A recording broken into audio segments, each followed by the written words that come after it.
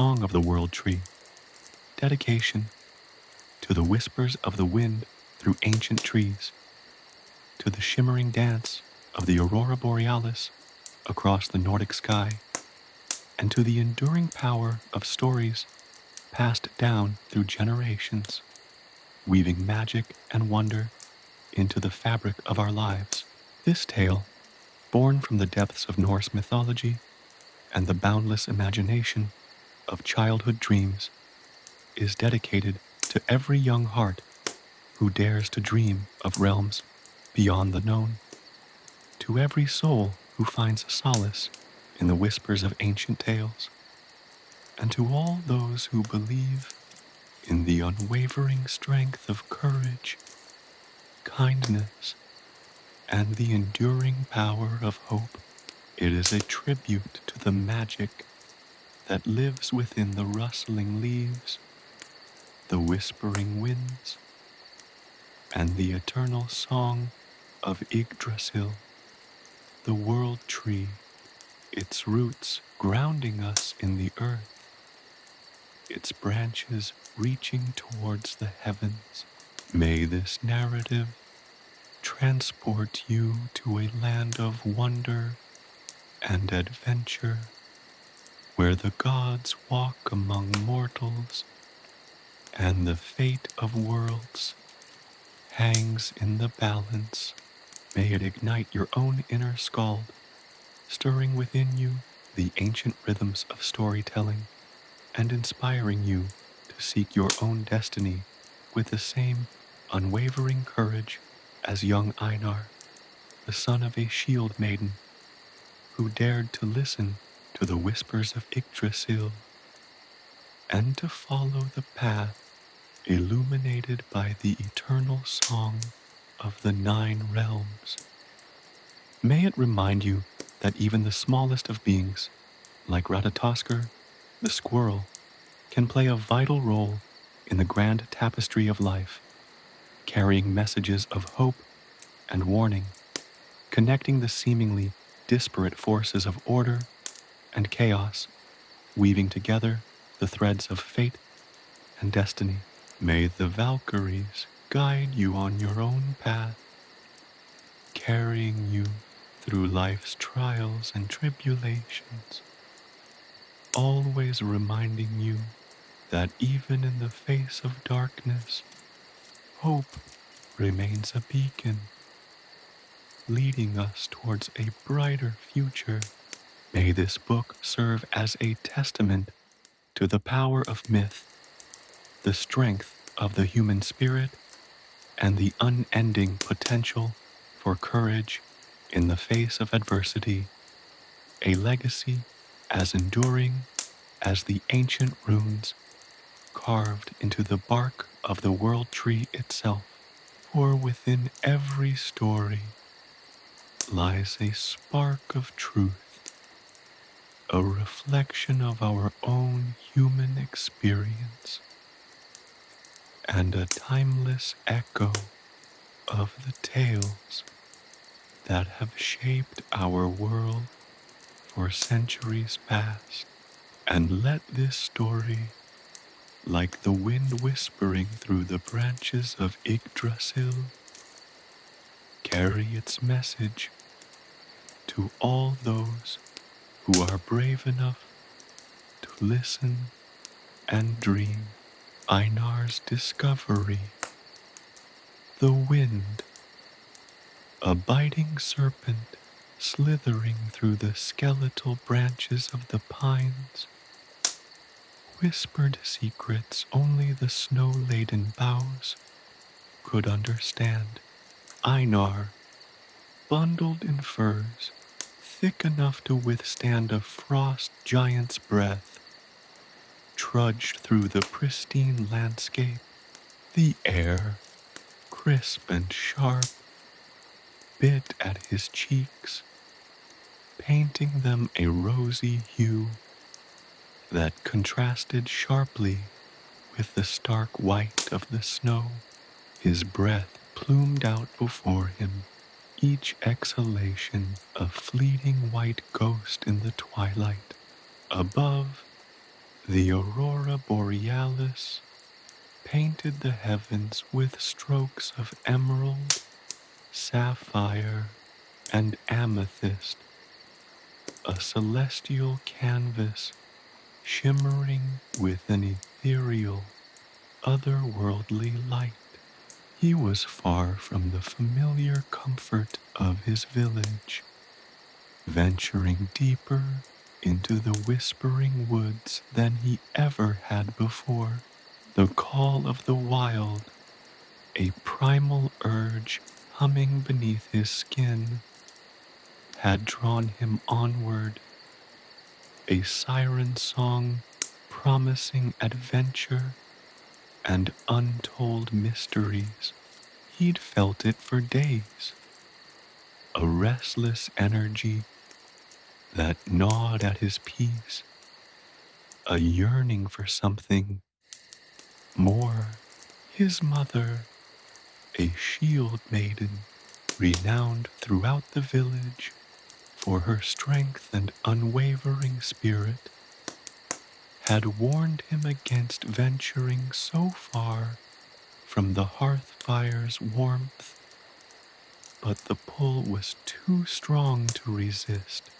The silence of the snow-covered forest was profound, broken only by the rhythmic crunch of his boots and the whispering wind. The trees, draped in a thick mantle of snow, stood like silent sentinels, their branches heavy with the burden of winter's embrace. The ground, a seamless expanse of white, stretched out before him, an unending sea of frozen tranquility. Yet, within this stillness, Einar felt a thrumming energy, a subtle vibration that resonated deep within his bones.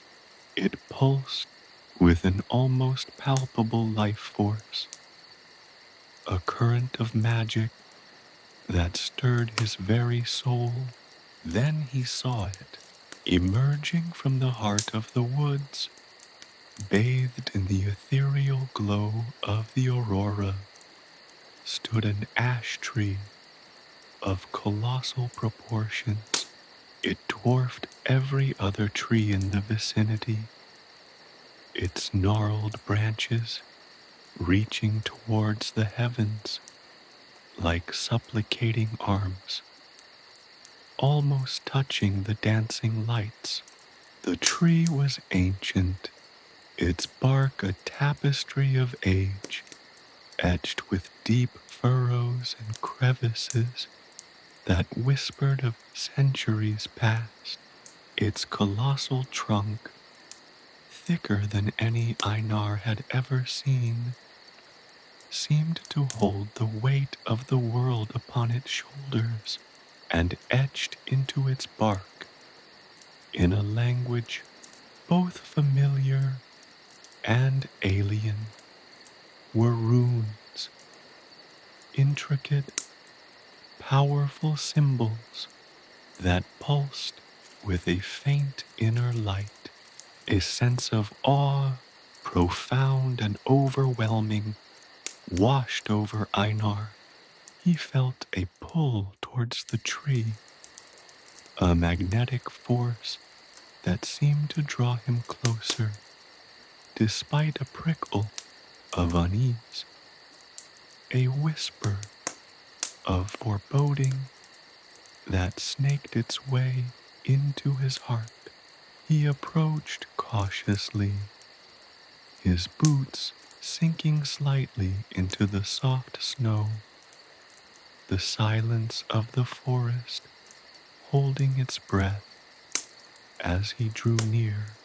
The closer he got, the stronger the energy emanating from the tree became, a vibrant hum that vibrated not just in his bones, but in the very air around him. He felt a connection to it, a strange resonance that spoke of shared history, of intertwined destinies. He reached out a hesitant hand, his fingers brushing against the ancient bark. The runes, etched deep into the wood, felt cool and smooth beneath his touch. A strange, tingling sensation surged through his arm, spreading outwards, a wave of energy that seemed to flow from the tree into his very being. He closed his eyes, surrendering to the strange pull, and then he heard it, a voice, ancient and ethereal, a song woven from the very fabric of the night, echoed through the silence. It was not a human voice, not quite. It was something older, something deeper, something that resonated with the very essence of the tree itself. It was the voice of a skald, a singer of tales, a weaver of myths, a storyteller whose words held the weight of ages. The song spoke of Yggdrasil, the world tree, its roots delving deep into the underworld, its branches stretching towards the heavens, its crown piercing the very fabric of existence. It spoke of the 9 realms, each a unique and wondrous land, connected by the mighty branches of the world tree. It spoke of Asgard, the shining city of the Aesir gods, and of Hel, the chilling realm of the dead.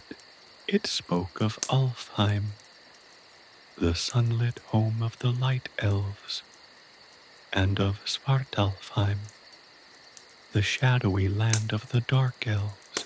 It sang of Jotunheim, the frozen fortress of the frost giants, and of Nidavellir, the fiery forge of the dwarves. It told of Muspelheim, the fiery realm of chaos and destruction, and of Vanaheim, the mystical land of the Vanir gods.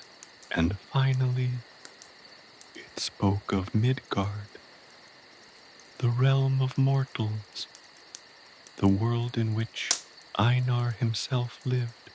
The skald's voice flowed like a river, carrying him on a tide of ancient knowledge and mythical lore.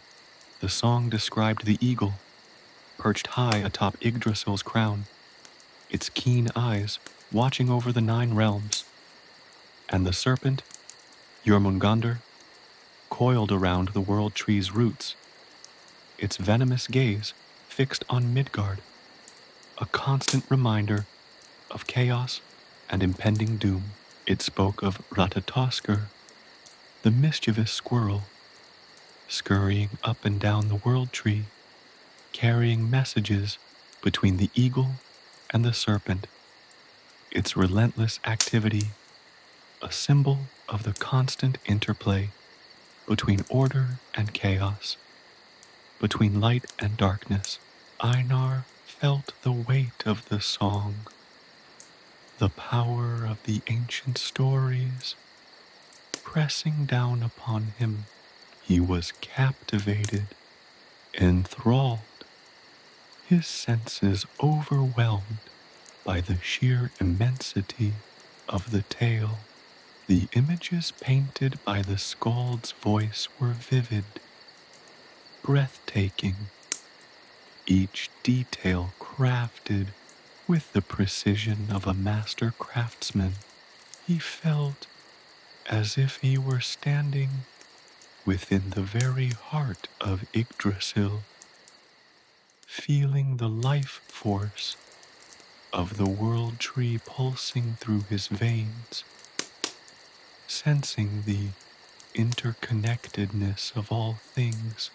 He understood, in a way he never could have before, the fragility of the balance between the realms, the delicate harmony that held the cosmos together.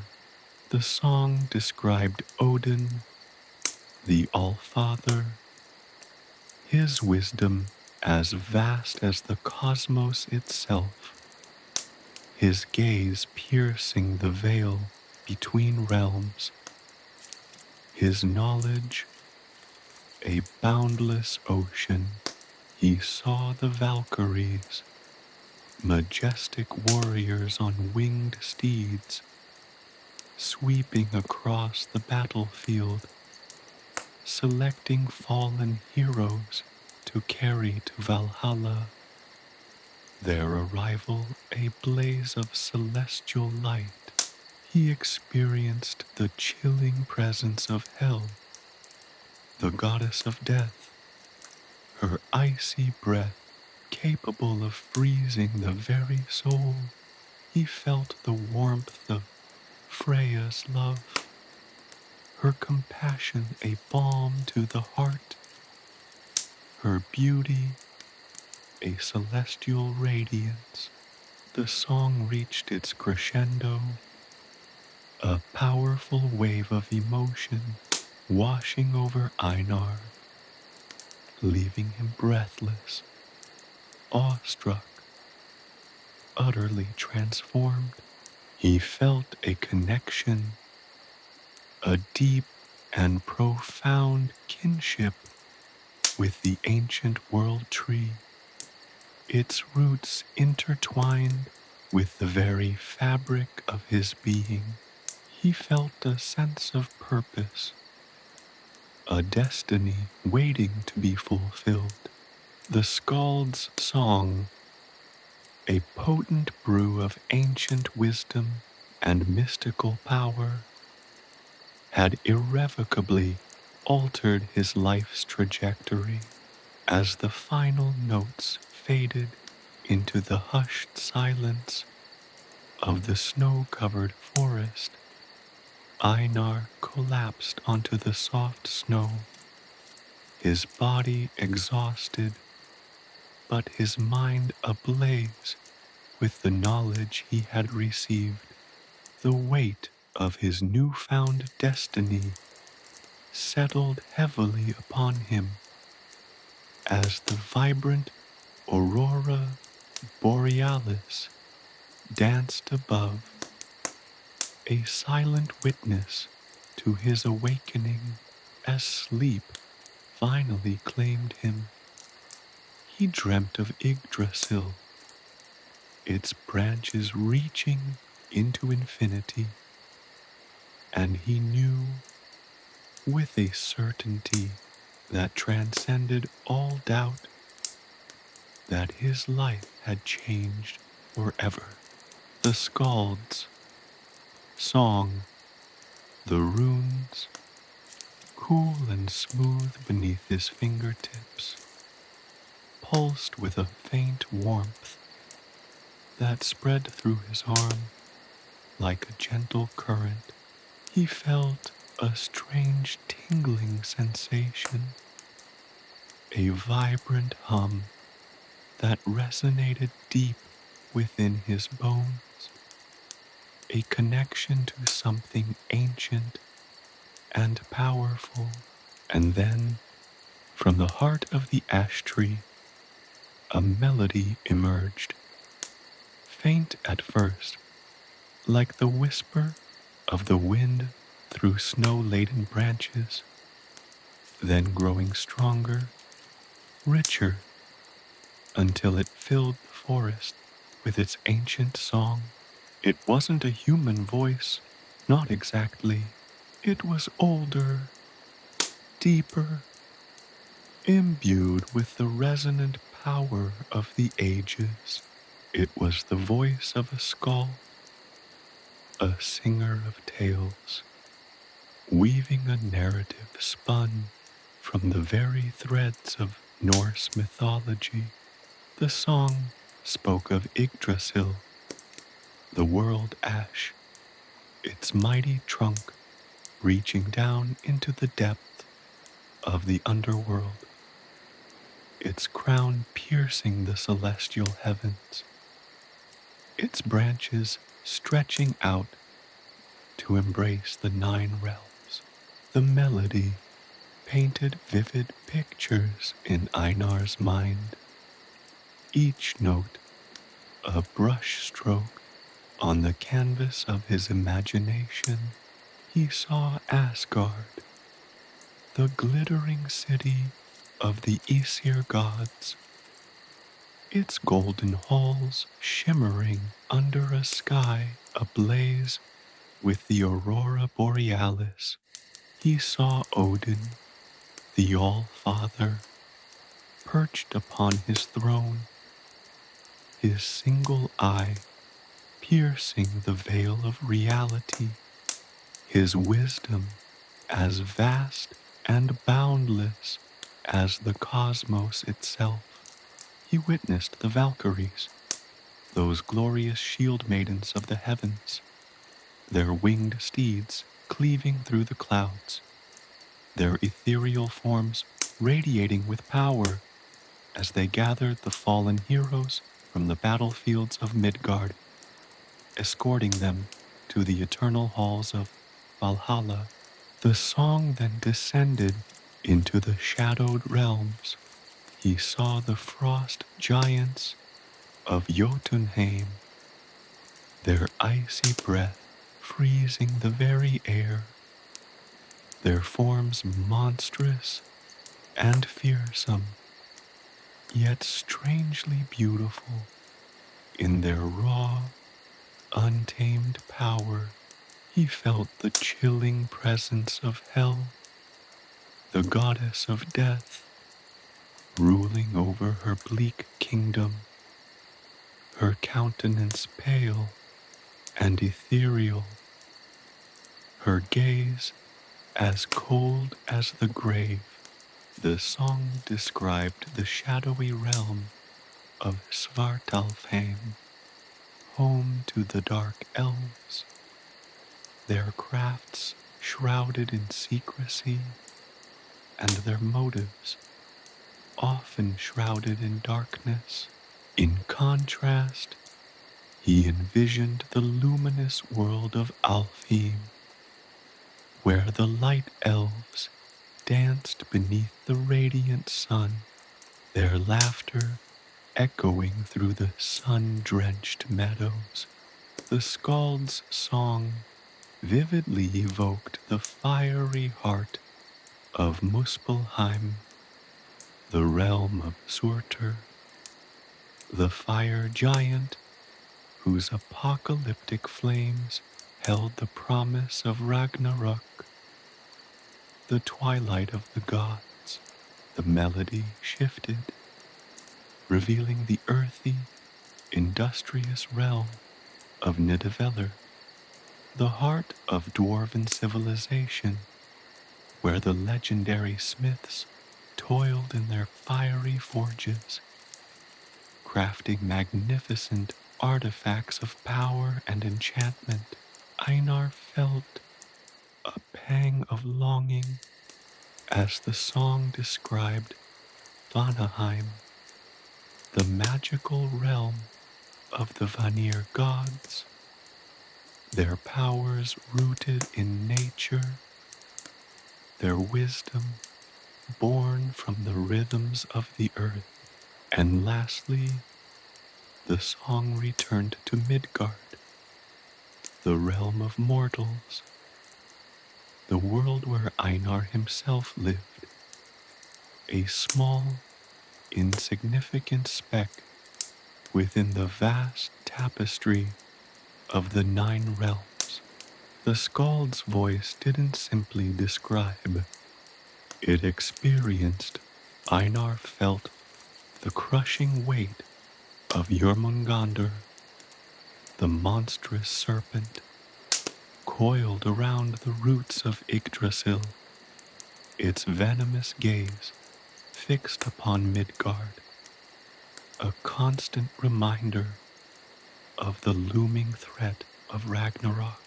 He felt the incessant scurry of Ratatoskr, the squirrel that carried messages between the eagle perched high upon Yggdrasil's crown and the serpent, its tireless activity a metaphor for the eternal struggle between order and chaos, light and darkness.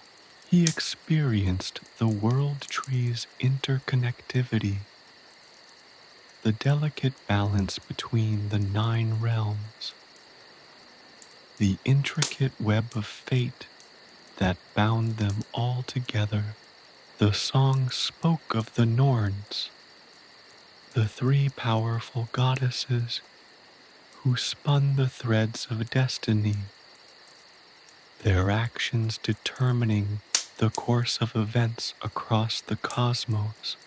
He felt the weight of their gaze upon him, the implication that he too was a thread in this colossal tapestry, his destiny intertwined with the fate of the 9 realms. The skald's song resonated with ancient power, a story woven from the very fabric of existence. It wasn't just a tale, it was a revelation, a glimpse into the heart of creation, a profound understanding of the interconnectedness of all things. Einar felt a sense of awe mixed with a profound sense of fear. The sheer magnitude of the cosmic tapestry revealed by the skald's song was overwhelming. The scale of the events, the power of the gods, the inevitability of Ragnarok, it all pressed upon him with the weight of the world. But alongside fear, there was wonder, the beauty of the 9 realms, the power of the gods, the courage of the Valkyries, the resilience of the mortals. All of this filled him with a sense of wonder and amazement.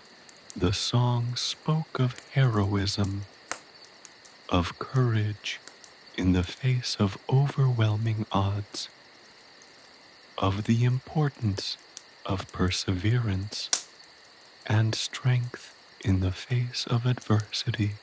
The skald's voice was a conduit to a universe of breathtaking beauty and terrifying power, a world where hope and despair were intertwined, where every action had consequences, and where the fate of the cosmos hung precariously in the balance. The music swelled, reaching a crescendo of epic proportions. The images became more vivid, more intense, more real. Einar felt himself drawn into the song, his consciousness expanding to encompass the entire cosmos. He saw the swirling vortex of creation, the birth of the universe, the rise and fall of civilizations, the ceaseless cycle of life and death. He felt the pulse of Yggdrasil itself, the world tree's life force coursing through his veins, connecting him to every living thing, every corner of creation. Then As suddenly as it had begun, the song faded. The vibrant melody dissolved into silence, leaving Einar breathless, shaken to his core. The ancient voice was gone, but the knowledge, the power, the weight of the skald's song remained. He lay there, prostrate in the snow, his body exhausted, but his mind alight with the immensity of what he had witnessed. The world around him seemed different, transformed. The snow-covered forest, once a place of solitude, now pulsed with unseen energies.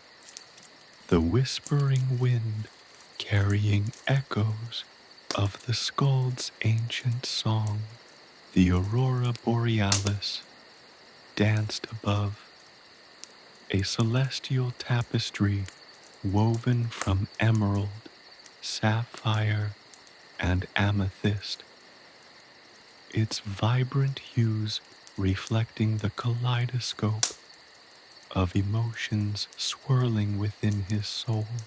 He was changed, irrevocably altered.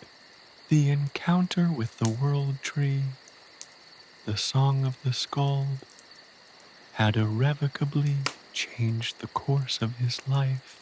He felt the weight of destiny settling upon his shoulders, a responsibility both exhilarating and terrifying.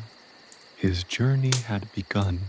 The whispers of Yggdrasil had awakened something within him, a dormant power, a destiny waiting to be fulfilled.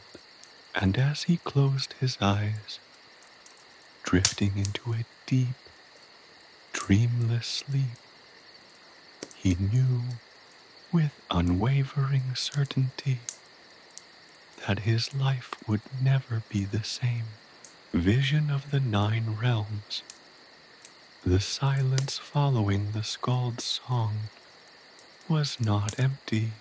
It hummed with residual power, a vibration that resonated deep within Einar's very being. His eyes, still closed, saw not darkness, but a kaleidoscopic swirl of colors, a maelstrom of emerald, sapphire, and amethyst, mirroring the aurora borealis that danced above the snow-covered forest. Then the swirling subsided, resolving into a breathtaking vision of Asgard, the city of the Aesir. It wasn't a simple visualization, it was an experience. He felt the warmth of the golden halls, the vibrant energy of the gods themselves.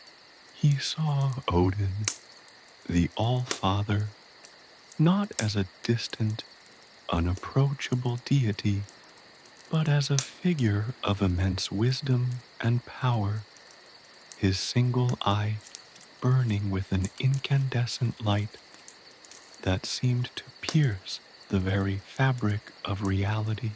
The throne room was immense, echoing with the whispers of ages past and the thunderous pronouncements of the future. Valkyries, their armor gleaming like polished starlight, moved with graceful power, their laughter echoing like wind chimes in a summer breeze. They were not merely warriors. They were the embodiment of courage and grace. Their beauty a stark contrast to the brutality of the battlefields they traversed.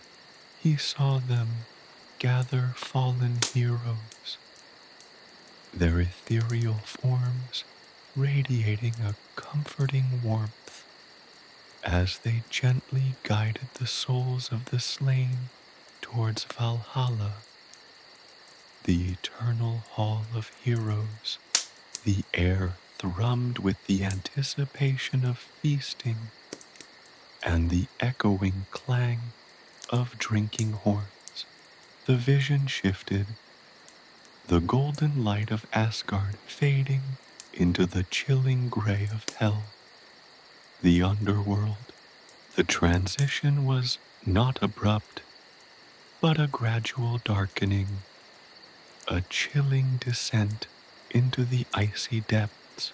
The landscape was stark, desolate, and yet strangely beautiful in its bleakness. The air hung heavy with the scent of decay and frost, and the ground was a desolate expanse of frozen earth, scarred with jagged ice formations that glittered under a pale, sickly light. Hell, the goddess of death, reigned over this icy domain. Her presence, a palpable chill that permeated Einar's very being. She was not monstrous or terrifying, but rather an embodiment of the inevitable, her pale face reflecting the unforgiving nature of fate. Her gaze, however, was piercing, as cold as the grave itself, conveying the weight of mortality and the finality of death. He saw the shades of the dead, their forms indistinct and ghostly, moving with languid grace through the desolate landscape, their silent presence a chilling reminder of the passage of time. But then, just as quickly as it had descended into the darkness of hell, the vision shifted again, this time to the vibrant light of Alfheim, the realm of the light elves. The air filled with the scent of wildflowers and the sound of laughter. The sun shone brilliantly, illuminating meadows carpeted with a vibrant array of flowers, their colors vivid and intense. Light elves, their forms slender and ethereal, danced gracefully through the meadows, their movements as fluid as water. Their laughter echoed through the sun-drenched landscape, creating an atmosphere of pure joy and harmony.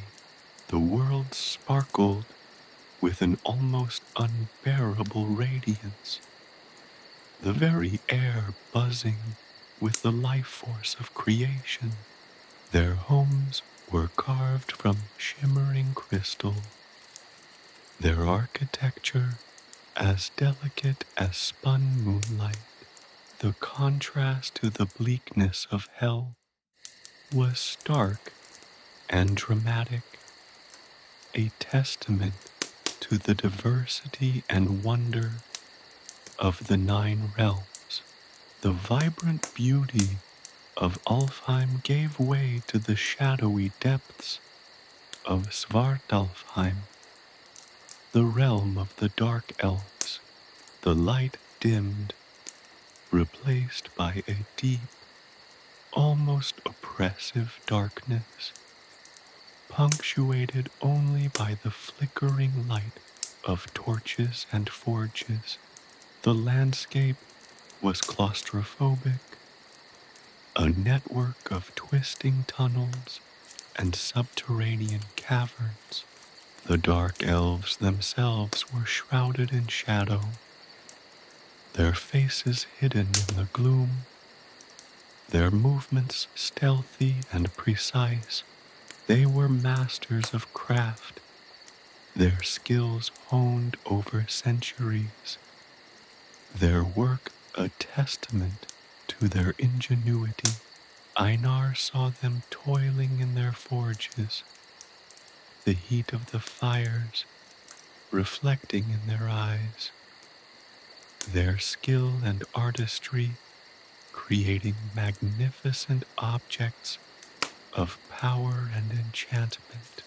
There was a palpable sense of mystery surrounding them, their motives often hidden, their ways shrouded in secrecy, their very essence imbued with a potent magic. The vision continued, shifting from realm to realm with breathtaking speed. He glimpsed the fiery heart of Muspelheim, the realm of Surtur, the fire giant, where flames danced and roared, threatening to consume all in their path. He saw the industrious dwarves of Nidavellir, their subterranean cities, echoing with the rhythmic clang of hammers against anvils as they crafted weapons and armor of unsurpassed quality.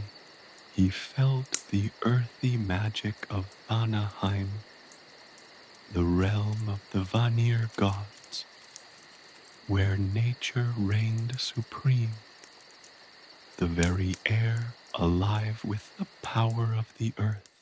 And finally, he was returned to Midgard, his own realm, the world of mortals, a small, fragile planet nestled amongst the majesty of the 9 realms. Each realm was unique, each imbued with its own distinct atmosphere, its own unique inhabitants, its own distinct culture and magic. The vision was overwhelming, a kaleidoscope of images and emotions, leaving Einar breathless, his mind reeling from the sheer magnitude of what he had witnessed. The 9 realms were not simply places. They were expressions of the universe itself, a testament to the vastness and complexity of creation. The interconnectedness of these worlds, their interwoven destinies, their intricate dance of power and chaos were deeply ingrained in his consciousness. He felt a profound sense of awe, but also a deep sense of responsibility. The song had not simply revealed the beauty and power of the 9 realms. It had woven him into the tapestry of their fate, transforming him from an ordinary boy into someone bound by the very threads of destiny. The whispers of Yggdrasil had awakened something deep within him, a dormant power, and the vision had clarified its purpose. He was not simply a witness. He was a participant, a pivotal figure in the grand cosmic drama unfolding around him. The world around him no longer seemed ordinary. Everything pulsed with unseen energies, reflecting the profound vision He had just experienced the lingering echoes of the skald's song, now sounded like a call to adventure, a summons to a destiny he was yet to fully understand. He felt the weight of responsibility, the immense challenge that lay ahead, but also the exhilarating promise of the journey. Ratatoskr's message. The vision shifted once more, leaving behind the stark beauty of Svartalfheim and the vibrant chaos of Muspelheim. This time, the focus narrowed, concentrating on a single, impossibly tall tree that pierced the very fabric of reality.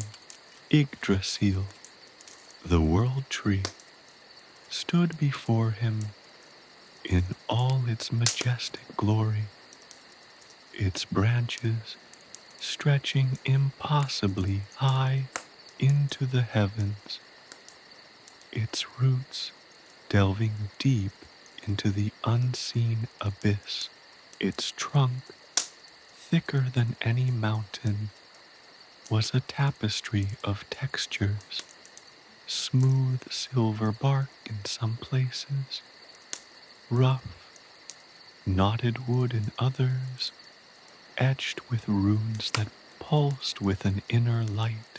The air thrummed with a powerful energy, a tangible hum that vibrated through Einar's very bones. The tree was alive, not merely in the sense of biological existence, but as a sentient entity, a cosmic being whose very essence encompassed the entirety of creation. He saw the light elves of Alfheim flitting amongst its upper branches, their laughter echoing like wind chimes in the celestial breeze. He saw the dwarfs of Nidavellir working deep within its roots, their tireless industry a testament to their unwavering dedication. He glimpsed the Valkyries soaring amongst its branches, their wings leaving trails of shimmering light. Even the chilling presence of hell seemed to emanate from the deepest recesses of the tree's roots, a stark reminder of mortality woven into the fabric of existence. But it was a different presence that caught his attention, a fleeting flash of movement amidst the grandeur of Yggdrasil. A tiny figure, impossibly agile and quick, darted up and down the colossal trunk, a blur of russet fur against the ancient wood. It was Ratatoskr, the mischievous squirrel, the messenger of the world tree. Einar watched, mesmerized, as the tiny creature scampered with frantic energy, its tiny claws clinging to the rough bark. Its movements were a whirlwind of activity, a relentless flurry of motion that seemed to defy the very laws of physics. Ratatoskr was not merely a squirrel. He was a conduit, a living link between the disparate realms that Yggdrasil connected. He was a symbol of the interconnectedness of all things, a testament to the intricate web of causality that bound the universe together. He was the embodiment of the constant communication, the ceaseless exchange of information that flowed through the very heart of creation. As Einar watched, Ratatoskr reached the uppermost branches of Yggdrasil, where a colossal eagle, its plumage as white as fresh snow, perched majestically. The eagle, a symbol of wisdom and foresight, observed the cosmos with its piercing gaze, a sentinel guarding the realm of the gods. Ratatoskr, with remarkable dexterity, delivered a tiny, almost invisible message to the eagle, a whisper carried on the wind. The eagle, in response, subtly shifted its position, a barely perceptible movement that spoke volumes. Then, with the same frenetic energy, Ratatoskr descended, his tiny body a streak of motion against the vast trunk of the world tree. He reached the base, where a colossal serpent, Jormungandr, encircled the roots, its scales shimmering with an oily darkness. The serpent, a symbol of chaos and destruction, represented the primordial forces that threatened the delicate balance of the cosmos. Ratatoskr delivered another message, this one a counterpoint to the first, a whisper of defiance in the face of overwhelming power.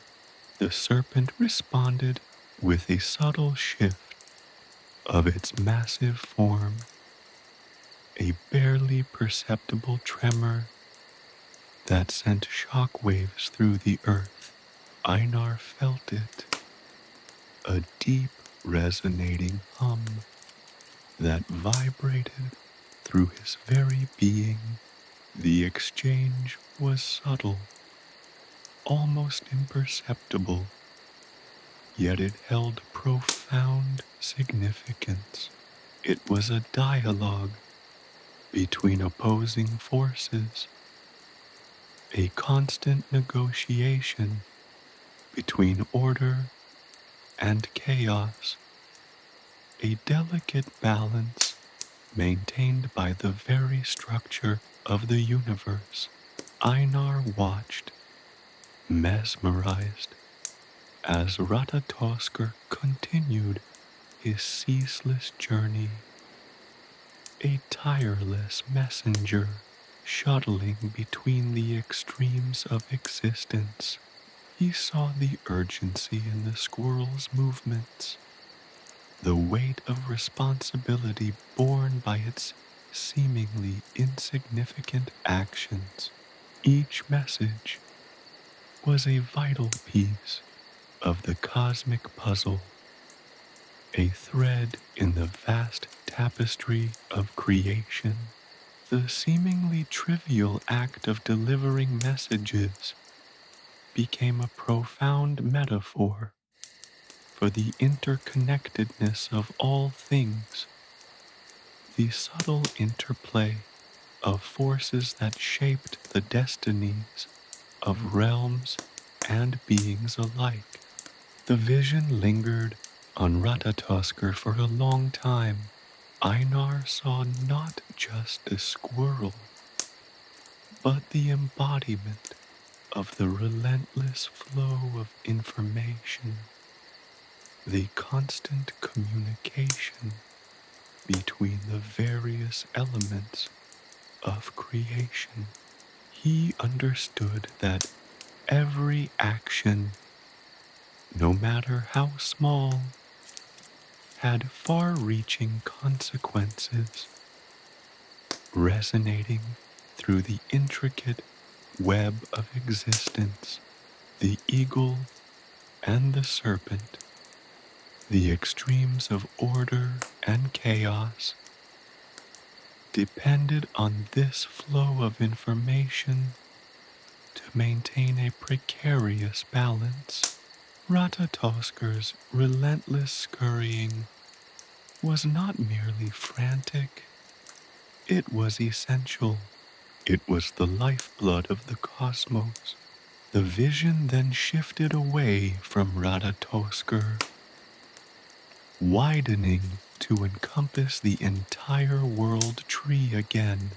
Einar saw the intricate network of connections between the 9 realms, the roots intertwining and connecting, the branches reaching towards one another, the very essence of Yggdrasil pulsating with life. He realized that the whispers he had heard were not just sounds, but messages, each one a part of a much larger conversation, a constant exchange of energy and information. The tree itself was a communication network, a cosmic tapestry woven from the threads of destiny. He saw the interconnectedness of the realms more clearly now. The light of Alfheim was reflected in the dewdrops clinging to the branches, feeding the very roots that nourished the dark elves of Svartalfheim. The flames of Muspelheim scorched the sky, yet their light shone down to warm the earth of Midgard. The industrious dwarves of Nidavellir crafted weapons that protected the warriors of Asgard, who in turn fought to defend the mortals of Midgard. Even Hel, the realm of death, played its part in the grand cycle of existence, ensuring the balance between life and death. The vision faded, leaving Einar breathless, his mind awash with the profound implications of what he had witnessed. He understood that he was not merely a witness, but a participant in this grand cosmic drama. His destiny was intertwined with the fate of Yggdrasil, the world tree that connected the 9 realms. His purpose was not yet clear, but he knew with a certainty that ran deeper than his very being that his journey had only just begun. The whispers of Yggdrasil were not just sounds, they were a call to adventure, a summons to a destiny he was yet to fully understand, but one he felt ready to embrace. The weight of responsibility, the enormity of the task ahead, did not diminish his spirit. Instead, it ignited a fire within him, a burning desire to understand his role in the tapestry of existence and the part he was meant to play in maintaining the balance of the 9 realms. The song of Yggdrasil continued to echo within him, a constant reminder of the epic journey that lay before him. The world, once ordinary, now pulsed with magic and purpose. each leaf and branch resonating with the profound energy of the world tree. He was ready, the dream of destiny. The echoes of the skald's song lingered in Einar's ears, a hypnotic lullaby that lulled him into a deep, dreamless sleep. Exhaustion, the kind that settles deep in the bones after a day spent wrestling with unseen forces, claimed him completely.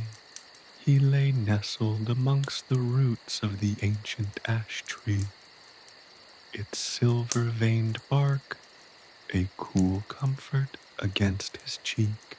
The scent of damp earth and the whispering leaves surrounded him, a soothing balm to his weary soul. Then he dreamt.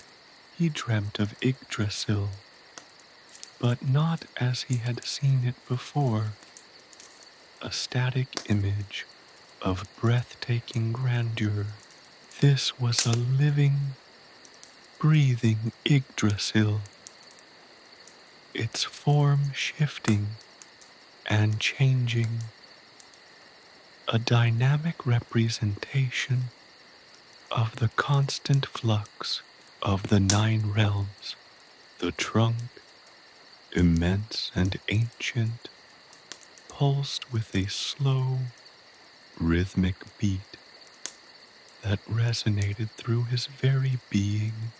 Runes, glowing with an ethereal light, writhed and shifted across its surface, forming and reforming in a mesmerizing dance of cosmic energy. The roots, impossibly thick and gnarled, burrowed deep into the earth, reaching into a subterranean world that felt both terrifying and alluring. He saw glimpses of the dwarves of Nidavellir, their subterranean forges blazing with an incandescent heat, their hammers ringing out a relentless rhythm against the echoing darkness. He sensed the cold, damp breath of the Niflheim frost giants, their presence a palpable chill that seeped into the very core of his dream. The roots stretched into a world of shadows and mystery, a place where the secrets of creation were buried deep beneath the surface of reality. The branches, impossibly tall and reaching, stretched towards the heavens, piercing the clouds and disappearing into a brilliant, star-studded sky. He saw the graceful flight of the Valkyries, their silver armor gleaming in the starlight, their powerful wings beating a silent rhythm against the celestial canvas. He saw the luminous elves of Alfheim flitting amongst the leaves, their laughter echoing like wind chimes in the ethereal breeze. From the highest branches, the great eagle, vigilant and wise, surveyed all of creation, its gaze piercing the veil between worlds. But the dream was not just a passive observation, it was an active participation, a visceral immersion into the very fabric of existence. He found himself running along the branches, his feet barely touching the surface as he navigated the dizzying heights. The wind whipped past him, carrying the scent of pine and the distant tang of salt from the ocean that surrounded Midgard. He felt the tremor of the serpent, Jormungandr, as it coiled around the roots below, its vast body a physical representation of chaos and the constant threat of destruction. He felt the weight of the world, the burden of the interconnectedness of the 9 realms pressing down on him.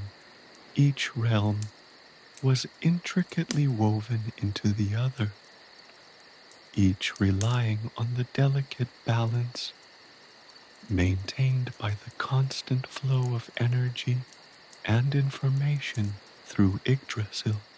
The vibrant light of Alfheim reflected in the dewdrops, nourishing the dark, hidden depths where the dwarves toiled.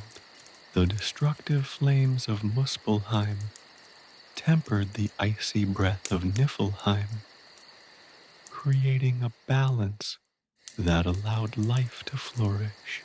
He saw the cyclical nature of existence, the constant ebb and flow between creation and destruction, life and death. Then he saw himself, not as the observer, but as an integral part of the dream. He wasn't just running along the branches. He was weaving a thread through the tapestry of existence, his actions influencing the delicate balance of the 9 realms. He saw fleeting glimpses of his future, fragments of moments that yet to come, each one imbued with a sense of purpose and responsibility. He saw himself standing on a windswept mountain peak, facing a horde of frost giants, his shield raised high, his sword gleaming in the pale sunlight. He saw himself in a dimly lit hall, whispering secrets to a wise old seer, seeking guidance in his quest. He saw himself battling a monstrous serpent, its scales as dark as night, its breath a torrent of icy fire. But he saw himself emerging victorious, though battered and bruised.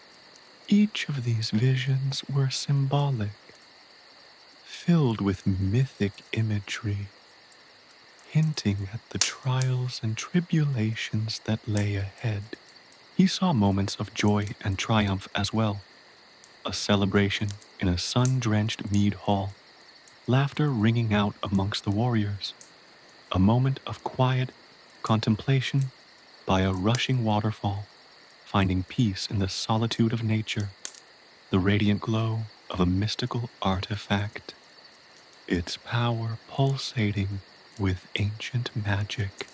These glimpses offered moments of hope, counterpoints to the darkness, evidence of the possibility of victory and the beauty that could be found even amidst chaos. The dream shifted and changed constantly, a kaleidoscope of images reflecting the multifaceted nature of his destiny.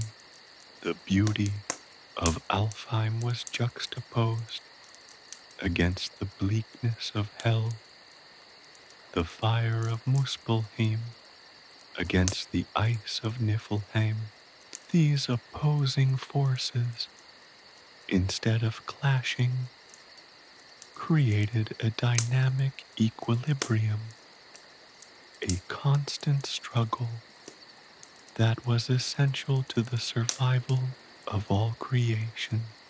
He understood that his journey was not simply a quest for adventure, it was a quest for balance, a quest to maintain the harmony of the 9 realms.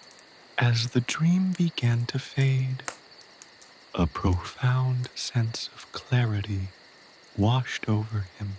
He understood that his destiny was not predetermined, but forged through his choices and actions. The echoes of the skald's song, the whispers of Yggdrasil, were not merely prophecies, but a call to action, an invitation to participate in the grand cosmic dance. He was not merely a pawn in a larger game. He was a player with the power to influence the outcome. The final image of his dream was a single, luminous room, glowing with an inner light, hovering before him in the fading darkness. It was the rune of destiny, its meaning both clear and enigmatic. It promised a path fraught with danger, but a path that offered the chance to reshape the future, to play a vital role in the balance of the realms. He awoke with a start. The lingering image of the rune burned into his mind, its message echoing in the silence of the pre-dawn hour. The whispers of Yggdrasil had awakened him, not just from sleep, but from the ordinary life he once knew. His journey, he knew, was about to begin. He was ready. The song of Yggdrasil, no longer a mere sound, pulsed in the depths of his very being, a guiding light illuminating the path towards his yet-to-be-defined destiny. The world, once a mundane canvas, now shimmered with a vibrant, breathtaking magic, and he was at the heart of it all. Einar's awakening, the rune, a blazing beacon in the fading embers of his dream, lingered in Einar's mind's eye. It pulsed with a life of its own, a vibrant, shimmering glyph that seemed to hum with unseen energy. He sat up, the cold dampness of the earth a stark contrast to the incandescent heat of the vision he'd just experienced.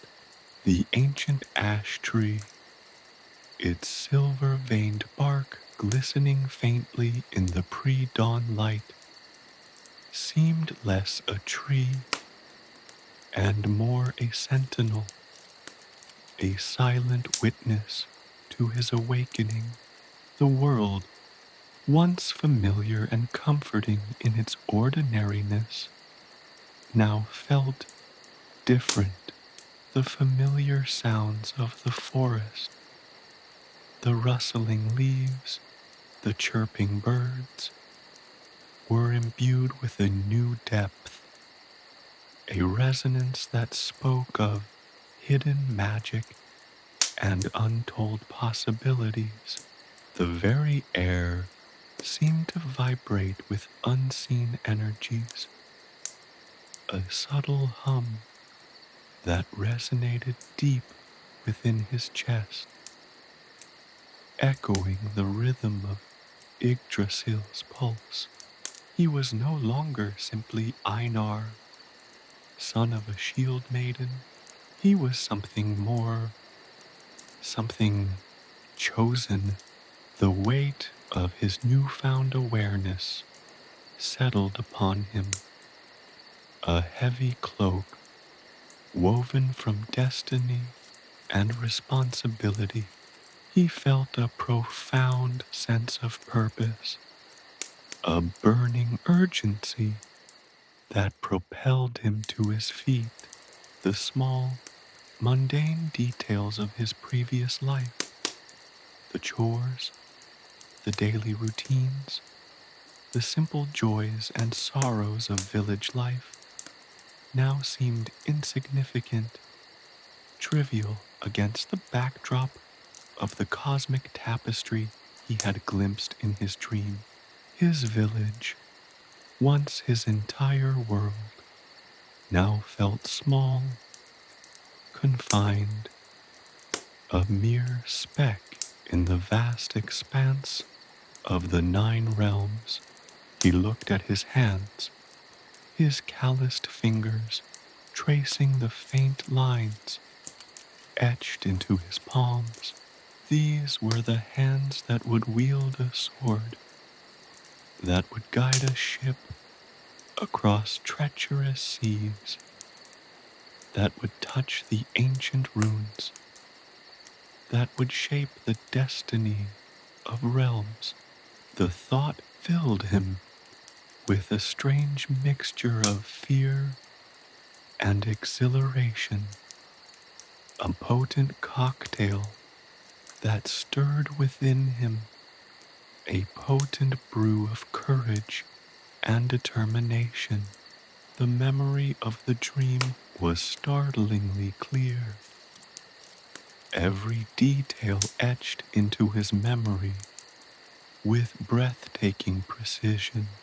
The vibrant colors of Alfheim, the cold, harsh beauty of Niflheim, the fiery inferno of Muspelheim, all played out in his mind like a vivid tapestry woven from myth and magic.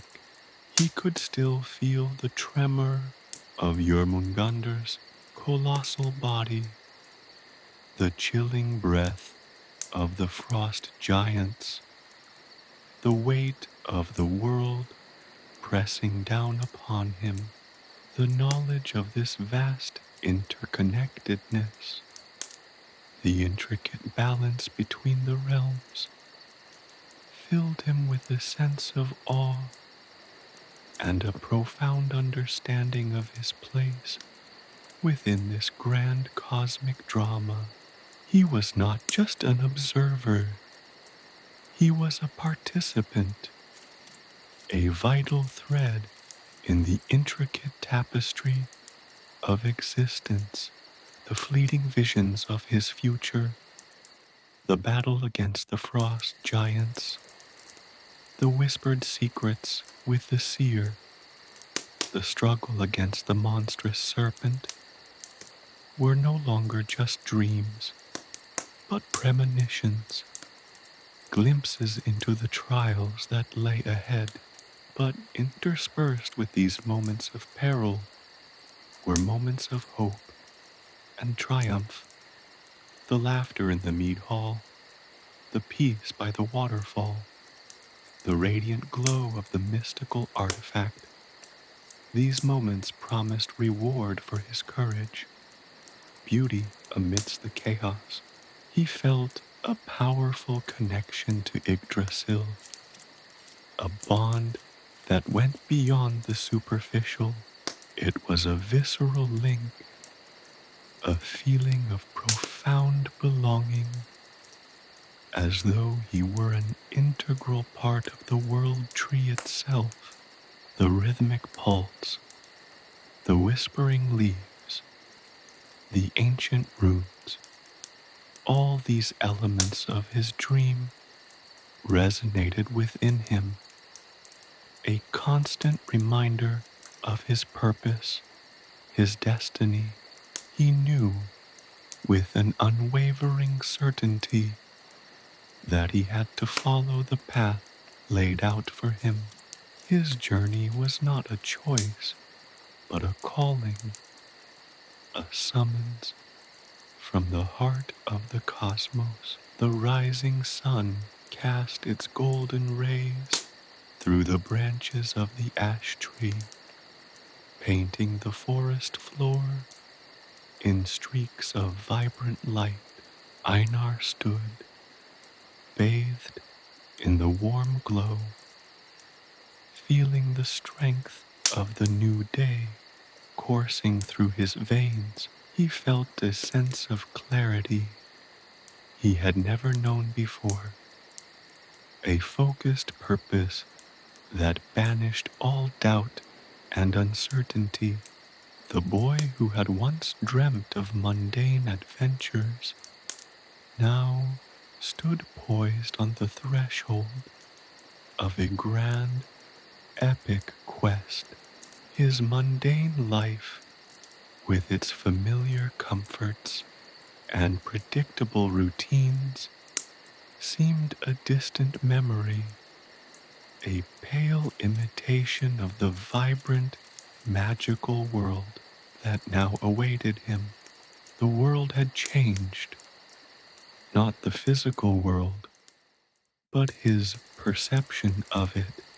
He looked at the trees, their leaves whispering secrets to the wind, and saw not just trees, but guardians, ancient witnesses to the unfolding of ages. He saw the birds soaring through the sky, not as mere creatures, but as messengers of the gods, carrying vital information across the realms. The very air he breathed hummed with potent energy, a cosmic pulse that thrummed in harmony with the beating heart of Yggdrasil. He knew his path would not be easy. The visions had warned him of dangers untold, of battles fought and foes overcome. But the fear he felt was not debilitating. It was a sharp, invigorating stimulant, pushing him forward, fueling his resolve. The potential rewards, the preservation of balance across the 9 realms, the salvation of worlds, outweighed any risk. He was ready to face whatever challenges awaited him, to embrace the unknown with courage and determination. He looked towards the distant mountains, their peaks shrouded in mist and mystery, and saw not impassable barriers, but invitations beckoning him onwards. He felt a surge of excitement, a thrill of adventure, a hunger to embark upon his destiny. He was no longer bound by the limitations of his former life. He was free, unbound, ready to answer the call. He packed his meager belongings, a small pouch of dried meat, a water skin, a well-worn knife, and the cloak his mother had woven for him, its threads imbued with her love and protection. He left the ash tree, its silver-veined bark shimmering like a promise in the morning sun. He felt a pang of sadness at leaving this sacred place, but it was a bitter-sweet sadness, tinged with hope and anticipation. His journey had begun. As he walked, he felt the whispers of Yggdrasil the ancient song resonating deep within his soul, a constant companion, a guiding light illuminating his path. The world, once a mundane canvas, now shimmered with a vibrant, breathtaking magic, and he was at the heart of it all. The mundane world had receded, replaced by an immensity of purpose and the thrill of impending adventure. He walked towards the mountains, towards the unknown, towards his destiny. The sun climbed higher, painting the sky in shades of gold and rose. Einar walked on, his heart filled with a mixture of apprehension and excitement. He was no longer a simple village boy. He was a warrior, a hero, a chosen one. He was ready. He was Einar, son of a shield-maiden, and his adventure had just begun. The call of Yggdrasil echoed in his heart, a powerful, persistent rhythm that guided his steps and fueled his purpose. The whispers of the skald's song, once a distant lullaby, now pulsed within him, a powerful anthem of hope and courage, a constant reminder of the grand destiny that awaited him. The weight of responsibility, the weight of the 9 realms, settled upon his shoulders, but he carried it proudly, knowing that he was ready to answer the call. The world was vast, and his journey was long, but Einar walked forward unafraid, his heart filled with the fire of purpose. He was ready to face whatever challenges fate had in store for him, to become the hero that the whispers of Yggdrasil had foretold. His journey had begun, and the echoes of his destiny reverberated in the stillness of the morning air. Preparing for the journey, Einar returned to the longhouse, the image of the ash tree and its whispering runes still vivid in his mind. His mother, Astrid, a woman whose strength was as formidable as her quiet grace, was tending the hearth, her hands moving with practiced ease. She looked up as he entered, her keen eyes instantly assessing him. There was a knowing look in their depths, a subtle understanding that transcended words. She knew. "Mother," Einar began, his voice a low murmur, "I saw something last night. A dream, perhaps, but it felt real." He recounted his vision, the swirling mists of the 9 realms, the majestic Yggdrasil, the whispers of the skald, the looming threat of the frost giants. He spoke of the squirrel, Ratatoskr, and the eagle and serpent, his voice filled with a mixture of wonder and apprehension. Astrid listened patiently, her expression unreadable. When he finished, she simply nodded, a single movement that spoke volumes. She was not surprised. She knew the old stories, the whispers of the ancient prophecies. She knew that the call of Yggdrasil was not a mere dream, but a summons. "The time has come, my son," she said, her voice low and steady, betraying none of the emotion that must have surged within her. "The world needs you." And so began the preparations for Einar's journey. It was not a hasty undertaking. It was a meticulous process, a weaving together of practical necessities and spiritual readiness.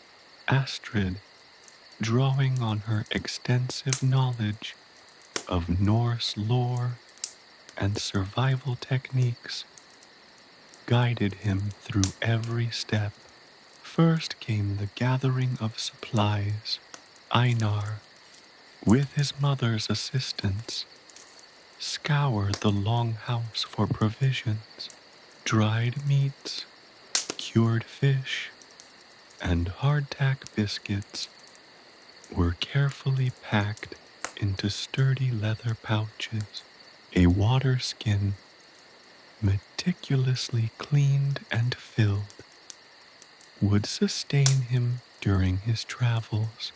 He selected a sturdy knife, its blade honed to razor sharpness, a legacy from his father, a renowned warrior. His mother added a small whetstone, a gift of practical wisdom. His mother then produced a cloak, woven from the finest wool, imbued with protective runes. "My love and protection go with you, my son," she said, her voice thick with emotion.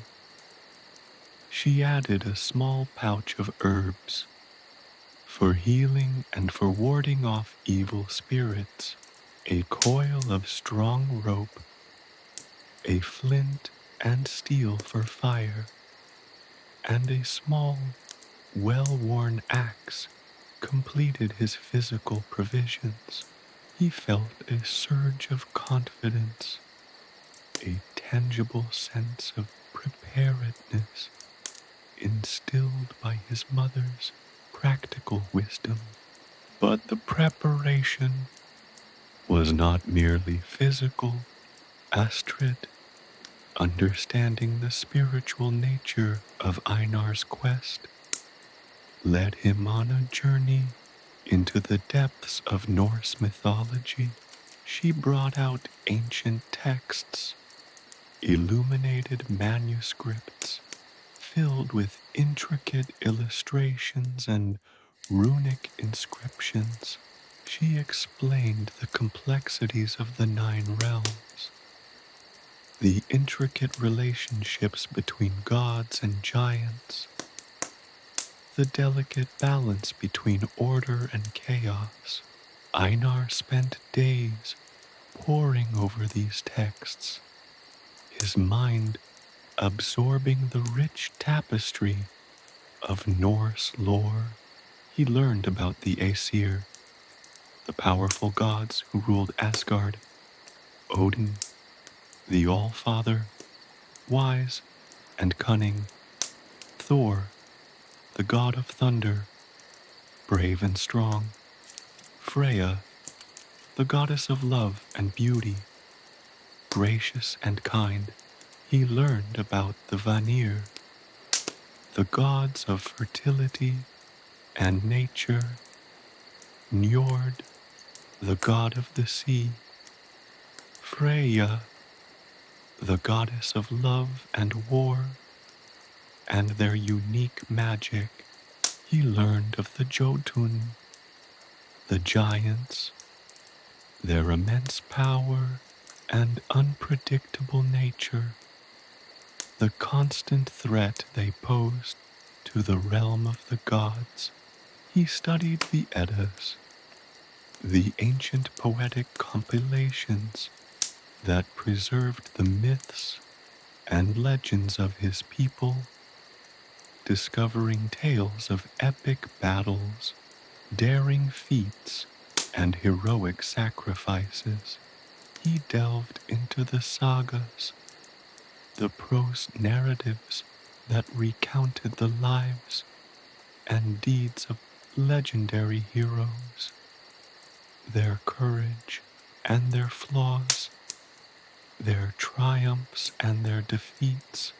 Each story fueled his determination, sharpening his resolve, preparing him mentally and spiritually for the challenges that lay ahead. Astrid also taught him about the runes, the ancient symbols that held both magical and practical power. She taught him how to read them, how to understand their meaning, and how to use them for protection and guidance. He learned to identify the different types of runes, from the elder Futhark to the younger Futhark. He learned about their powers, their history, and the stories that were interwoven with each symbol. Each rune, she explained, was a key, unlocking a deeper understanding of the world and his place within it. His training went beyond book learning. Astrid, a renowned shield-maiden herself, instructed him in the arts of combat. He learned to wield a sword with precision and grace, to parry blows with swiftness and skill, to stand his ground against any foe. He practiced archery, honing his aim until he could strike a target at 100 paces. He learned self-defense techniques, the strategies of hand-to-hand combat, the ability to defend himself against the most ferocious foes.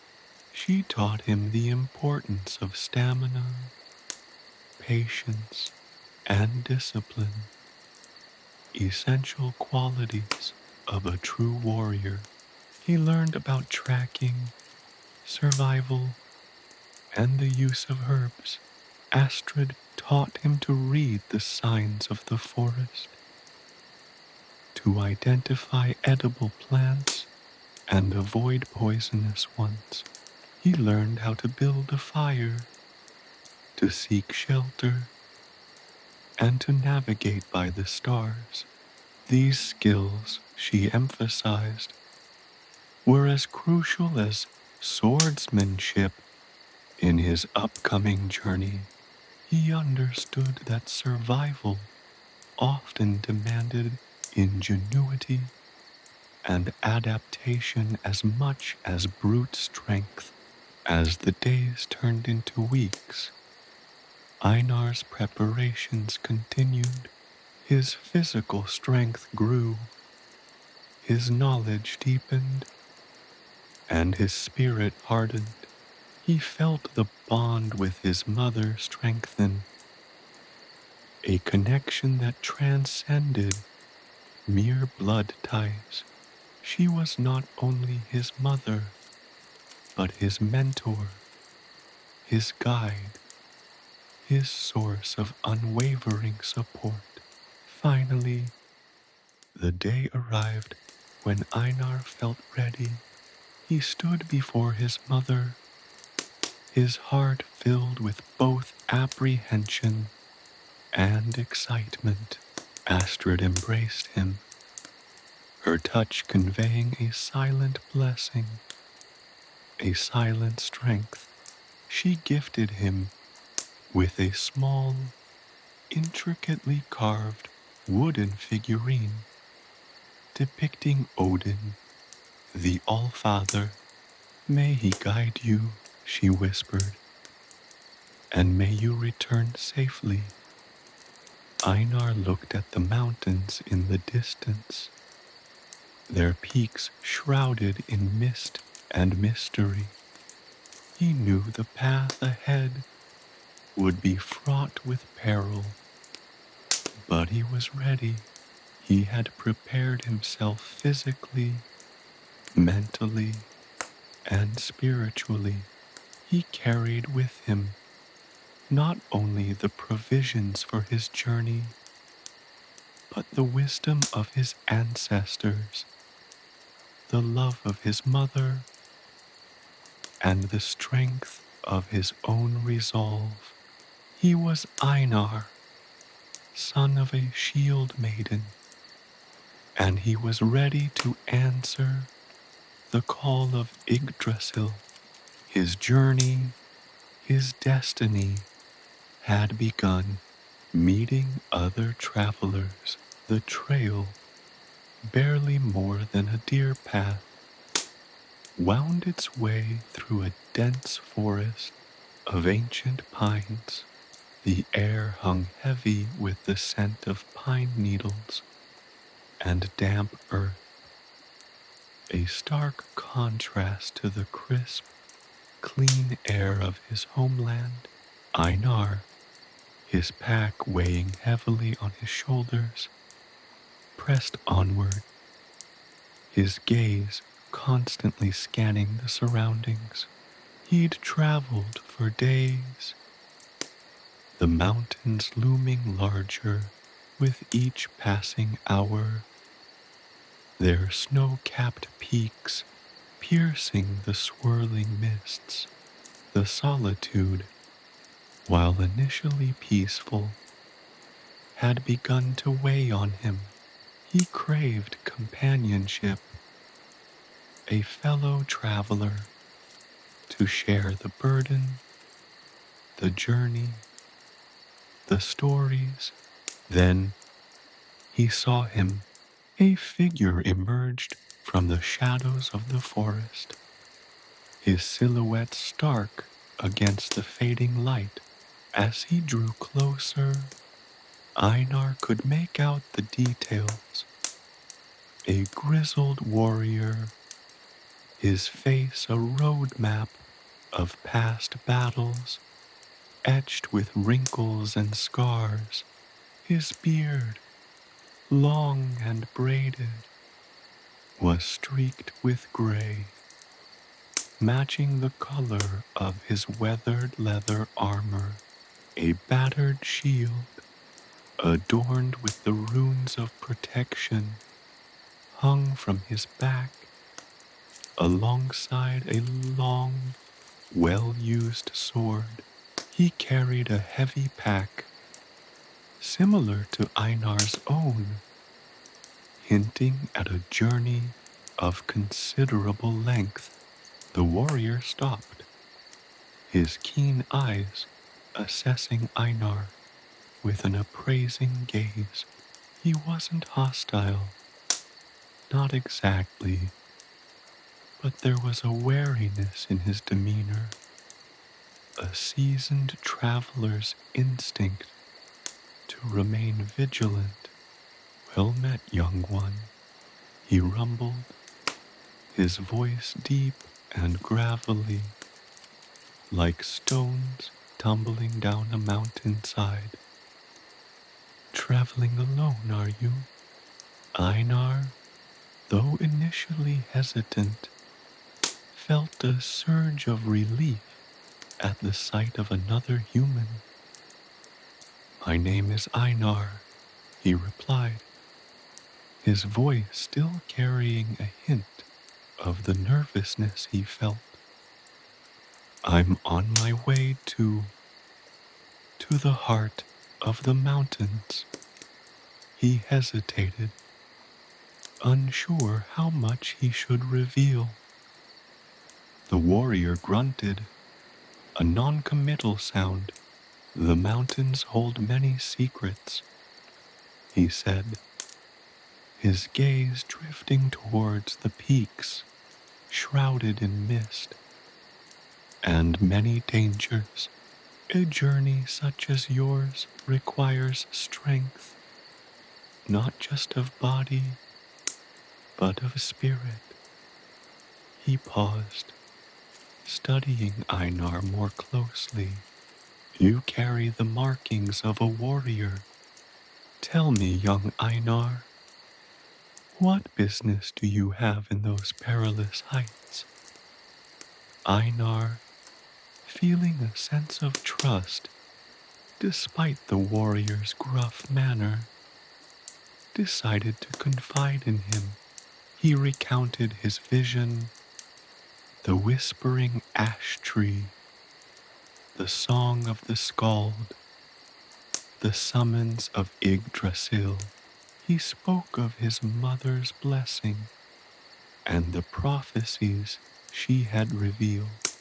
He did not omit the looming threat of the frost giants, the potential for danger.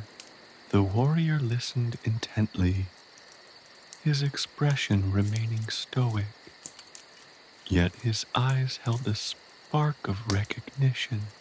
When Einar finished, the warrior nodded slowly. Yggdrasil, he murmured, the name echoing with reverence. The world tree, many have sought its wisdom, few have returned. Your quest is a perilous one, young Einar, but not without purpose. He introduced himself as Bjorn, a seasoned warrior who had wandered the 9 realms for many years, witnessing battles, exploring forgotten ruins, and learning the secrets of ancient lore. He had heard whispers of the prophecy, rumors of a young hero destined to confront the encroaching darkness. He felt a calling to aid this hero, to guide and protect them on their journey. Their paths intertwined. Bjorn, with his vast knowledge of the terrain and his years of experience in combat, proved invaluable. He guided Einar through treacherous passes, warned him of hidden dangers, and shared tales of the 9 realms, filling in the gaps in Einar's knowledge. He taught him new combat techniques, refining his skills, and instilled in him the wisdom of a seasoned warrior. Days later, as they traversed a sun-dappled meadow, they encountered a different kind of traveler, a wise sorceress named Lyra. She was an ethereal figure, her long silver hair cascading down her back like a waterfall, her eyes twinkling with ancient knowledge. She wore robes of deep violet, embroidered with intricate silver runes, and carried a staff carved from a mystical willow branch.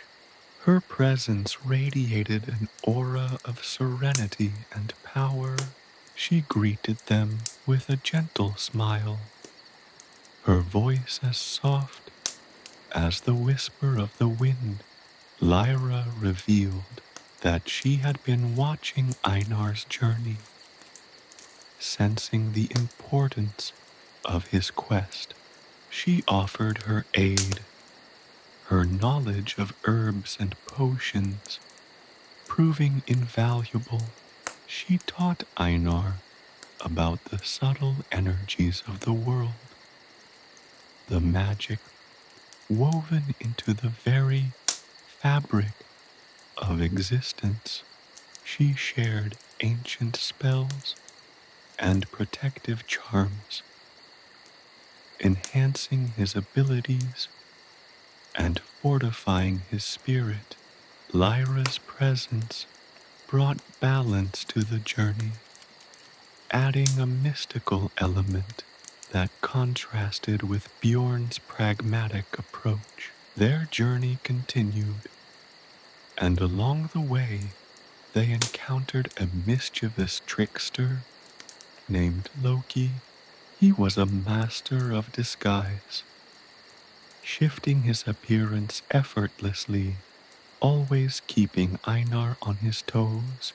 Loki's true intentions remained unclear, a blend of cunning and unpredictability. At times, he offered assistance, his cunning and sharp wit helping them navigate tricky situations. At other times, he created chaos, testing their resilience and resourcefulness.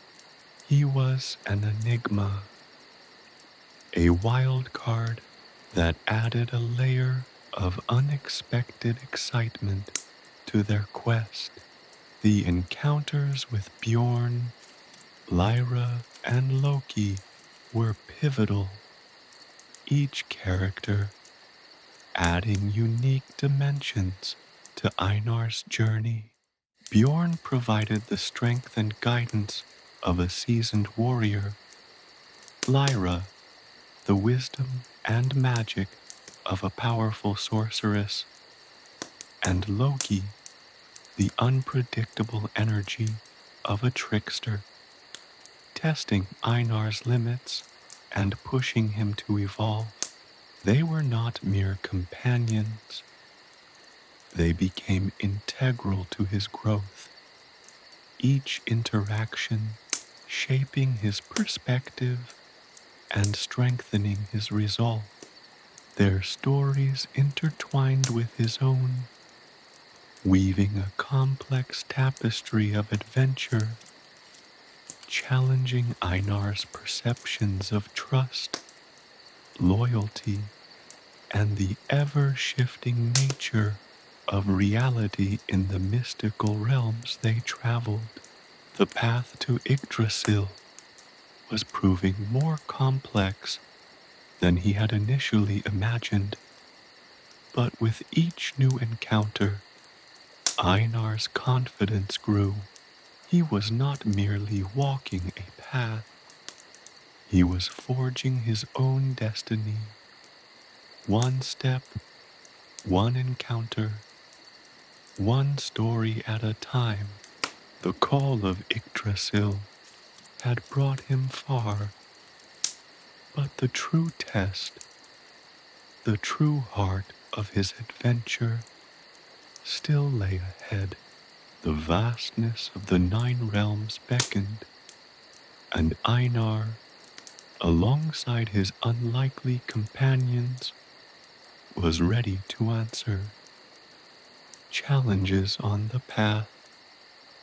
The wind howled a mournful dirge across the jagged peaks, whipping snow into a frenzy that stung Einar's face.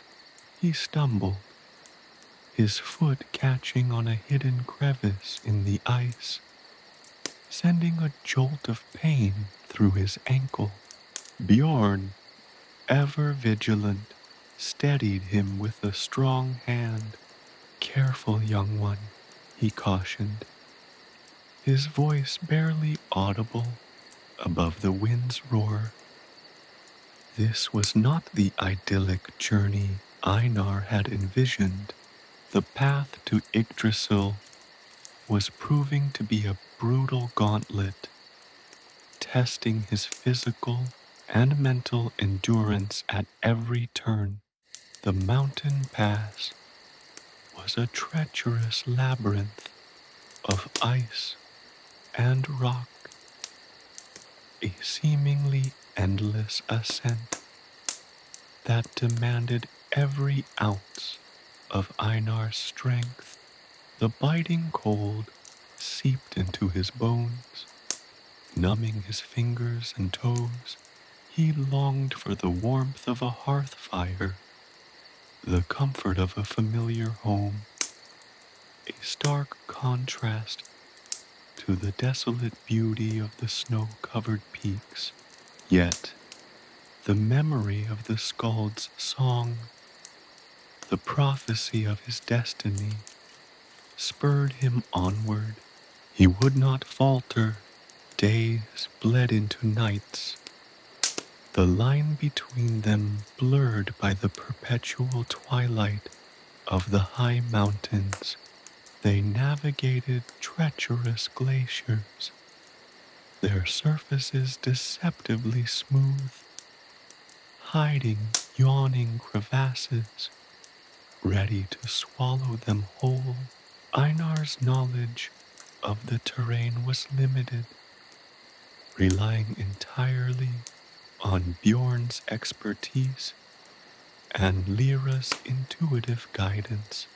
Lyra, her face etched with concentration, would often hold out her staff, its willow branch glowing faintly, sensing hidden paths and avoiding potentially fatal traps. Her whispered incantations, barely audible above the wind's shriek, provided a sense of calm amidst the chaos, subtly deflecting the worst of the blizzard's fury. One evening, huddled in a narrow cave for shelter from a particularly vicious blizzard, Einar confessed his doubts to Bjorn. The relentless struggle, the ever-present danger, the sheer isolation, it was beginning to fray his resolve. I question my worthiness, he admitted, his voice strained with fatigue. Is this truly my destiny? Am I strong enough, wise enough, to face whatever awaits us? Bjorn, his face illuminated by the flickering flames of their meager fire, placed a comforting hand on Einar's shoulder. Doubt is a natural companion on the path of a hero. Young one, he said, his voice gravelly but reassuring. It tests your spirit, forces you to examine your resolve, but it is not your enemy. It is the crucible in which strength is forged. Look at what you've already accomplished. You have traversed treacherous terrain, endured hardship, and faced your fears. Your spirit remains unbroken. That is the mark of a true warrior. Lyra, her eyes closed, seemed to sense Einar's anxieties. She opened her eyes slowly, their silvery depths reflecting the dancing flames. The path is not always smooth, she said, her voice soft as the falling snow. It is in the overcoming of obstacles that true strength is revealed. Each challenge you face, each hardship you endure, serves to strengthen your spirit and deepen your wisdom. She held up her staff, the willow branch pulsing with a gentle light. The world tree's song guides you, Einar. Trust in its wisdom, trust in yourself, and you will find your way. Their journey was not only fraught with physical perils, but also with encounters that challenged Einar's emotional and intellectual fortitude. They were ambushed by a pack of Fenrir's wolf pups, their fierce snarls echoing through the valleys. Bjorn's swordsmanship and Lyra's protective spells held them at bay, but the experience underscored the ever-present danger. The next test came in the form of a treacherous river, its icy waters a churning torrent threatening to sweep them away. Bjorn's knowledge of the terrain led them to a hidden ford, a narrow passage through the rocks where they managed to cross, each step precarious. One night, under a sky ablaze with the aurora borealis, they encountered a group of frost giants, their hulking figures silhouetted against the shimmering lights. The giants were not hostile, but their presence was unsettling. Their leader, a woman of immense stature, with eyes like chips of ice, challenged Einar to a contest of riddles, a test of his cunning and quick wit. The riddles were deeply symbolic, steeped in the lore of the 9 realms.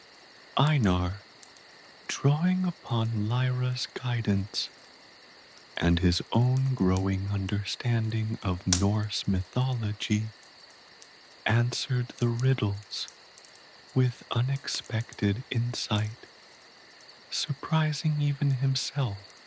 Later, as they rested by a crackling fire, Bjorn revealed a piece of information that shifted Einar's perspective entirely.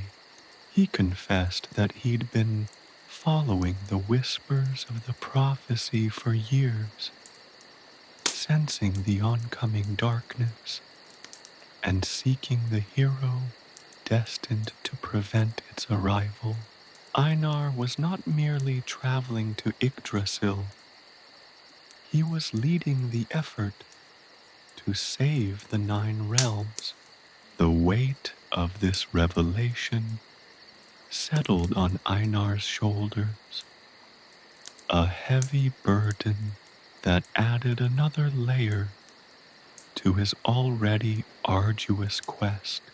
He now understood that his journey wasn't merely a personal quest, but a responsibility of cosmic proportions. Loki, ever the unpredictable force, reappeared, sometimes appearing as a helpful guide, offering cryptic clues and assistance, and other times as a deceptive adversary, leading them astray or placing them in increasingly dangerous situations.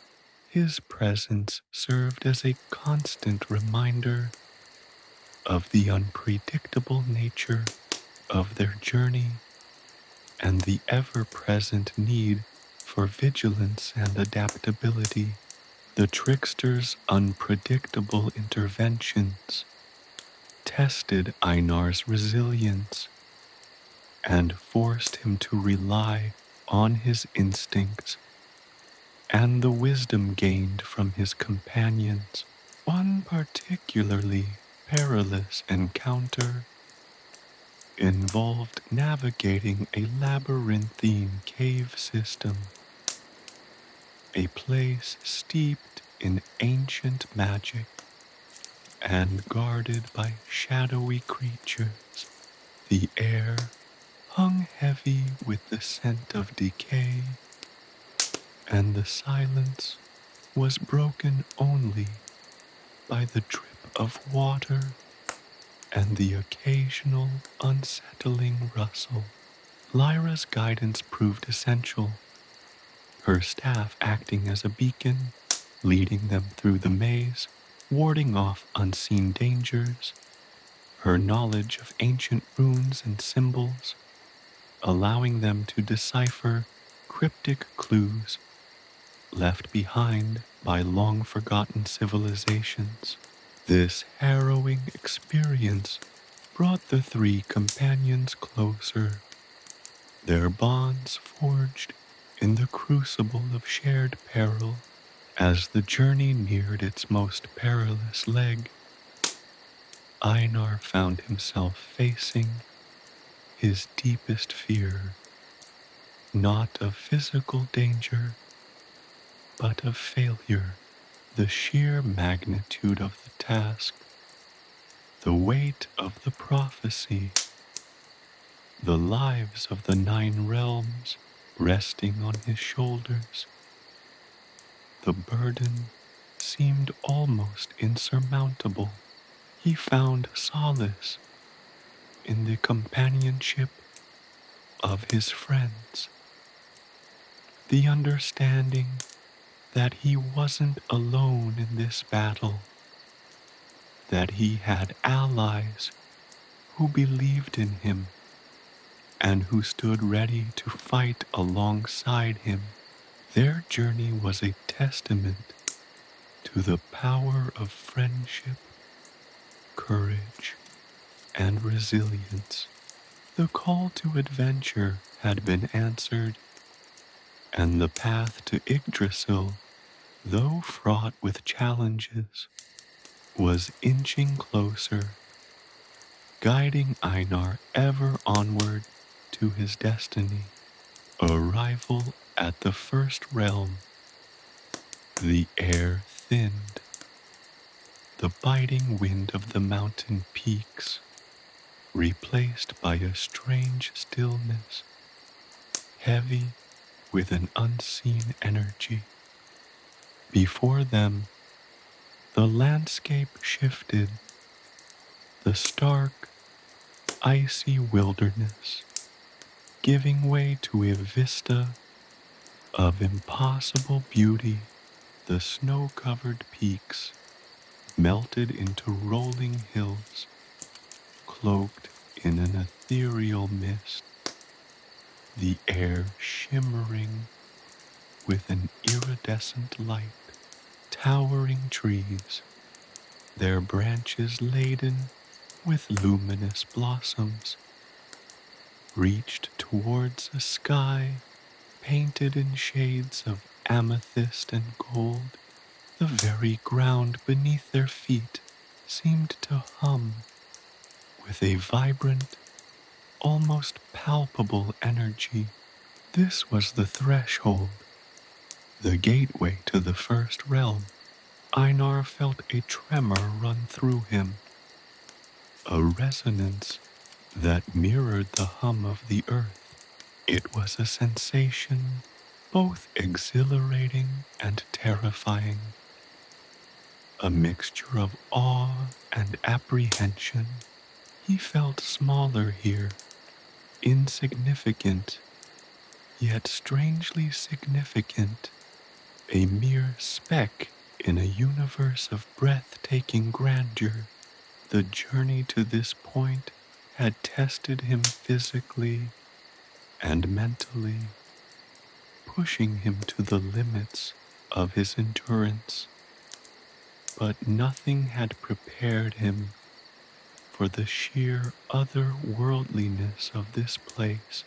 It felt as if the fabric of reality itself had been stretched thin, the veil between worlds barely perceptible. Bjorn, his weathered face etched with a mixture of wonder and grim determination, drew his sword. The steel hummed softly, resonating with the ambient energy, its surface shimmering with an internal light.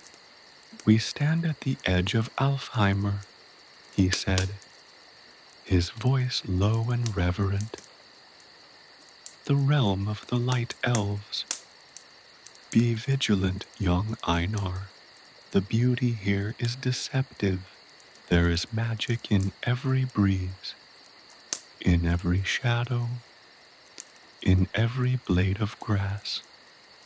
Lyra, her silver eyes reflecting the shimmering light of the landscape, raised her staff.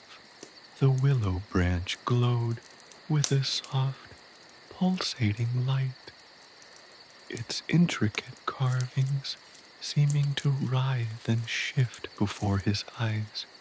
The threshold is guarded, she whispered, her voice barely audible above the gentle rustling of the luminous leaves. Our passage will not be easy, but we have come this far, Einar. Let us not falter now. The air grew warmer. The icy chill of the mountain passes, replaced by a gentle warmth. A symphony of sounds filled the air, the melody of unseen streams, the chirping of exotic birds, the rustling of leaves that seemed to whisper secrets in an ancient tongue. The world felt alive, vibrant, pulsating with an unseen energy that coursed through Einar's veins, awakening a sense of wonder and excitement he hadn't known he possessed.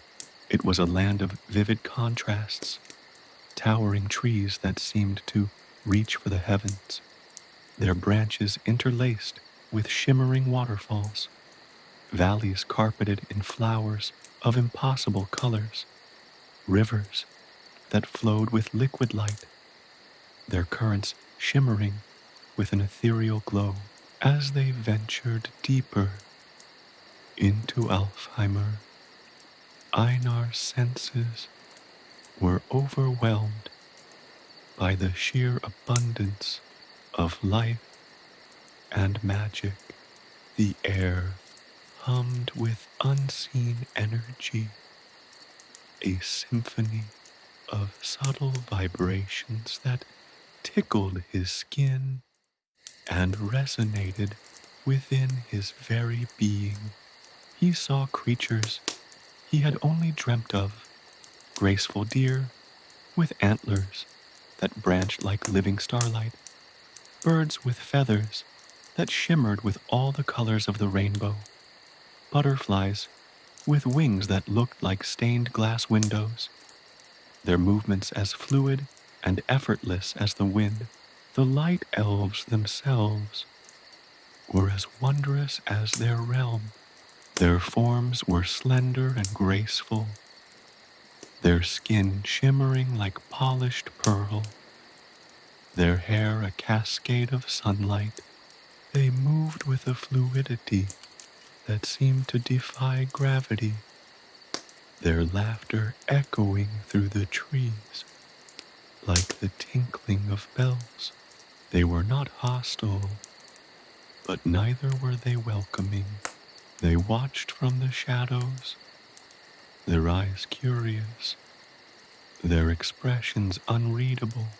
They seemed to observe Einar and his companions with a detached curiosity, their presence a constant reminder of the otherworldly nature of this realm. Their initial exploration brought them to a crystal clear lake, its surface mirroring the breathtaking sky above. The water sparkled with an internal light, its depths seemingly bottomless. The trees surrounding the lake were taller and more ancient than any Einar had ever seen, their roots entwined with shimmering crystals that pulsed with a soft, rhythmic light. The air here was thick with magic, the atmosphere charged with an energy that was both exhilarating and intimidating. They encountered an ancient, gnarled tree, its bark etched with runes that glowed with an ethereal light. Lyra identified it as a sacred tree of Alfheimer, a repository of ancient knowledge and power. The runes pulsed with an energy that seemed to penetrate Einar's very being, whispering secrets in a language he couldn't understand yet instinctively felt. The tree hummed with a deep, resonant energy, a power that seemed to emanate from the very heart of the realm. As the sun began to set, casting long, shimmering shadows across the landscape, they found a clearing bathed in the soft light of the setting sun. Here, they paused to rest, to take in the breathtaking beauty of their surroundings, and to prepare for the challenges that lay ahead. The air was filled with the sweet scent of wildflowers, the gentle rustling of leaves, and the distant melody of unseen creatures. The beauty of Alfheimr was deceptive, however. Beneath the surface of enchantment, a subtle tension lingered, an undercurrent of unease that prickled Einar's skin. He sensed the watchful eyes of unseen beings, the presence of a magic both potent and unpredictable. The light elves, though seemingly benevolent, held a certain aloofness, their intentions unclear. This was a realm of wonders and dangers, a place where the line between beauty and terror was as delicate as a spider's silk. Einar knew that their journey had only just begun. Alfheimr was but the first realm, a gateway to the vast and intricate tapestry of the 9 realms. The challenges that lay ahead would be formidable, the dangers both subtle and overt, but he was ready, his spirit strengthened by the trials he had already faced, his resolve hardened by the hardships he had endured. He carried the weight of a prophecy, the hope of a world, and the unwavering support of his 2 companions. His journey into the heart of Norse mythology had only just begun. The whispers of the world tree's song, faint yet persistent, echoed in his heart, guiding him onward, urging him to continue his quest and face whatever fate held in store. The gateway was open. The adventure continued, entering Alfheim. The air, previously crisp and carrying the scent of pine and snow, softened into a warmth that felt almost liquid. It caressed Einar's skin, carrying with it the fragrance of honeysuckle and 1,000 unseen blossoms. The iridescent light that had marked the threshold intensified, bathing the landscape in a glow that was both dazzling and comforting. Gone were the harsh angles of the mountain peaks. In their place rose gentle slopes covered in a tapestry of wildflowers in colors unknown to the human world. Sapphire blues, emerald greens that shimmered with inner light, and sunset oranges that pulsed with a slow, rhythmic beat. Before them stretched Alfheim, the realm of the light elves. It wasn't merely a shift in geography, it was a shift in the very fabric of reality. The air hummed with a low resonant thrum, a melody woven from the whispers of countless unseen streams and the rustling of leaves that seemed to sing in an ancient, forgotten tongue. It was a sound that vibrated not just in Einar's ears, but in the very marrow of his bones. The world was alive here, singing a song of creation and harmony that resonated deep within his soul. Cities, breathtaking in their elegance, emerged from the mists. They weren't built of stone or wood, but seemed to grow organically from the landscape, their structures crafted from living trees that shimmered with an inner light, their branches intertwined with luminous vines and flowers that pulsed with soft, rhythmic light. Buildings resembled giant, crystalline flowers, their delicate petals catching and refracting the ethereal light, casting rainbows across the pathways. Bridges arched gracefully over sparkling streams, their surfaces reflecting the sky like polished mirrors. The very air seemed to shimmer and dance as if woven from starlight and dreams. The light elves themselves were as captivating as their city. They moved with a grace that defied gravity, their bodies lithe and elegant, their skin shimmering like polished moonstone, their hair like spun moonlight. Their eyes held an ancient wisdom, a knowing that resonated with the very essence of the realm. They were tall and slender, their movements fluid and effortless, a stark contrast to the more grounded, earthbound gait of the humans. Their clothing was as ethereal as their forms, woven from moonlight and spider silk, adorned with jewels that pulsed with inner light.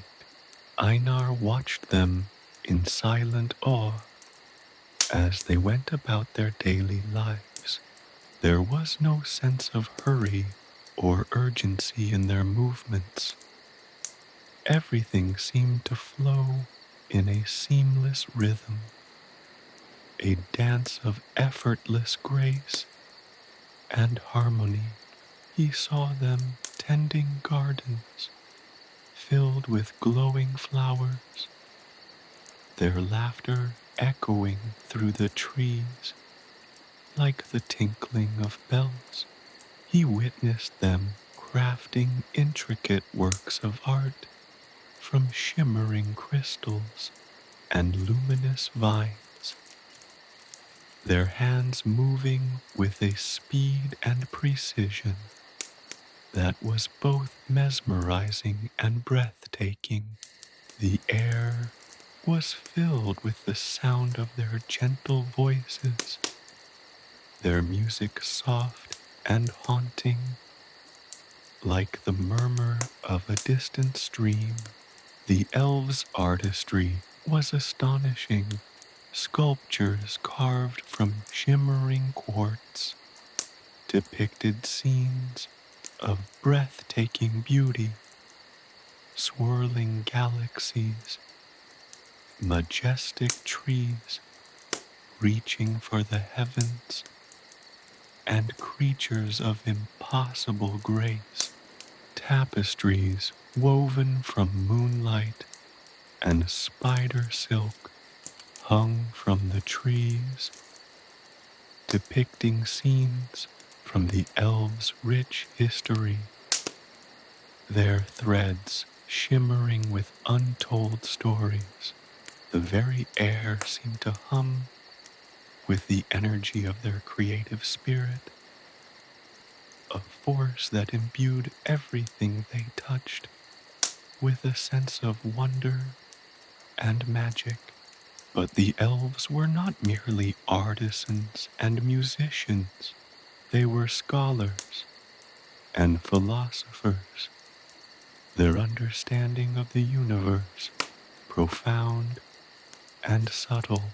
Einar observed them studying ancient texts written in a language of light and symbols, their faces illuminated by the glow of the glowing runes.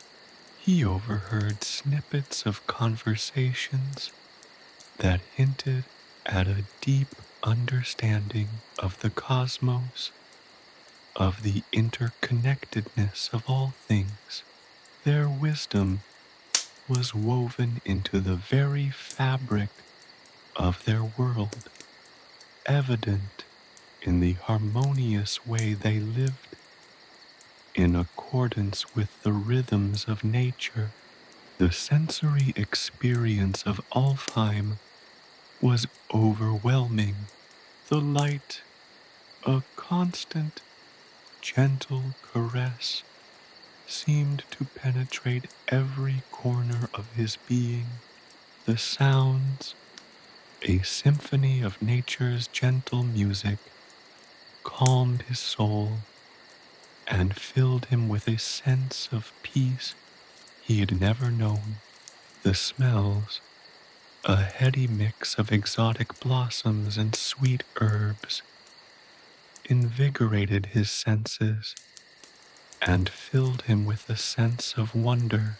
Even the taste of the air was different, a sweetness that hinted at the magic woven into the realm's very essence. Einar felt a profound sense of contrast between the stark, harsh world he had left behind and the harmonious beauty of Alfheim. In his own world, survival was a constant struggle, a relentless battle against the elements and the harsh realities of human existence.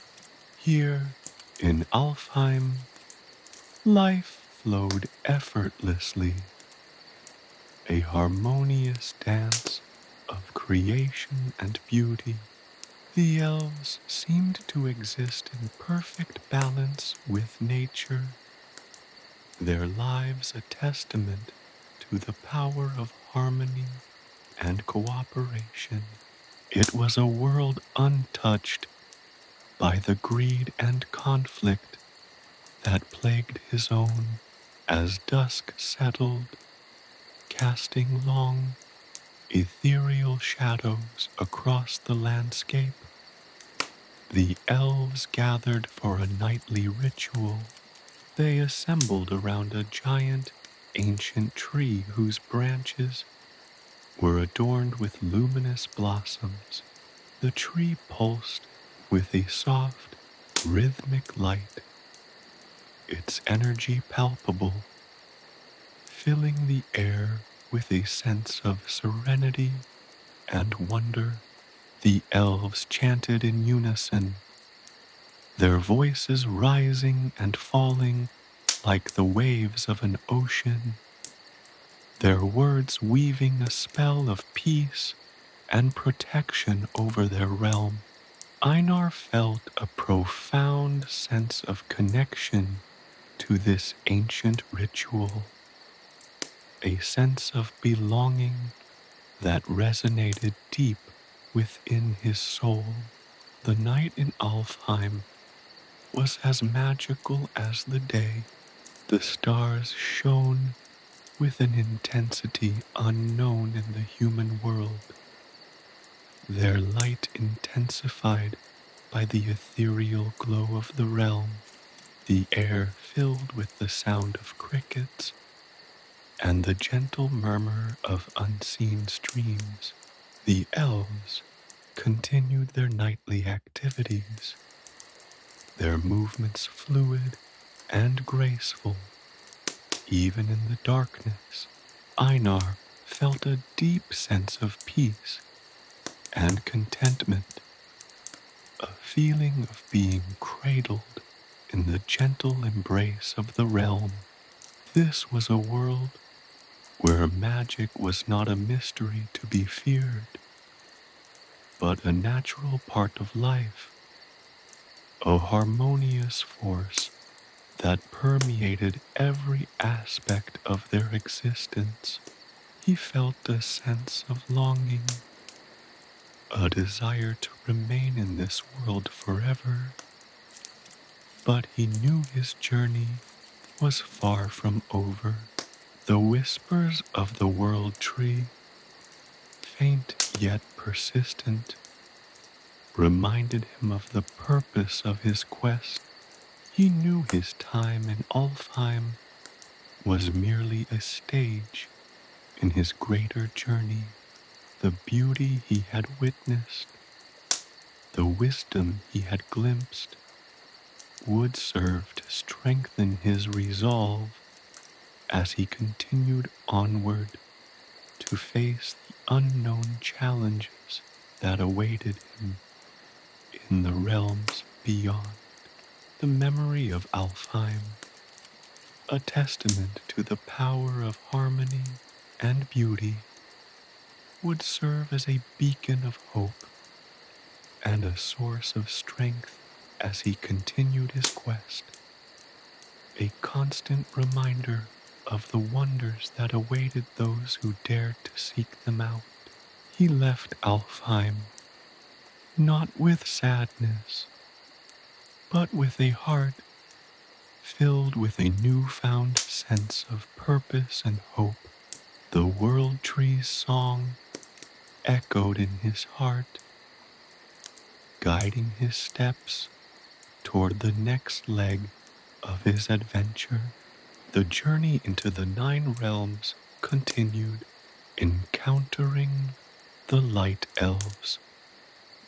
The Light Elves, or Ljósalfar as they called themselves, greeted Einar with a warmth that belied their ethereal beauty. They didn't rush to question his origins, nor did they exhibit the guardedness one might expect from a people inhabiting such a magical realm.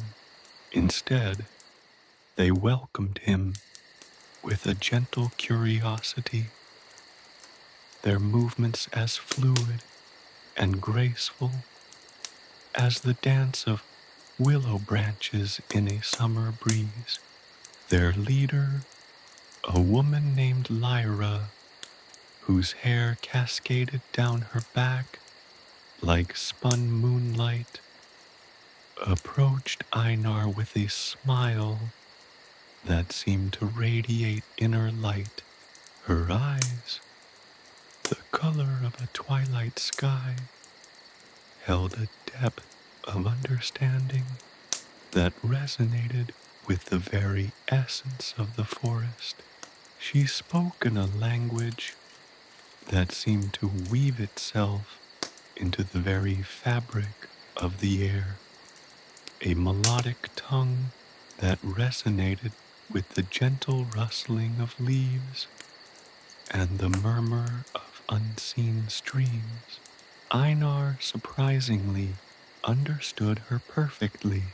It felt as though the language itself was unlocking a part of his own consciousness, revealing innate knowledge previously dormant. Lyra explained that their connection to Alfheim wasn't merely a matter of inhabiting the land. It was a symbiotic relationship, a dance of coexistence where the elves were intrinsically linked to the very heartbeat of the realm.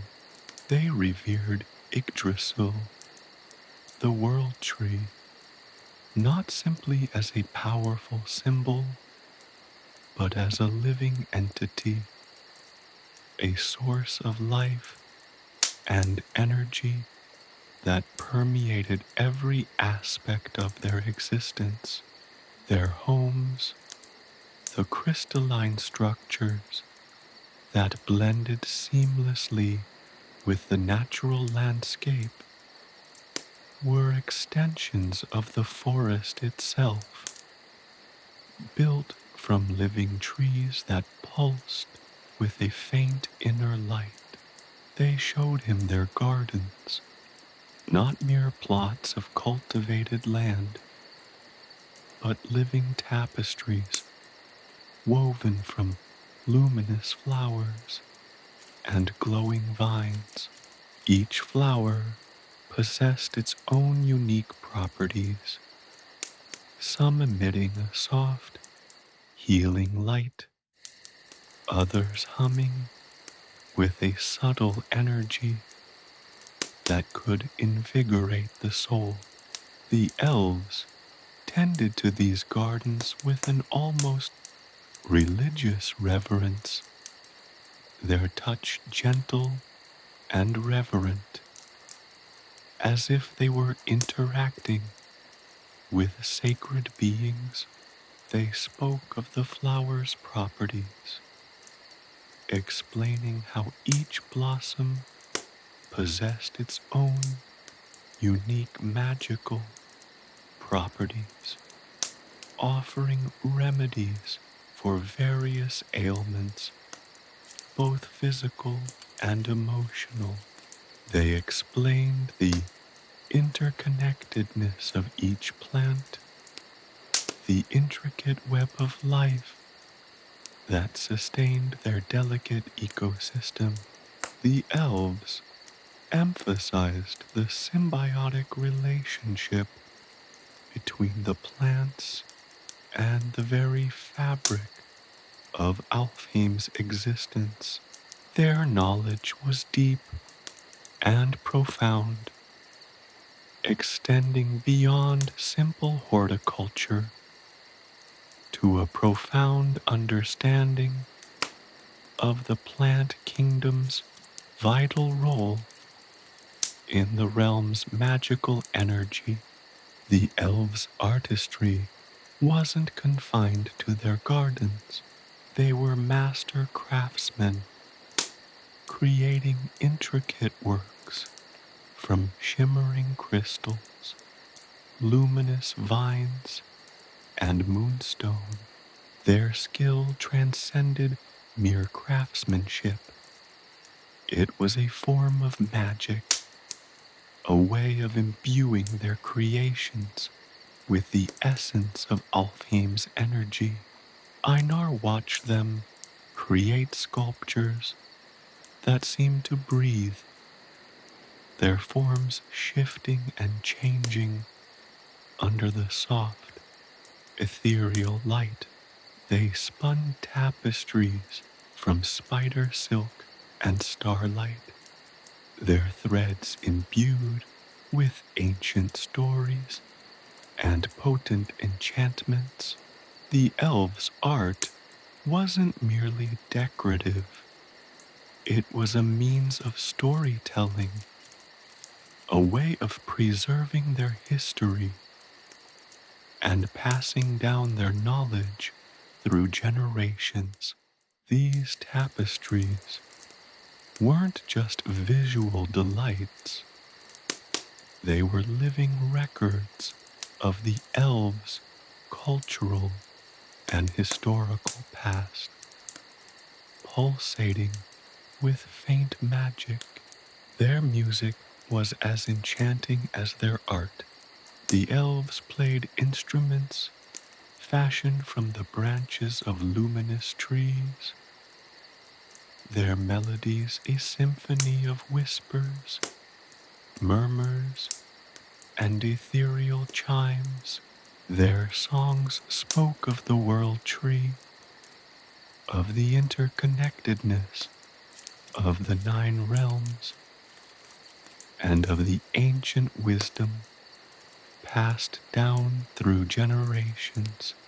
The music resonated deeply within Einar, stirring emotions he never knew existed. It was more than just sound.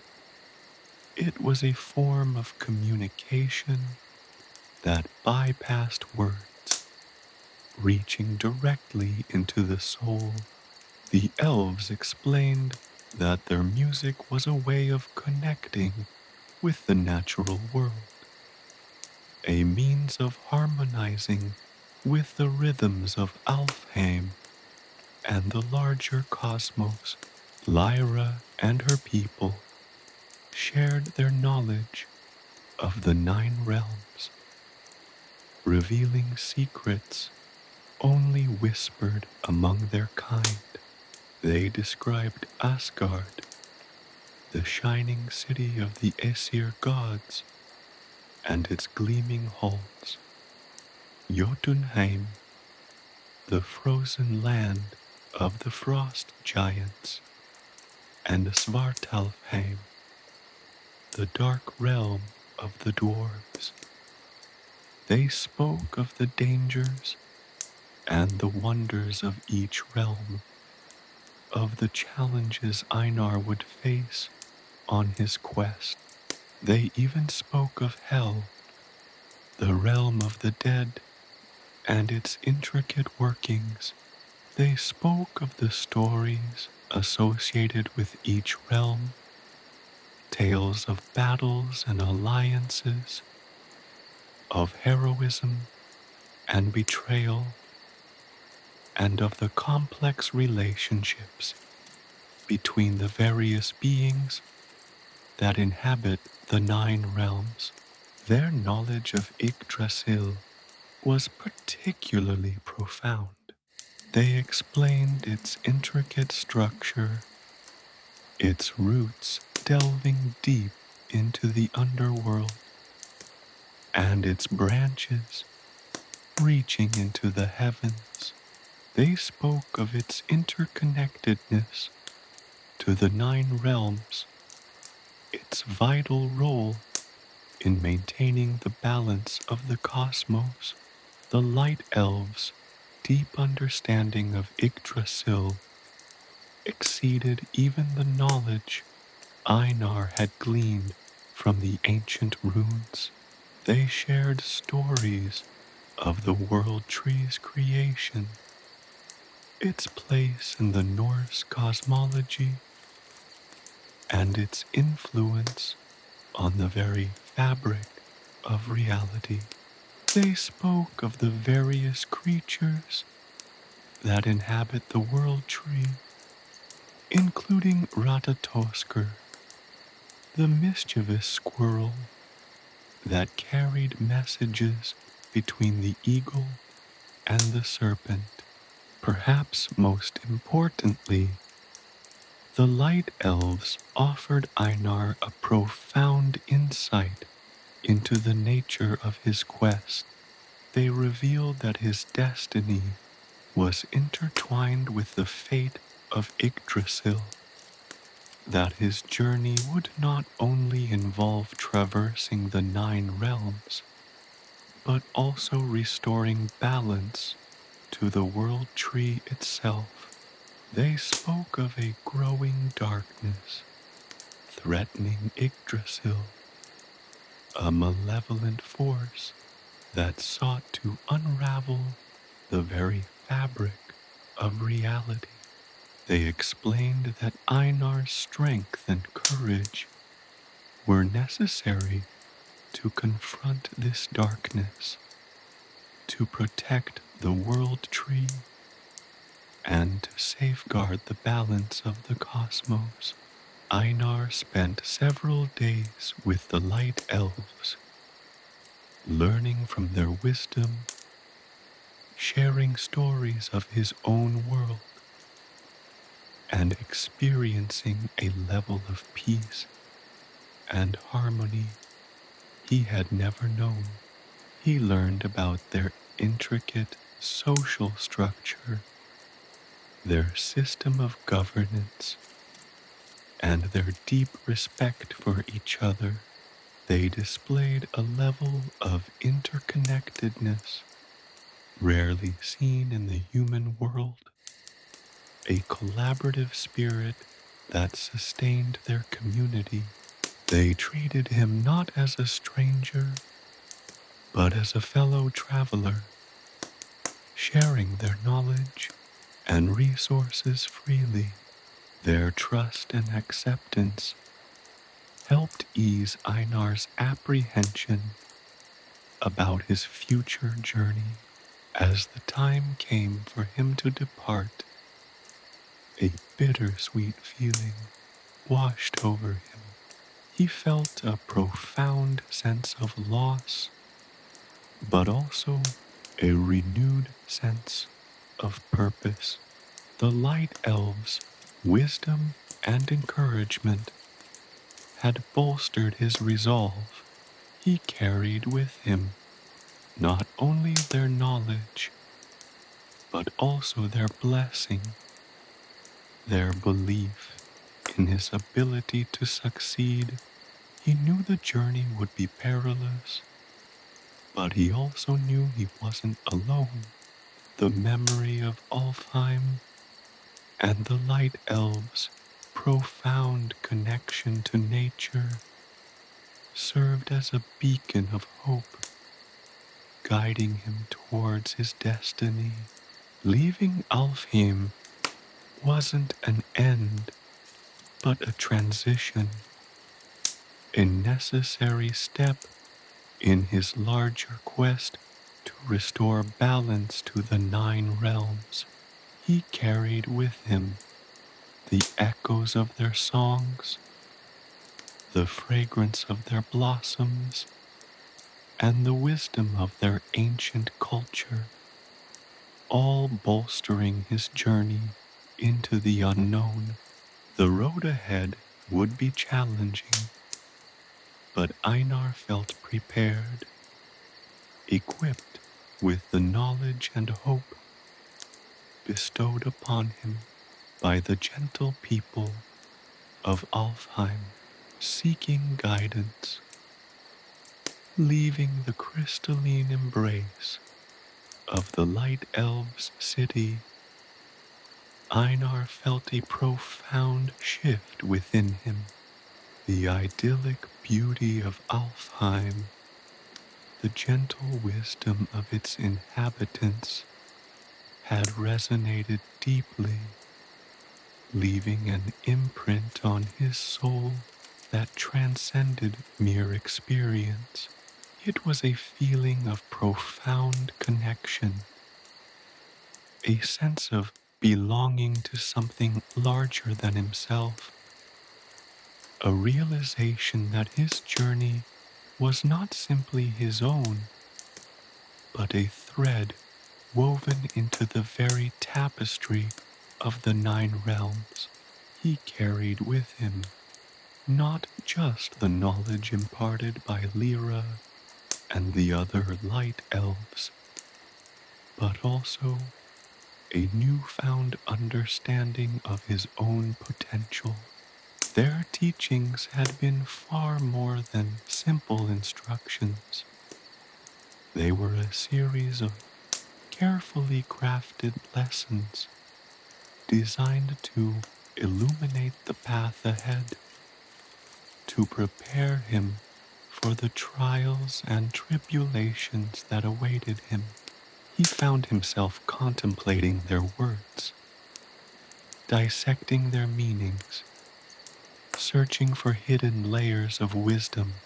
The light elves had emphasized the delicate balance of the 9 realms, a cosmic equilibrium maintained by the world tree, Yggdrasil. They had described it not as a mere tree, but as a living entity, a nexus of energy that connected all the realms, each branch, root, and leaf playing a crucial role in maintaining harmony. The disruption of this balance, they had explained, was the source of the growing darkness that threatened to consume the 9 realms.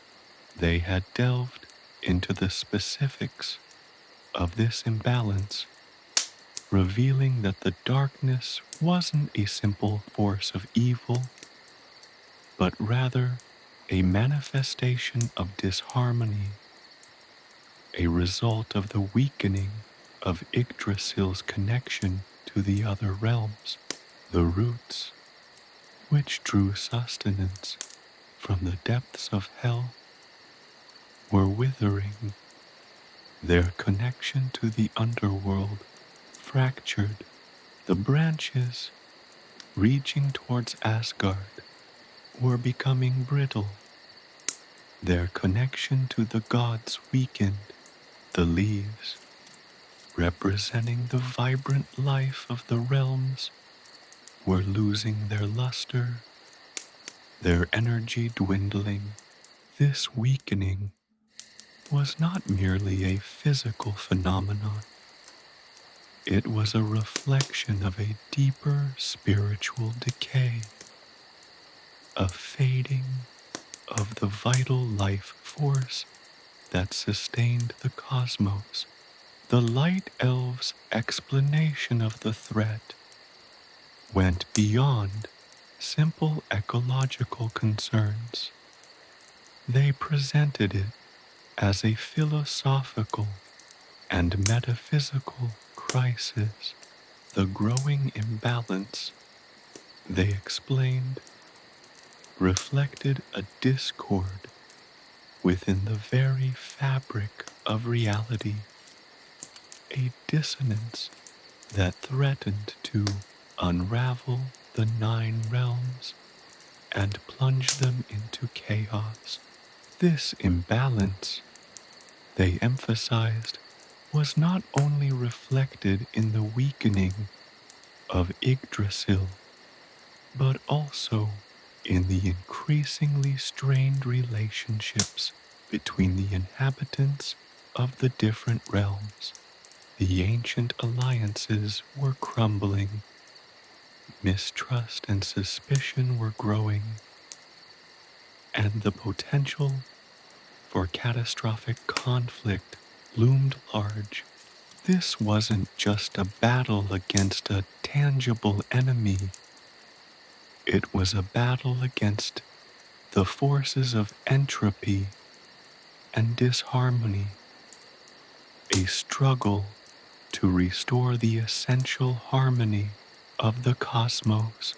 Einar realized that his journey wasn't merely a physical quest, but a spiritual one, a pilgrimage to restore balance not only to the world tree, but also to the relationships between the realms. He was to be a conduit for harmony, a mediator between disparate entities. The Light Elves had also provided Einar with crucial practical knowledge. They had taught him how to navigate the ethereal pathways between the realms, explaining the subtle shifts in energy and the importance of timing and intention. They had taught him about the various creatures that inhabited the 9 realms, the allies he might encounter, and the dangers he would face. They had equipped him with the knowledge to identify magical plants and herbs, to use them for healing and protection. They had even taught him simple defensive spells and techniques, drawing upon the innate magical energies of Alfheim. The elves had shown him how to harness the power of Yggdrasil itself, to draw upon its energy for strength and guidance. They explained that the world tree was not merely a passive entity, but an active participant in the affairs of the 9 realms, capable of providing assistance to those who were aligned with its purpose. This connection wasn't a matter of simple faith. It was a skill that required practice and understanding, a deep connection to the world tree's energy. Einar practiced this connection, meditating in the presence of the remaining vestiges of Alfheim's magical energy, feeling the subtle vibrations of the world tree's energy resonating within him. Furthermore, the elves' teachings had challenged Einar's preconceptions about heroism and destiny. He had initially seen his quest as a purely physical undertaking, a battle against a tangible enemy. But the Light Elves had revealed the true nature of his mission: to be a bridge between realms, a mediator between conflicting entities, a force for harmony and balance. His strength wouldn't lie solely in his physical prowess, but also in his wisdom, his diplomacy, his ability to understand and empathize with beings from different cultures and backgrounds. This would require not only courage, but also patience, understanding, and a willingness to compromise. The Light Elves' wisdom, therefore, didn't simply prepare Einar for the physical challenges of his quest. It transformed his understanding of his purpose. It was a journey of self-discovery, as much as a quest to save the 9 realms. He had to not only understand the balance of the cosmos, but also find his own place within it, to discover how his unique skills and experiences could contribute to the restoration of harmony. This understanding was pivotal, for it wasn't merely about defeating the darkness, but about healing the wounds of the 9 realms and re-establishing the essential harmony that was being lost. As he journeyed onwards, the lessons of the Light Elves echoed in his heart, a guiding force that shaped his actions and decisions.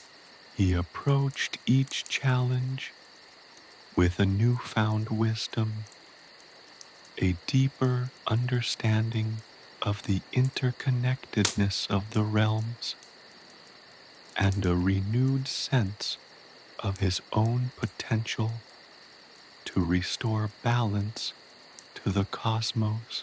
The knowledge gained in Alfheim had transformed him, not only preparing him for the trials ahead, but also shaping him into the hero he was destined to become.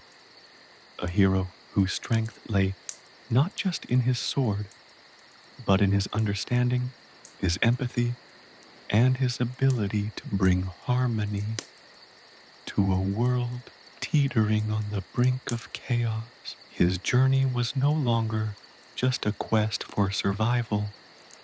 It was a pilgrimage to restore the sacred balance of the 9 realms, a journey guided by the wisdom of the light elves and fueled by a deep connection to the heart of Yggdrasil itself, a test of worthiness. The air in the great hall of Alfheim shimmered with an ethereal light, reflecting off the polished surfaces of the intricate carvings that adorned the walls. Lyra, her eyes gleaming with an ancient wisdom, addressed Einar. Your journey begins now, Einar, son of a shield-maiden. The path ahead is fraught with peril, but your courage and determination have brought you this far. Before you venture forth, however, you must prove your worthiness. The 9 realms are teetering on the brink of chaos, and only a hero of true strength and unwavering spirit can restore balance. Einar, his heart pounding in his chest, nodded solemnly. He had expected a trial, a test to prove his mettle. The light elves, with their gentle wisdom, had prepared him for the challenges ahead. But the gravity of the situation settled upon him like a heavy cloak. He was not just embarking on a personal quest.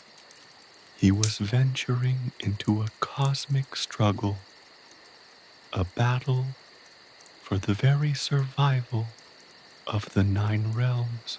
Lyra continued, her voice resonating with the power of ages. Your test will be threefold. First, you must navigate the Whispering Woods, a place where illusions and shadows dance, where the very trees conspire against the unwary. Only those with a pure heart and unwavering resolve can pass unharmed.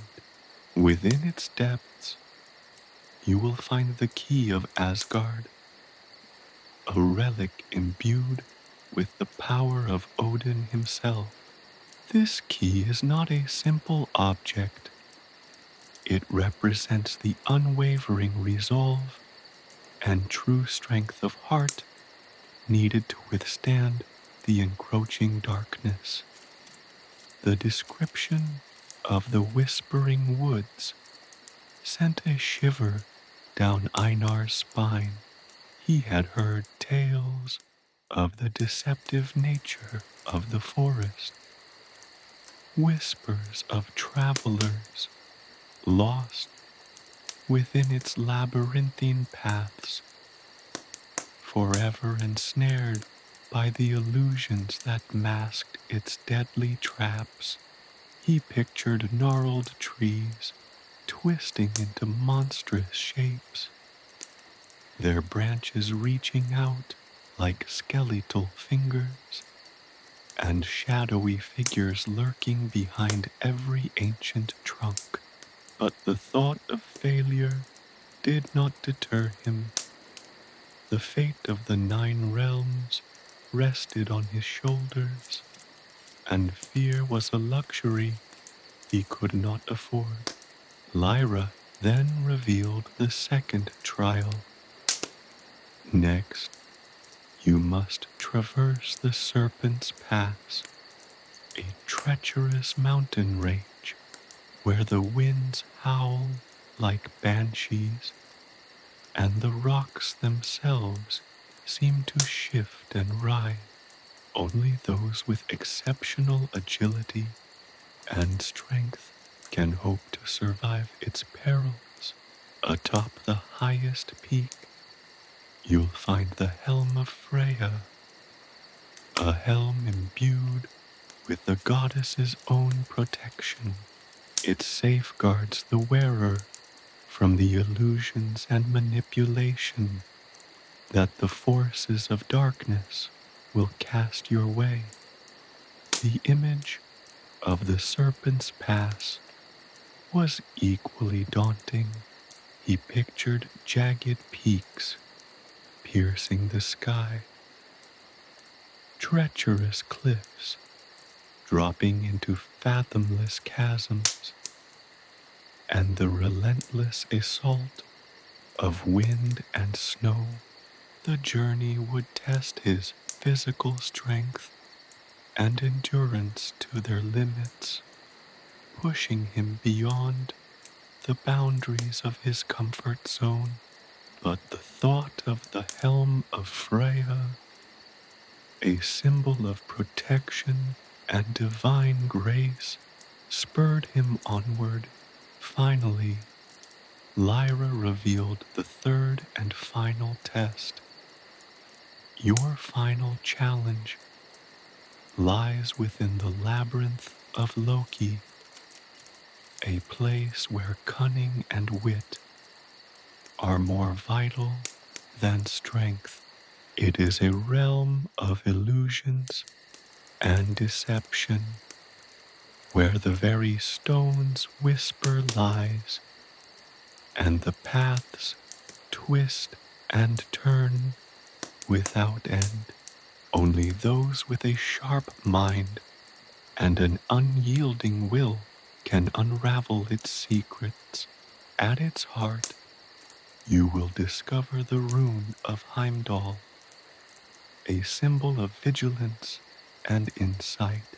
This rune allows one to see past deception and illusion, giving you the discernment needed to know friend from foe. The labyrinth of Loki filled him with dread. The cunning and trickery of the god Loki were legendary, and a maze created by him would undoubtedly be a test of his intellect and resolve. He envisioned winding corridors, misleading passages, and intricate puzzles designed to confound even the most astute mind. But the promise of the rune of Heimdall, a beacon of truth in a world of deception, fueled his determination. The Light Elves provided Einar with a simple staff, crafted from the wood of Yggdrasil, imbued with protective runes, and a small pouch containing herbs and healing balms.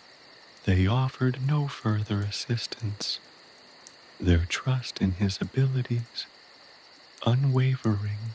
Einar felt a surge of both apprehension and determination.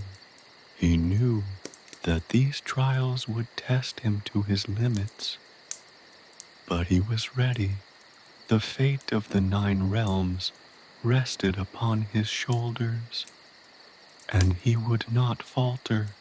The Whispering Woods proved to be as treacherous as the elves had warned. The trees twisted into grotesque shapes, their branches reaching out like skeletal arms, attempting to ensnare him. Shadows flickered at the periphery of his vision, taking on the forms of monstrous creatures. He battled the illusions with the strength of his resolve, his mind focused on the task at hand. He recognized the illusions for what they were, the machinations of dark forces. He navigated the labyrinthine paths, his staff acting as a guide, its runes glowing faintly, dispelling the darkness that clung to the edges of his vision. The journey was arduous, filled with moments of doubt and despair, but he persevered, his spirit unbroken. After days of traversing the eerie forest, he stumbled upon a hidden clearing. In its center stood a towering ancient oak, its bark intricately carved with runes. At its base, nestled amidst the roots, lay the key of Asgard, its gold shimmering with an ethereal light. The serpent's pass presented a different kind of challenge. The climb was arduous, the wind biting at his exposed skin, the snow blinding his vision. He scaled treacherous cliffs, his muscles burning with fatigue, his breath ragged in the thin air. He battled blizzards and avalanches, his strength and agility being pushed to their limits. He learned to trust his instincts, to gauge the shifting terrain, and to move with a grace that surprised even himself. After weeks of relentless climbing, he reached the summit, the wind whipping around him, and there, nestled within a crevice of rock, lay the helm of Freya, its silver gleaming softly. The labyrinth of Loki tested his mind as much as his body. He encountered deceptive corridors that appeared to lead to the center, only to loop back on themselves. He solved intricate puzzles that required both logic and creativity. He listened carefully to the whispering stones, identifying the lies and half-truths that they sought to implant in his mind. He even encountered spectral figures, apparitions of Loki himself, seeking to sow confusion and doubt. Each deception, each false path, sharpened his senses, honed his intellect, his mind a razor honed against relentless challenges. Finally, after days of patient observation and intricate maneuvering, he discovered the rune of Heimdall, embedded in the very heart of the labyrinth, a symbol of clarity and insight. Having completed the trials, Einar felt a profound shift within him. He was not just stronger and more agile, he was wiser, more resilient, his resolve tempered in the crucible of hardship. The journey had been transformative, forging him into the hero he was destined to become. He carried with him not just the key of Asgard, the helm of Freya, and the rune of Heimdall, but also the wisdom and experience gained from the trials, proving his worthiness to face the looming darkness. He was ready for whatever lay ahead, prepared to confront the challenges that awaited him and to restore balance to the 9 realms, his heart filled with a quiet determination. He turned towards the next leg of his quest, ready to carry the weight of responsibility on his broad shoulders. The ethereal glow of Alfheim seemed to bathe him in an encouraging light as he set forth. The path ahead, challenging but clear, illuminated by the wisdom gained in this most profound test. Departure from Alfheim. The air in Alfheim, once shimmering with an ethereal glow, now felt still, expectant. Einar stood at the edge of the whispering woods, the path behind him, a tapestry woven with the threads of his trials. He looked back at the trees that had twisted into monstrous shapes, at the shadows that had danced and writhed, at the illusions that had threatened to consume him. He no longer saw them as threats, but as teachers, their deceptive forms having served to sharpen his senses, strengthen his resolve. The key of Asgard, warm and heavy in his pocket, felt like a tangible representation of his perseverance. He touched the helm of Freya, nestled securely upon his head, its cool silver a comforting weight against his brow. The goddess's protection, a tangible promise whispered against his skin, instilled in him a newfound confidence. The rune of Heimdall, tucked safely within the folds of his tunic, pulsed with a faint inner light, a silent guardian against the deceptions that would surely lie ahead. These were not merely objects, but symbols of his accomplishments, testaments to his ability to overcome even the most daunting of obstacles. The trials had not only tested his strength and intelligence, but had also revealed a resilience within him, a strength of spirit he had not known he possessed. Lyra, her face etched with the wisdom of centuries, approached him, her eyes holding a mixture of pride and concern. She placed a hand upon his shoulder, a gesture both maternal and regal. The path ahead is long and treacherous, Einar, she said, her voice carrying the resonance of ancient echoes. The darkness gathers, and its tendrils reach far.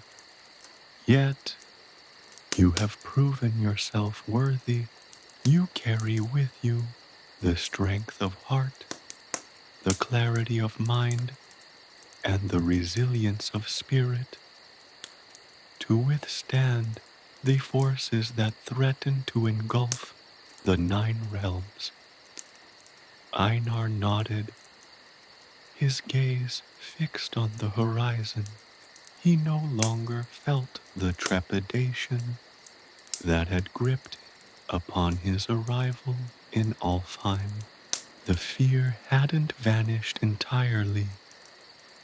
It had simply been tempered, refined into a cautious awareness, a healthy respect for the dangers that lay ahead. He felt a sense of profound transformation, a metamorphosis forged in the crucible of his trials. He was no longer merely Einar, the son of a shield-maiden. He was Einar, the tested, the proven, the one who carried the weight of a world's hope upon his shoulders. The other light elves gathered around, their faces gentle but firm. They offered him words of encouragement, blessings whispered on the wind, promises of their support from afar. Their faith in him was a balm to his soul, a silent affirmation of his worthiness. They spoke of the ancient paths, the hidden trails, the allies he might encounter, their wisdom weaving a map of guidance through the unknown lands. Each word, each gesture cemented his resolve, reinforcing the certainty of his purpose. The parting was not sorrowful, but filled with a quiet understanding. It was a farewell to a place of learning, of testing, a place where he had found not only artifacts of power, but also a deeper understanding of himself and his destiny. He looked at the forest, at the mountains, at the ethereal glow that painted the sky, and knew he would carry Alfheim with him, not as a physical place, but as a feeling, a memory, a source of strength. As he turned away from Alfheim, Einar felt a pang of sadness, a wistful longing for the serene beauty of the Light Elf's realm. But this feeling was quickly overshadowed by a surge of anticipation, a quiet excitement for the challenges that awaited him. The weight of responsibility was palpable, but it did not crush him. Instead, it spurred him onward. He was no longer merely venturing into the unknown. He was embarking on a quest of profound significance, a mission to save the 9 realms. The journey would undoubtedly be perilous, fraught with danger and uncertainty, but he carried with him the tools, the knowledge, and the inner strength to overcome adversity. He knew he would face deception, betrayal, and moments of despair, but he also knew he would find allies, discover hidden strengths, and experience moments of transcendent beauty and courage. His path was not clear, but the destination, the goal of restoring balance to the cosmos, burned brightly within his heart. He imagined the vastness of the 9 realms, the interconnectedness of worlds, the intricate tapestry of destinies woven together. He thought of Midgard, the realm of mortals, where chaos threatened to consume everything. He pictured Asgard, the home of the gods, its majestic halls now vulnerable to the encroaching darkness. He envisioned Jotunheim, the land of giants, its icy mountains and shadowed valleys, a potential source both of danger and unexpected alliances. The thought of facing the darkness, the forces that threaten to unravel the fabric of existence, did not fill him with terror, but with a grim determination. He knew the journey would test him to his limits, would push him beyond his boundaries, would challenge every aspect of his being. He would encounter creatures of myth and legend, beings of both light and shadow, allies and enemies alike. But he was ready.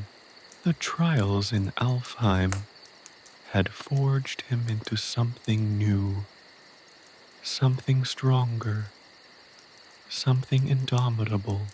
He carried with him not only the artifacts of power, but also the lessons learned, the wisdom gained, the inner strength discovered. He was a warrior, yes, but also a scholar, a strategist, a leader. He understood the importance of cunning and intelligence, the necessity of resilience and perseverance. He knew that the strength of his spirit was as important, if not more so, than the strength of his arm. The departure from Alfheim was not an ending, but a beginning.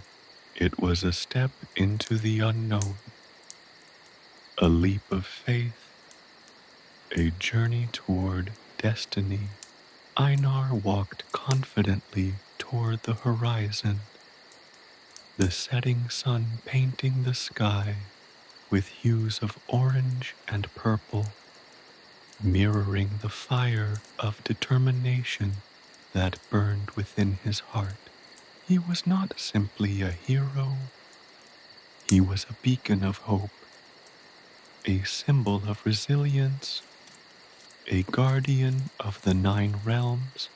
The path ahead was long and arduous, but he walked it with unwavering conviction, his heart filled with the courage of a warrior and the wisdom of an elder, ready to face whatever fate might throw his way. His journey had just begun. The fate of the 9 realms rested upon his shoulders, and he would not fail. He would prevail. His steps were firm, his purpose clear. The echoes of Alfheim's wisdom resonated within him, a silent symphony guiding his steps, urging him forward towards a destiny yet unknown, yet undeniably his. The perilous path, the path leading from Alfheim to Svartalfheim, was not a road, but a suggestion, a barely discernible track winding through a landscape that seemed both ancient and alien. The air, once charged with the ethereal light of the light elves, grew heavy, thick with the scent of damp earth and decaying leaves. Towering, gnarled trees, their branches twisted like the limbs of ancient, slumbering giants, clawed at the sky, their shadows stretching long and menacing across the path. The sun, a pale disk struggling to pierce the perpetual twilight, cast an eerie glow on the landscape, painting the moss-covered stones and the twisted roots in hues of somber green and deep violet. Einar, his senses heightened by the trials he'd endured in Alfheim, moved with a cautious grace, his steps silent on the yielding earth. The helm of Freya, cool against his brow, offered a measure of comfort, its silver a stark contrast to the oppressive darkness that seemed to cling to the very air he breathed. He clutched the key of Asgard, its weight a reassuring presence in his hand, a tangible link to the power he now wielded. The rune of Heimdall pulsed faintly beneath his tunic, a silent sentinel against the unseen dangers that lurked in the shadows. The journey was far more arduous than he had anticipated. The terrain was treacherous, a chaotic jumble of jagged rocks, deep ravines, and treacherous bogs. The path itself seemed determined to mislead him, twisting and turning, disappearing and reappearing with deceptive ease. He had to navigate treacherous scree slopes, leaping across yawning chasms, his movements precise and controlled, guided by an instinct he hadn't known he possessed. The silence was broken only by the occasional rustle of unseen creatures in the undergrowth, the creak of ancient branches, and the relentless drip of water from the moss-draped trees. The first test came in the form of a river, its waters black as midnight, swirling with an unnatural speed. The current was powerful, threatening to sweep him away into the unknown depths. He studied the river banks, searching for a safe crossing, his eyes scanning for a place where the current was less fierce, where the rocks provided a secure foothold. He found a narrow passage, a rocky outcrop that offered a precarious bridge, and with a deep breath, he began his crossing. The cold water bit at his skin, the relentless current threatening to pull him under. He clung to the slick rocks, his muscles straining, his resolve unshaken. Finally, after what felt like an eternity, he reached the other side, exhausted but victorious.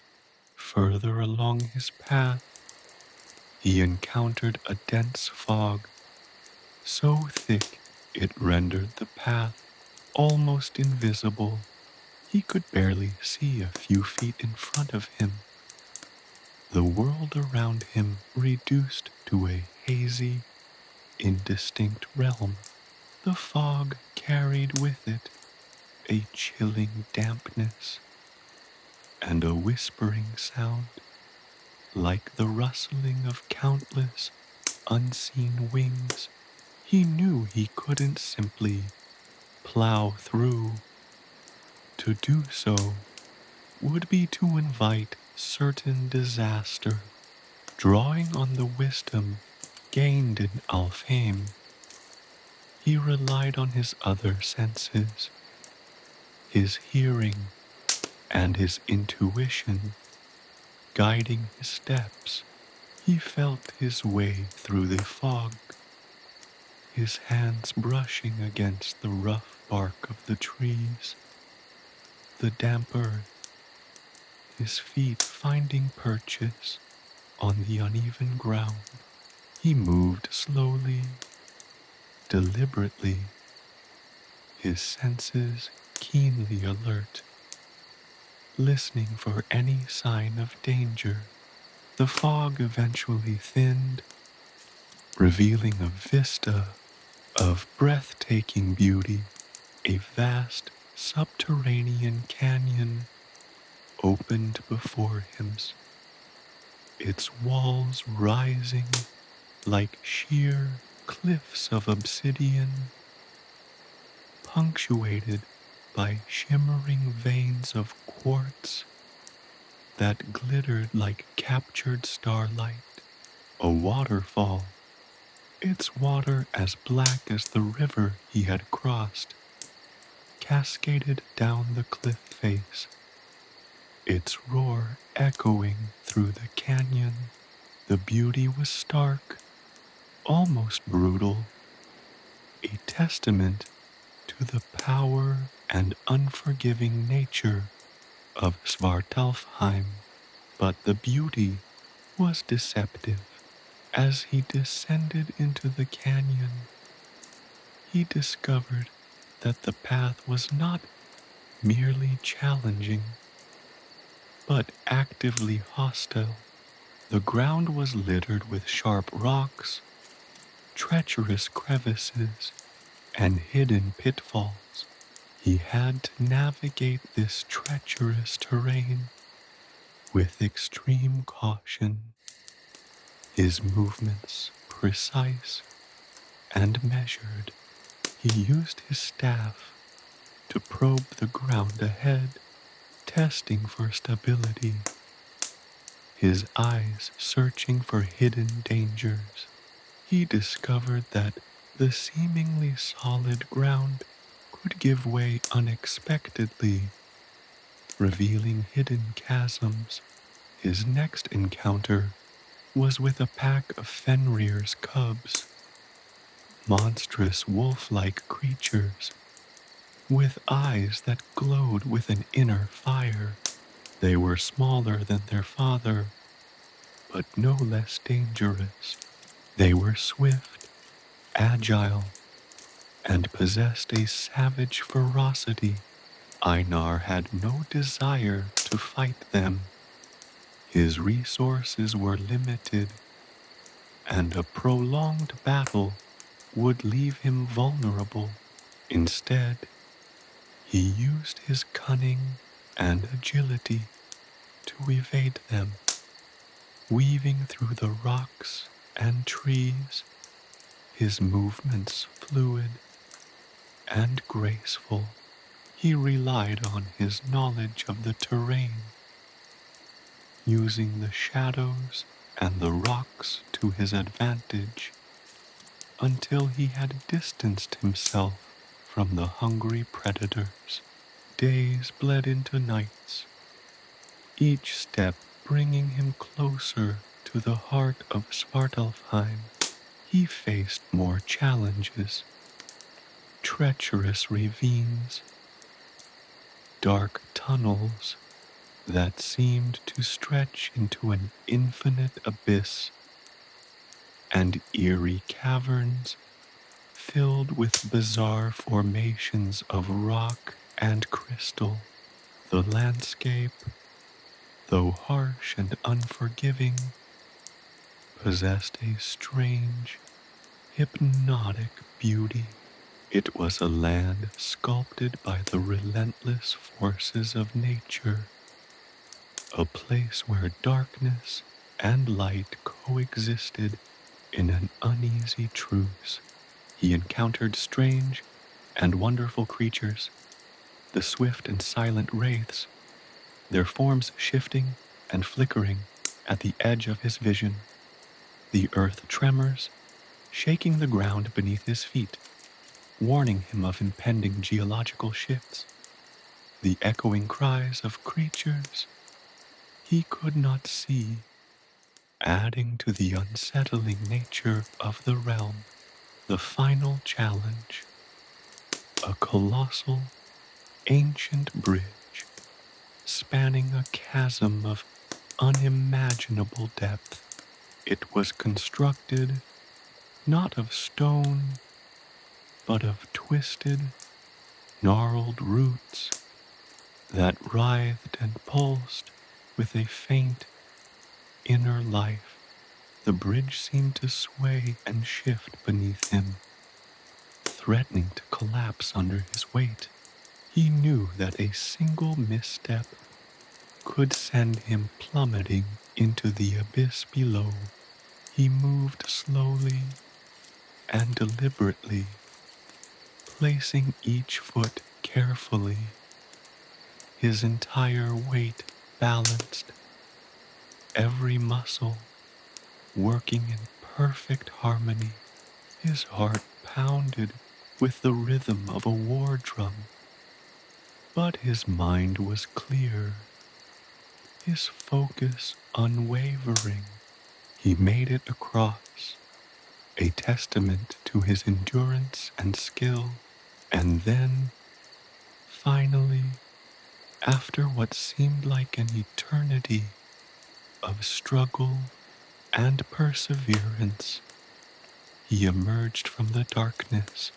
Before him lay the city of Svartalfheim, a breathtaking city carved from obsidian and shadowed by towering peaks that pierced the perpetually twilight sky. He had survived the treacherous journey, his body battered, but his spirit unbroken. He had demonstrated his courage, his resilience, his cunning, and his resourcefulness. And these strengths would be needed as he faced the challenges that awaited him in the heart of the Dark Elves' realm. His journey was far from over. It was merely beginning. The fate of the 9 realms still hung in the balance, and Einar, the tested son of a shield-maiden, stood ready to face whatever darkness lay ahead. The Dark Elf City. The obsidian spires of the city pierced the perpetual twilight, their jagged edges slicing at the already somber sky. It wasn't a city built of stone, not in the conventional sense. It was a city grown, a grotesque, beautiful outgrowth of the very earth itself, a testament to the Dark Elves' mastery over the raw, untamed power of Svartalfheim. The structures were less buildings and more colossal, organically formed monoliths of obsidian, their surfaces intricately etched with runes that pulsed with an inner, malevolent light. These runes, unlike the graceful, flowing script of the light elves, were sharp, angular, and aggressive, like the claws of a predatory beast. They seemed to writhe and shift, their meaning elusive, their power palpable. The air hung heavy with the scent of sulfur and damp earth, a suffocating perfume that clung to Einar's throat, the silence broken only by the occasional drip of water from unseen crevices and the low hum of unseen energies pressed in on him, a palpable weight that threatened to crush his spirit. This was not the serene beauty of Alfheim. This was a realm of stark, brutal magnificence, a landscape forged in shadow and despair.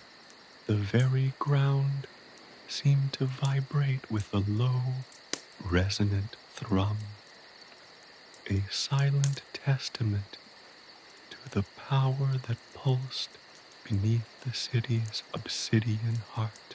As Einar ventured deeper into the city's labyrinthine streets, he noticed that the light, what little there was, seemed to bend and refract strangely, distorted by the city's unnatural geometry. The shadows stretched and twisted, playing tricks on the eyes, making it difficult to discern where one structure ended and another began. The overall impression was one of disorientation, a deliberate attempt to unsettle and confuse the unwary. He passed by towering structures that resembled enormous, petrified trees, their branches twisted into grotesque shapes, their surfaces covered in a network of intricate carvings.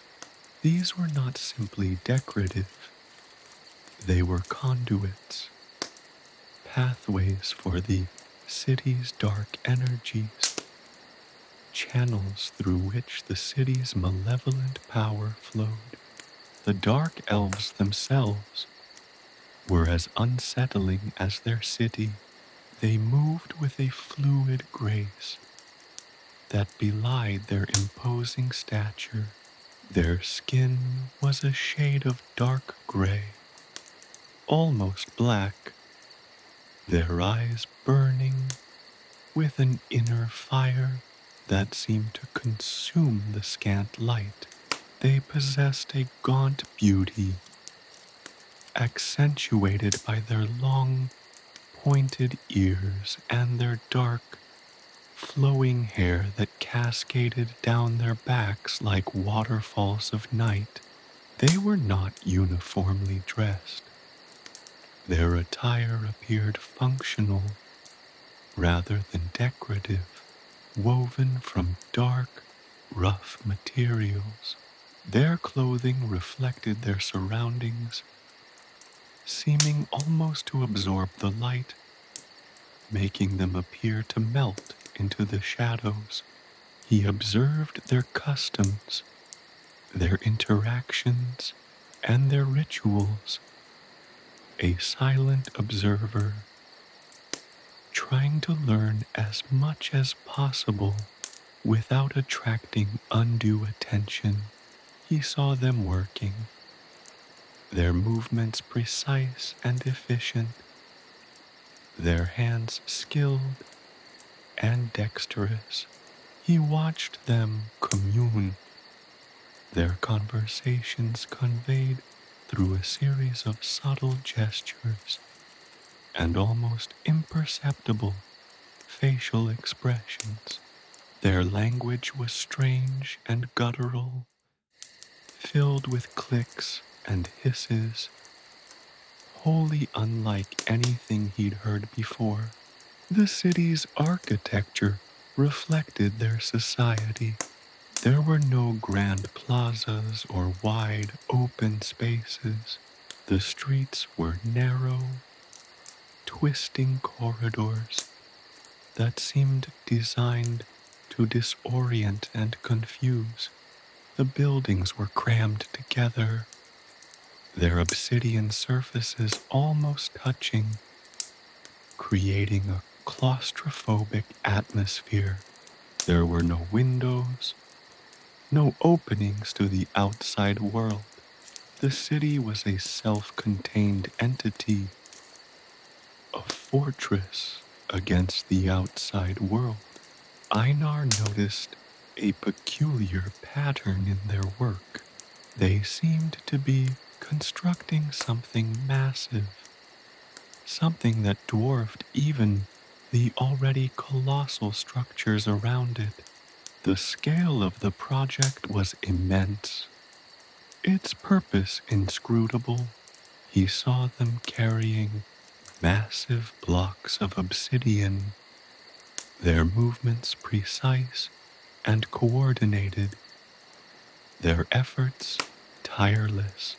He wondered about the nature of this project, the nature of this city, and the nature of the dark elves themselves. Were they simply artisans, dedicated to their craft, or were they something far more sinister? As night fell, a concept that was more a shift in ambient light than a clear delineation of day and night. The city transformed. The runes glowed brighter, pulsating with an almost violent energy. A strange, guttural chanting arose from the depths of the city, a cacophony of sound that seemed to resonate deep within Einar's bones. The shadows danced and writhed, taking on grotesque shapes, their movement unsettling and unnerving. The atmosphere thickened, heavy with dread and anticipation. The city was alive, pulsating with a dark energy that seemed to feed on fear and despair. Einar pressed on, his senses heightened, his body tense. He knew that he was treading dangerous ground, that he was entering a realm where darkness reigned supreme. But he also knew that he had to persevere, that he had to uncover the secrets of Svartalfheim if he were to have any hope of saving the 9 realms. The city's unsettling atmosphere, the dark elves' cryptic behavior, and the sheer scale of their ongoing project all served as chilling reminders of the immensity of the task that lay ahead. This was no simple journey. It was a descent into the heart of darkness itself. The weight of his mission, of the fate of the 9 realms, pressed heavily upon his shoulders. Yet he continued, his resolve unwavering, his spirit unbroken. The son of a shield-maiden, tested by the trials of his journey, would not be deterred. He pressed on, step by careful step, into the heart of the dark elf city, ready to face whatever awaited him. The journey had just begun. Negotiations with the dark elves. The air grew colder. The already dim light further diminished as Einar approached what seemed to be the heart of the city. Here, the obsidian structures were less chaotic, more deliberately arranged, their surfaces polished to a mirror-like sheen that reflected the faint, ethereal glow emanating from the runes. The humming intensified, a low thrum that resonated in his bones, a prelude to the meeting that awaited him. He had been led here, guided by a silent, shadowy figure, an elf whose movements were as fluid as the city's unsettling architecture. The guide, never once speaking, had simply gestured him towards a massive obsidian doorway, intricately carved with symbols that defied interpretation. The door opened with a groan of ancient stone, revealing a cavernous chamber, its walls lined with shimmering crystals that cast an eerie, pulsating light. In the center of the chamber sat a figure on a throne of black basalt, shrouded in shadow, their features barely discernible. This was the ruler, the leader of the Svartalfheim's dark elves. Einar bowed low, feeling the weight of the moment settle upon him. He was not alone. Surrounding the throne were several other dark elves, their expressions impassive, their eyes burning with an intense, unsettling light. The silence stretched, thick and heavy, a suffocating pressure that Einar struggled to bear. He dared not break the silence. He knew that any rash move, any inappropriate action, could spell his doom. Finally, the figure on the throne spoke. The voice was low, resonant, its tone chillingly devoid of warmth. It echoed through the chamber, resonating deep within Einar's very being. The language was incomprehensible at first, a guttural symphony of clicks and hisses that seemed to burrow into his mind. But slowly, surprisingly, he began to understand.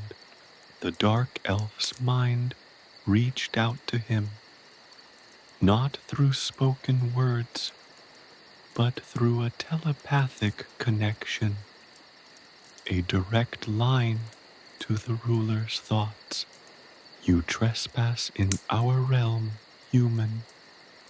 The voice echoed in his mind, cold and sharp, like shards of obsidian.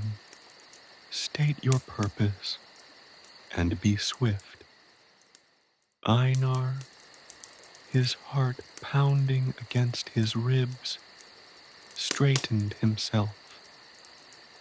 He had anticipated hostility, but the sheer intensity of the dark elf's psychic presence still startled him. He spoke, his voice calm and steady. Despite the tremor in his hands, he recounted his journey, his discovery of the prophecy, the impending threat to the 9 realms.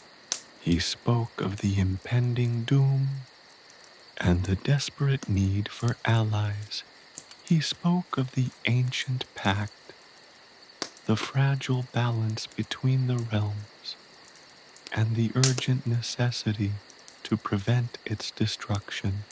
He spoke with a calm, clear conviction, knowing that the fate of his world hung in the balance. The dark elves listened, their impassive faces revealing nothing. Their eyes, however, held a keen intelligence, a sharp awareness that was both intimidating and compelling. Einar could sense them probing his mind, searching for any trace of deception, any hint of weakness. He held their gaze, his resolve unwavering, his mind a fortress against their intrusion. After what seemed like an eternity, the ruler broke the silence. Your tale is intriguing, human, but your words ring hollow. Why should we, the children of the shadowed earth, concern ourselves with the fate of your sun-drenched lands? This was the crux of the negotiation. Einar knew he had to offer something of value, something that would appeal to the dark elves' self-interest. He spoke of the dark elves' own vulnerability, their secluded existence, and the impending threat that overshadowed all the 9 realms. He spoke of a potential collaboration, a mutual benefit that transcended their differences. He mentioned the ancient artifacts, powerful and dangerous, scattered through Svartalfheim, which could help them defend themselves. He offered a plan, a strategy that would utilize both their strengths, turning this potential conflict into a mutually advantageous alliance. The dark elves remained silent for a long time, their expressions unreadable. Einar could feel their minds wrestling with his proposal, weighing the risks and rewards.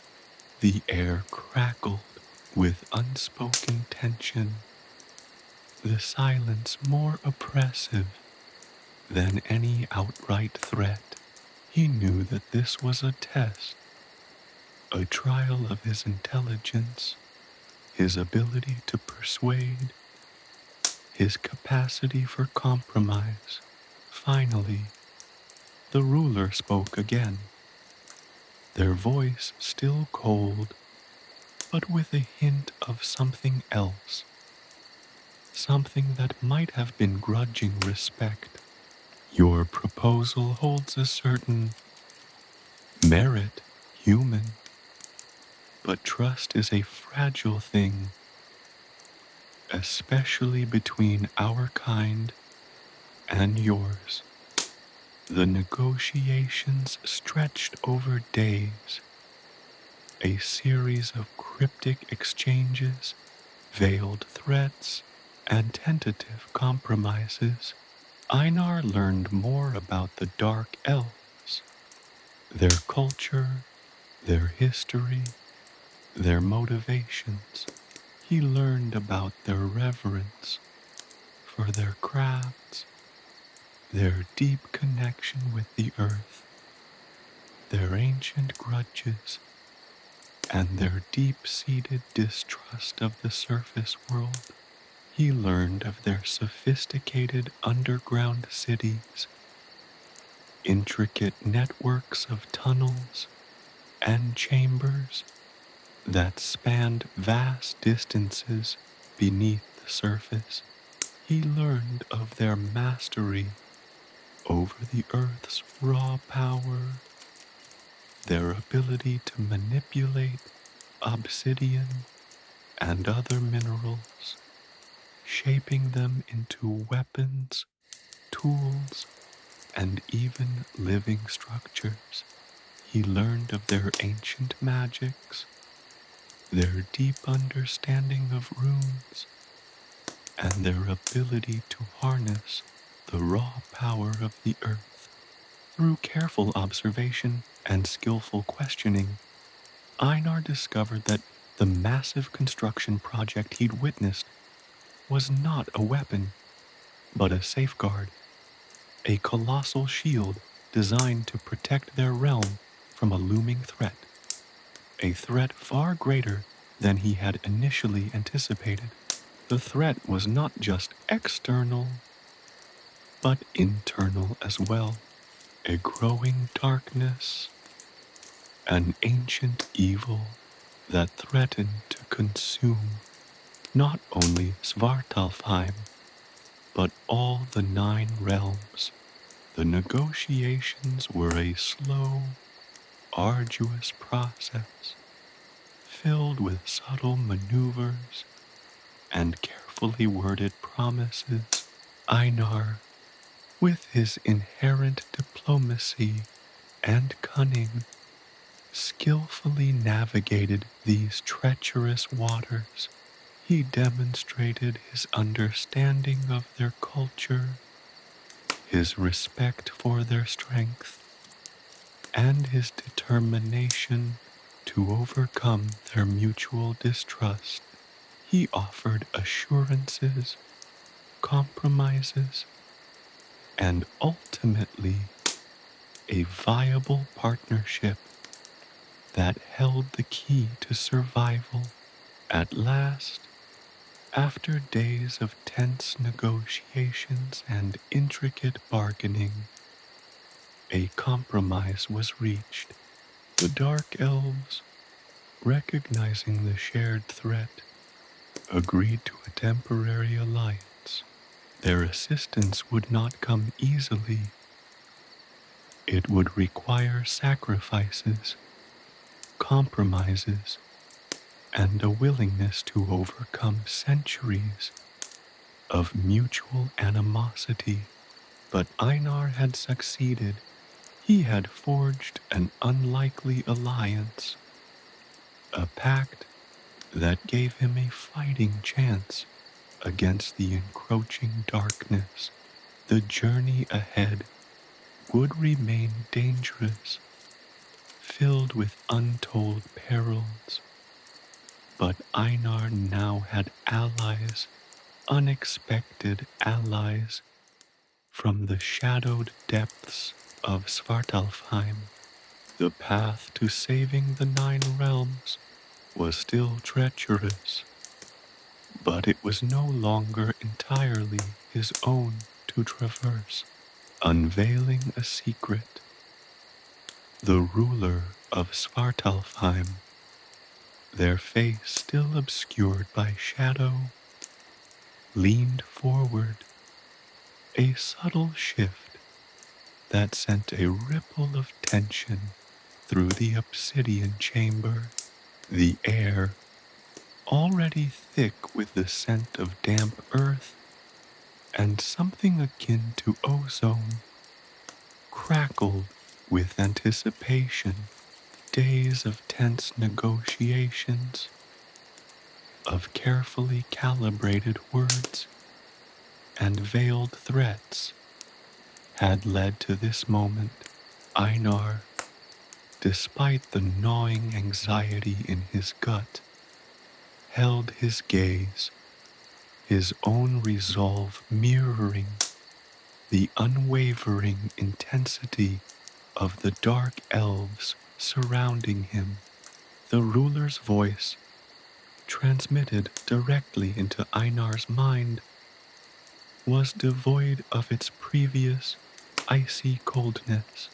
There was a resonance now, a depth that hinted at something ancient, something powerful.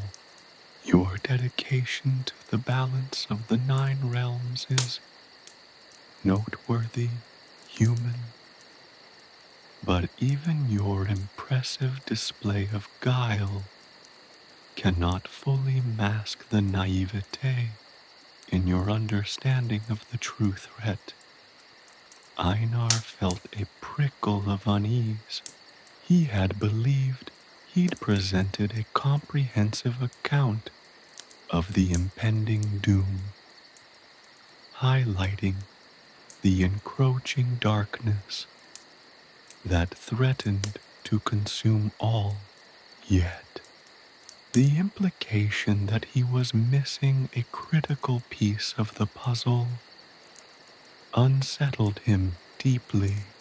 The ruler continued, their mental voice weaving a tapestry of images and sensations within Einar's mind.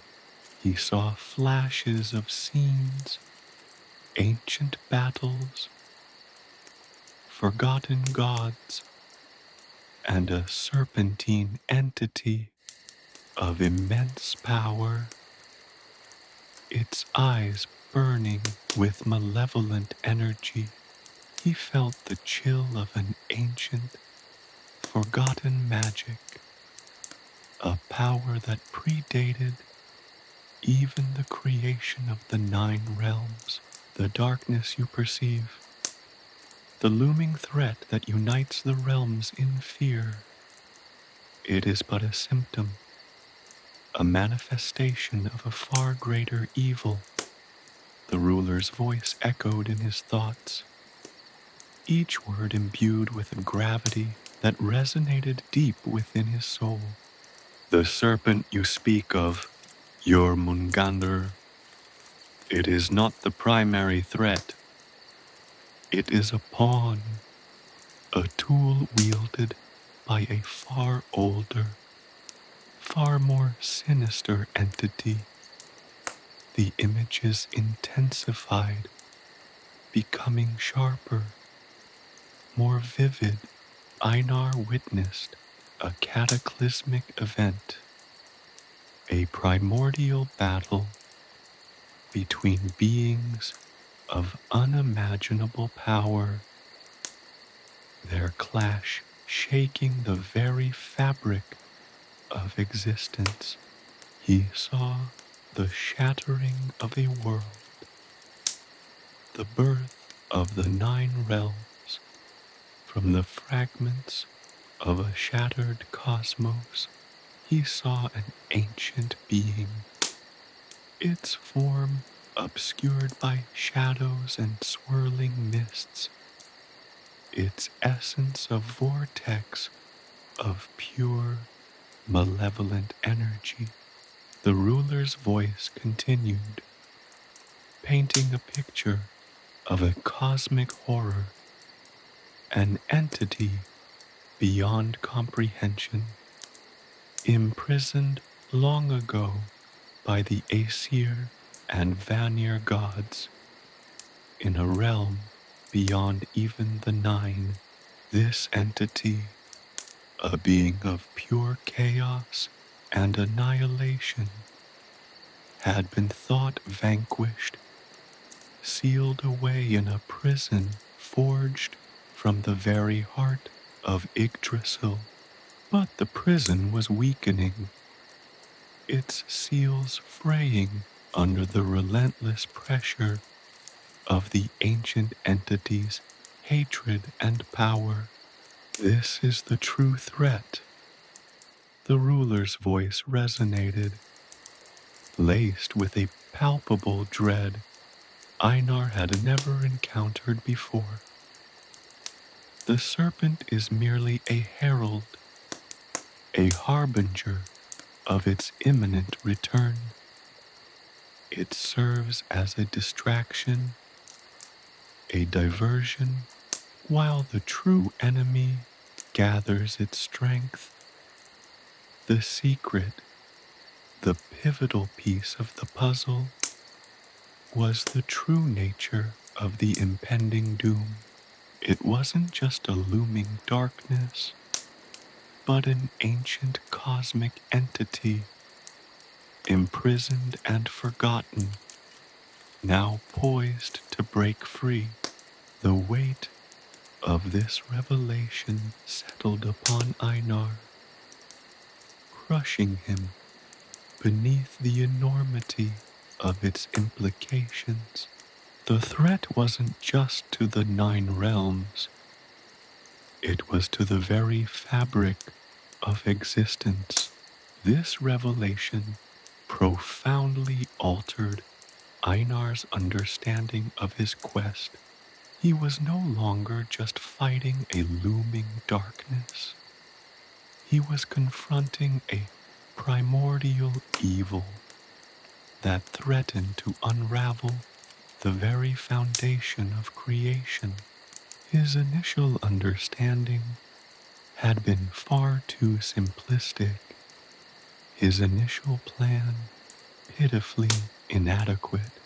This was a cosmic battle, a struggle against a force that dwarfed even the might of the Aesir. The Dark Elves, with their ancient knowledge and deep connection to the earth, held a unique perspective on this cosmic threat. They possessed artifacts and knowledge passed down through generations, fragments of the forgotten history of the Nine Realms and the ancient battle that created them. Their perspective offered Einar a new strategic advantage, a window into the enemy's vulnerabilities. The ruler, sensing Einar's absorption of this new understanding, added, "Your destiny, human, is intricately woven with the fate of this imprisoned entity. The prophecy you speak of, it speaks not only of the serpent, but also of the key to its prison." The implications were staggering. Einar's journey was no longer simply about preventing a war between the realms. It was about preventing the annihilation of existence. He wasn't just the chosen one. He was the last hope. A single human caught in the crosshairs of a cosmic conflict of unimaginable proportions. The ruler revealed a hidden passage within Svartalfheim, a path that led to a forgotten chamber beneath the city's heart, a chamber containing ancient runes and artifacts connected to the imprisoned entity. These held the key to understanding the prison's weaknesses, its vulnerabilities, perhaps even a way to reinforce it, or even, impossibly, to permanently seal away the ancient horror. The journey to this chamber was fraught with peril. The path was guarded by ancient guardians, beings of immense power, animated by the entity's own malevolent energy. The Dark Elves would provide guidance, support, and weaponry honed over millennia. They would assist in navigating the treacherous paths and confronting the guardians, leveraging their mastery of earth magic and ancient technologies.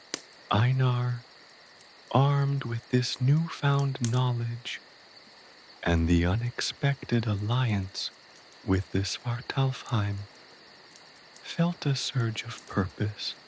The fear was still present, the weight of responsibility immense, but it was now tempered by a fierce determination. He knew the odds were stacked against him, that he was facing a foe beyond comprehension, but he was no longer alone.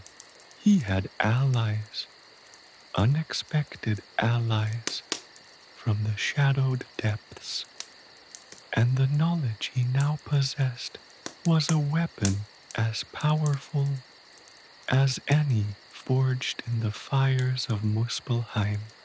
The journey was far from over. In fact, it was only just beginning. The true battle was yet to come, and its stakes were the very existence of the 9 realms, and perhaps even more. He had a map, a cryptic, dangerous map, leading towards a confrontation with an ancient evil, and he would follow it. Escape from Svartalfheim. The obsidian walls of the passage pulsed with a faint, rhythmic tremor, a subtle heartbeat of the earth itself, mirroring the frantic thumping in Einar's chest. He moved with the practiced silence of a shadow, his every step calculated, every breath measured. The dark elves, his unlikely allies, flanked him, their movements as fluid and silent as the very shadows themselves. They were a grim, determined band, their faces etched with the wisdom and weariness of centuries spent guarding the secrets of their subterranean realm. Their guide, a wizened elder named Alfhildr, her face obscured by a hooded cloak, communicated through a series of subtle gestures and almost imperceptible whispers. Her knowledge of the labyrinthine tunnels beneath Svartalfheim was encyclopedic, her sense of direction uncanny. Einar, despite his initial apprehension, felt a growing trust in their capabilities. He knew his own survival depended on their expertise. The air grew colder, the scent of earth giving way to a metallic tang that clung to the back of his throat. The rhythmic tremor intensified, becoming a low, guttural hum that resonated deep within his bones. Ahead, a faint luminescence shimmered through the cracks in the obsidian walls, hinting at the presence of something unusual. It was a beacon of hope in the oppressive darkness, a promise of escape. Suddenly, a guttural growl echoed through the tunnels, followed by the sound of heavy footsteps, their measured cadence suggesting a deliberate approach. The earth beneath their feet vibrated with the approaching presence, the air thickening with a palpable sense of dread. Alfhildr hissed a warning, gesturing for them to press onward. The pursuers were not ordinary Svartalfheim guards. These were creatures of nightmare, beings formed from the very essence of the earth, animated by the malevolent energy of the imprisoned entity. They were hulking monstrosities, their forms vaguely humanoid, yet grotesquely distorted, their skin a patchwork of obsidian and pulsating veins of molten rock, their eyes glowing embers of infernal fire, burned with a malevolence that chilled Einar to the very core.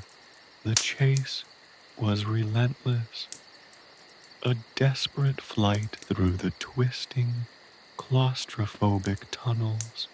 The dark elves, masters of their subterranean realm, used their knowledge of the tunnels to their advantage, their agility allowing them to weave through narrow passages and avoid the lumbering giants that pursued them.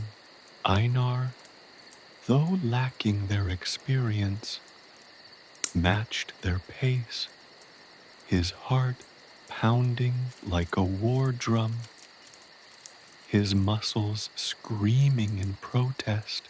At one point, they were forced to traverse a narrow chasm, leaping across a precarious bridge of shimmering obsidian. The bridge vibrated dangerously under their combined weight, the sound of cracking rock adding another layer to the cacophony of their desperate escape. Einar felt a cold sweat break out on his brow as the bridge swayed precariously beneath him, momentarily paralyzed by fear.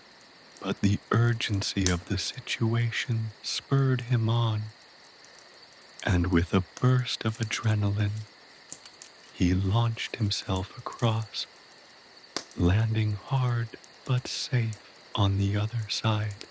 The pursuit intensified as they reached a cavern of enormous size. Gigantic, crystalline formations shot up from the earth, their surfaces shimmering with an inner light that illuminated the cavern in an eerie, otherworldly glow. The air crackled with energy, the very ground vibrating under the weight of the pursuing horrors. Alfilder pointed to a narrow fissure in the cavern wall, barely visible in the gloom. It was their only escape route. It was a desperate gamble, a path that led into the unknown. But it was their only chance of survival. They squeezed through the fissure, their bodies bruised and scraped by the rough rock, only to find themselves in another, even more treacherous passage. This one was far narrower, the rock walls close enough to touch.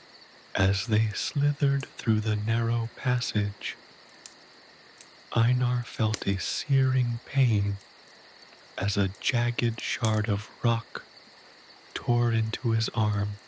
He gritted his teeth, fighting back the urge to cry out. He could not afford to slow down. The pursuit was still close behind. He felt the hot breath of the monstrous creatures on the back of his neck, their rage palpable. Finally, after what felt like an eternity, they reached the end of the passage. Before them lay a vast underground lake, its surface reflecting the eerie glow of the crystalline formations above. A small, rickety raft lay abandoned at the edge of the lake. It was their only hope of crossing, with Alfilder taking the lead. They climbed aboard the makeshift raft. The raft creaked and groaned under their weight, threatening to collapse at any moment. With careful, deliberate strokes, they pushed off from the shore, paddling with a grim determination across the vast, dark expanse of water. The monstrous pursuers, unable to follow them across the lake, unleashed their fury, their roars echoing off the cavern walls. The journey across the lake was fraught with danger. The waters were cold and treacherous, and the raft felt barely seaworthy. But with each stroke of their paddles, they pulled further away from the monstrous pursuers. The tension remained palpable. A single misstep could send them plummeting into the dark depths of the lake. Reaching the far side, they stumbled onto a hidden pathway, collapsing in exhaustion onto the damp earth. They had escaped the immediate threat, but the journey was far from over. Ahead lay more challenges, more dangers. The escape from Svartalfheim was a critical victory, but it was merely one step in their perilous quest to confront the ancient evil that threatened to consume the 9 realms. Einar felt the weight of his mission, the burden of saving all the realms, bearing down on his shoulders, but the adrenaline of the escape gave him a much-needed boost of courage. He knew, with renewed purpose, that he would continue fighting the good fight. The escape from Svartalfheim was just the beginning of his epic journey. He was alive, he was free, and he would not fail. Journey to Asgard. Emerging from the subterranean labyrinth, Einar and his companions found themselves not in the familiar gloom of Svartalfheim, but bathed in the soft, ethereal light of a twilight sky. The air, crisp and clean, carried the scent of pine and damp earth, a stark contrast to the metallic tang of the underworld. Before them stretched a vast expanse of rolling hills, cloaked in the deep green of ancient forests, punctuated by the silver gleam of cascading waterfalls. This was Midgard, the realm of mortals. But even here, the mystical aura of the 9 realms clung to the landscape, hinting at the magical forces that shaped this world. Their escape from Svartalfheim was only the first hurdle in their arduous journey to Asgard. Alfhildr, her face still obscured by her cloak, pointed towards a distant, shimmering peak, its summit lost in the swirling mists. Asgard, she whispered, her voice barely audible above the wind's mournful sigh. The path is long and perilous, but it is the only way. The journey began with a trek through the dense forest, the trees so ancient and colossal that their branches intertwined, forming a living canopy overhead. The path, barely visible beneath a carpet of moss and fallen leaves, wound its way through the dense undergrowth, leading them deeper into the heart of the woods. The air grew heavy with the scent of damp earth and decaying vegetation, and the silence was broken only by the rustling of leaves and the occasional call of a bird. As they ventured deeper, the forest began to change.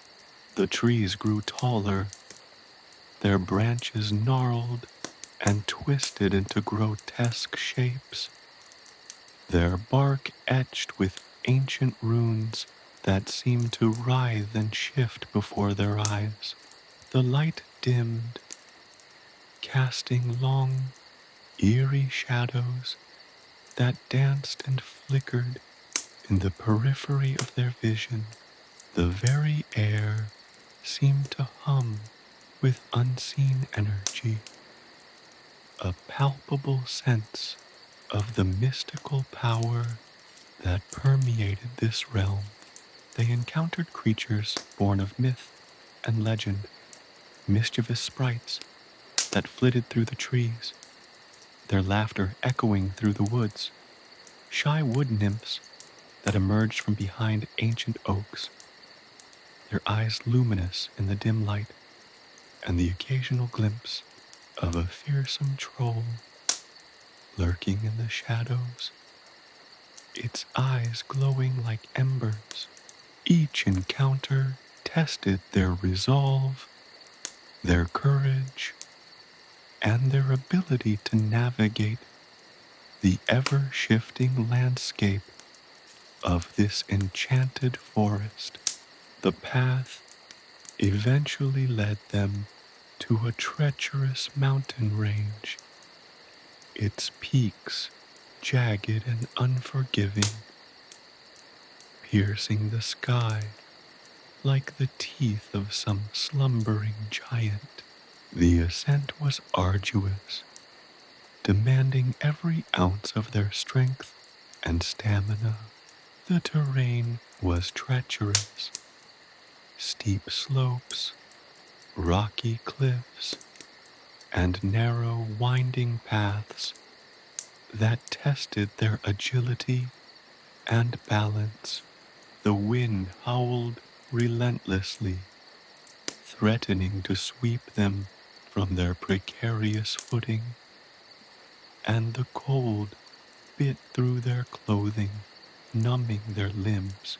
Einar, his body aching, his muscles burning, found himself pushing past his limits, his determination fueled by a deep-seated desire to reach Asgard. He felt the strength of his ancestors coursing through his veins, the spirit of his shield-maiden mother inspiring him to persevere. The dark elves, too, displayed incredible resilience, their centuries of experience in the dark depths of Svartalfheim having prepared them for the rigors of this demanding journey. As they climbed higher, the mystical forces of the realm became even more palpable. They witnessed strange and wondrous phenomena, shimmering waterfalls that seemed to defy gravity, clouds that shifted and morphed into fantastical shapes, and celestial lights that danced and shimmered in the twilight sky. The air crackled with energy, and the very ground seemed to hum with the mystical power that both invigorated and awed them. One particular challenge tested their abilities to the extreme. They encountered a magical bridge spanning a chasm that yawned before them, its depths shrouded in an impenetrable mist. The bridge was not made of stone or wood, but of pure energy, shimmering and pulsating with an ethereal glow. To cross, they had to navigate a complex series of runes carved into the surface of the bridge, each rune representing a trial of skill, courage, and wit. One rune required them to solve an ancient riddle, its answer hidden within the very fabric of the landscape. Another tested their agility, demanding precise movements and perfect balance. Yet another demanded courage, forcing them to confront their deepest fears and insecurities. Each rune was a test of their mettle, pushing them to their absolute limits, separating those with true resolve from those who would falter. Einar's knowledge of runes, from his initial encounter with the ash tree, proved invaluable, guiding the group to successfully overcome each trial. Finally, after overcoming countless challenges, they reached the summit of the mountain. Before them lay a breathtaking vista. Asgard, the home of the Aesir gods, bathed in the golden light of the setting sun. The city shone with an otherworldly brilliance, its towers and ramparts crafted from shimmering gold and celestial materials. The Bifrost, the rainbow bridge, arched majestically across the heavens, connecting Asgard to the other realms. The sight filled Einar with awe and wonder, a mixture of fear and exhilaration.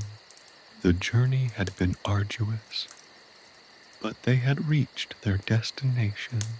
The trials of the journey had been harsh, but they had strengthened his resolve, shaping him into the hero he was destined to be. He knew that the trials in Asgard itself would be even greater, but he was ready. He was prepared. He was Einar, son of a shield-maiden, and he would not fail. Meeting the gods, the gates of Asgard shimmered, less like gates of a city, and more like a gateway between realities. A kaleidoscope of colors pulsed within the golden framework, hinting at the celestial energies that held the realm together. As Einar and his companions approached, a figure emerged from the swirling light, tall and imposing, clad in armor that seemed to be woven from starlight. This was Heimdall, the vigilant guardian of Asgard. His eyes, sharp as hawk's eyes, assessing them with an intensity that sent a shiver down Einar's spine. You seek audience with the Aesir? Heimdall's voice boomed, resonating with the power of 1,000 thunderstorms. Your journey has been long and perilous. Tell me, what brings you to the halls of the gods? Einar, despite the weight of Heimdall's gaze, stood tall. We seek the aid of Odin, he replied, his voice firm despite the tremor in his heart. Svartalfheim threatens Midgard, and only the power of Asgard can stand against it. Heimdall nodded slowly, his gaze unwavering. Odin's wisdom is not easily sought, nor is his aid freely given. You must prove your worth your courage, your strength. Only then will you stand before him. With a wave of his hand, the gates swung open, revealing the magnificence of Asgard.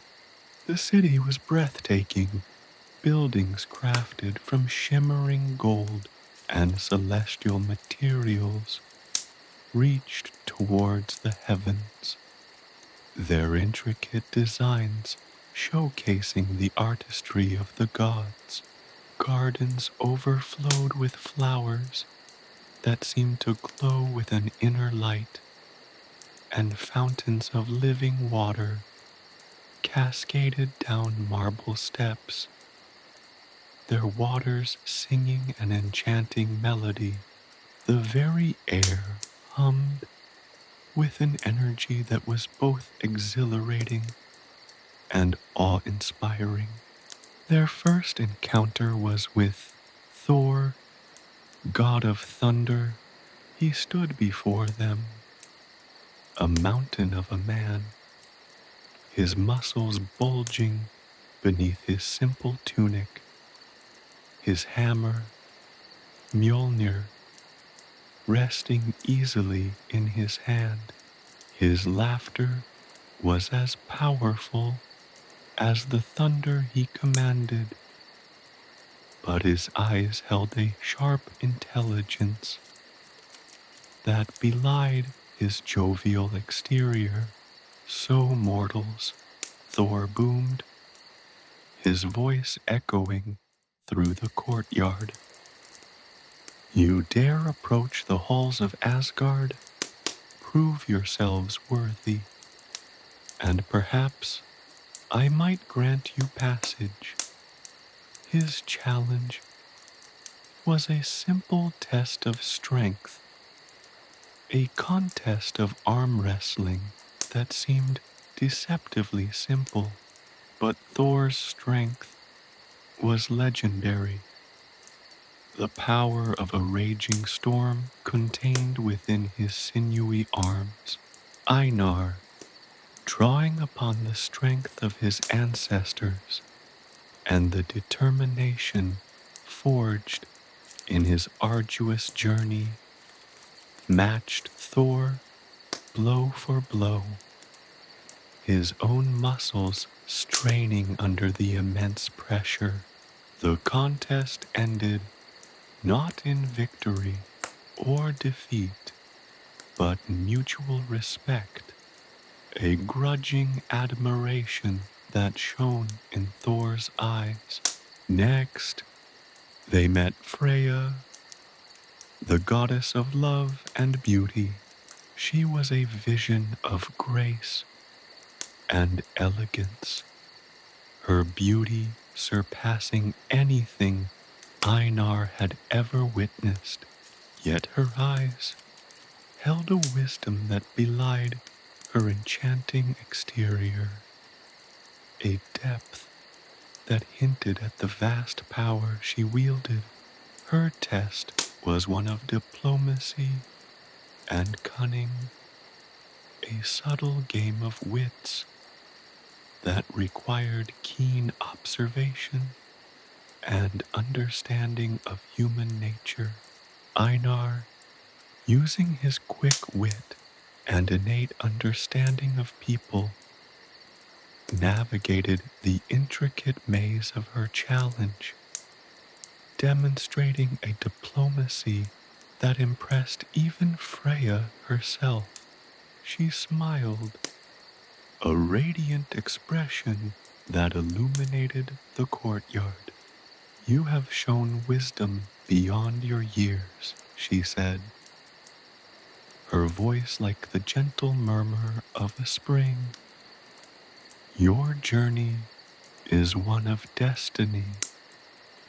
Their meeting with Odin, the All-Father, was the culmination of their trials. He sat upon his throne, an imposing figure, his single eye piercing Einar's soul. He didn't speak of tests, of strength or wit, but instead of prophecies and destinies, of the intricate tapestry of fate that connected all the realms. He spoke of the impending doom, the threat posed by Svartalfheim, and the critical role Einar was destined to play in the coming conflict. Odin's wisdom was overwhelming, a torrent of knowledge that threatened to break Einar's mind. But Einar listened, his spirit absorbing the weight of the All-Father's words. This audience was less a test and more a confirmation. Odin saw in Einar not just courage and strength, but a spirit of unwavering determination, a commitment to justice and the well-being of the realms. It was this innate goodness, this unwavering dedication to what is right, that earned Einar not just Odin's blessing, but his full support.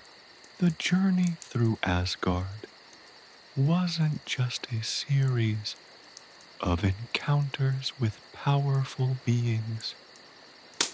It was a lesson in the complexity of the gods themselves. They were not merely powerful beings, but personalities, each with their own flaws and strengths, their own motivations and desires. Thor, though powerful, was also impulsive and somewhat childlike in his enthusiasm for a good challenge. Freya, though beautiful and alluring, possessed a sharp intellect and an unwavering sense of justice. Odin, wise and all-knowing, was also deeply burdened by the weight of his responsibilities, the knowledge of all that was and all that would be. Each interaction deepened Einar's understanding of the world and his own place within it. He learned that the gods were not infallible, that their powers were bounded by the laws of fate and the complexities of human nature. He learned that even gods faced difficult choices, that their decisions had consequences that rippled throughout the 9 realms. Leaving Odin's presence, Einar carried not just the blessing of the gods, but also a profound understanding of the challenges that lay ahead. The fight against Svartalfheim would not be easy. It would demand not just strength and courage, but wisdom and compassion, a careful balance between the raw power of the gods and the subtle complexities of human nature. But Einar, tested and tempered by his trials, was ready to face whatever challenges the future held. The weight of the 9 realms rested upon his shoulders, but he carried it with the unwavering confidence of a hero, ready to confront his destiny. He knew that the journey was far from over, but he stepped forward with renewed purpose, ready to face the trials that lay ahead, armed not just with his own strength and courage, but with the blessing and guidance of the Aesir themselves. The fate of Midgard, and perhaps all the 9 realms, rested upon his shoulders, a burden he carried with quiet determination and a newly found understanding of the intricate tapestry of fate that bound the cosmos together. Trials of strength and wisdom. The air crackled with anticipation as Einar stood before Odin, the All-Father. The throne room, vast and echoing, was less a hall of power and more a repository of ages past. Runes glowed faintly on the walls, telling silent stories of creation and destruction, of victories and defeats, etched into the very fabric of Asgard. Odin, a figure carved from shadows and starlight, observed him with his single, piercing eye, a gaze that seemed to penetrate to the very core of Einar's being. You have proven yourself worthy in the eyes of Thor and Freya. Odin's voice resonated, deep and resonant as the groaning of ancient icebergs. But the path to true strength is not paved with mere physical prowess or cunning wit. The greatest battles are fought within the mind, the spirit, the very soul. The first trial was not of muscle or intellect, but of endurance. Odin led Einar to a chamber of swirling mists, where echoes of forgotten battles whispered on the wind. Within this ethereal realm, Einar was challenged to endure the weight of 1,000 lifetimes, to confront the ghosts of his past, his fears, and his doubts. Phantasmal figures rose from the mists, visions of fallen comrades, whispers of potential failures, the chilling specter of his own mortality. Each wraith was a manifestation of his deepest insecurities, a test of his mental fortitude. He wrestled not with physical foes, but with the crippling weight of self-doubt, the fear of inadequacy. The mists clawed at his mind, attempting to drown him in despair. But Einar held firm. He drew strength from the memories of his fallen comrades, their sacrifices fueling his resolve. He recalled the unwavering support of his friends, their belief in him bolstering his courage. He fought each phantom with the weapons of his spirit, his memories, his hopes, his unwavering belief in justice. He saw the faces of the people of Midgard, their plight a constant reminder of the responsibility he carried. He visualized the warmth of his mother's embrace, the strength of his father's legacy.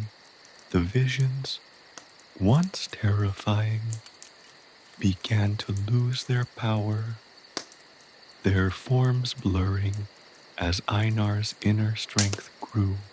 The mists thinned, revealing a path forward, a path forged from his own unwavering spirit.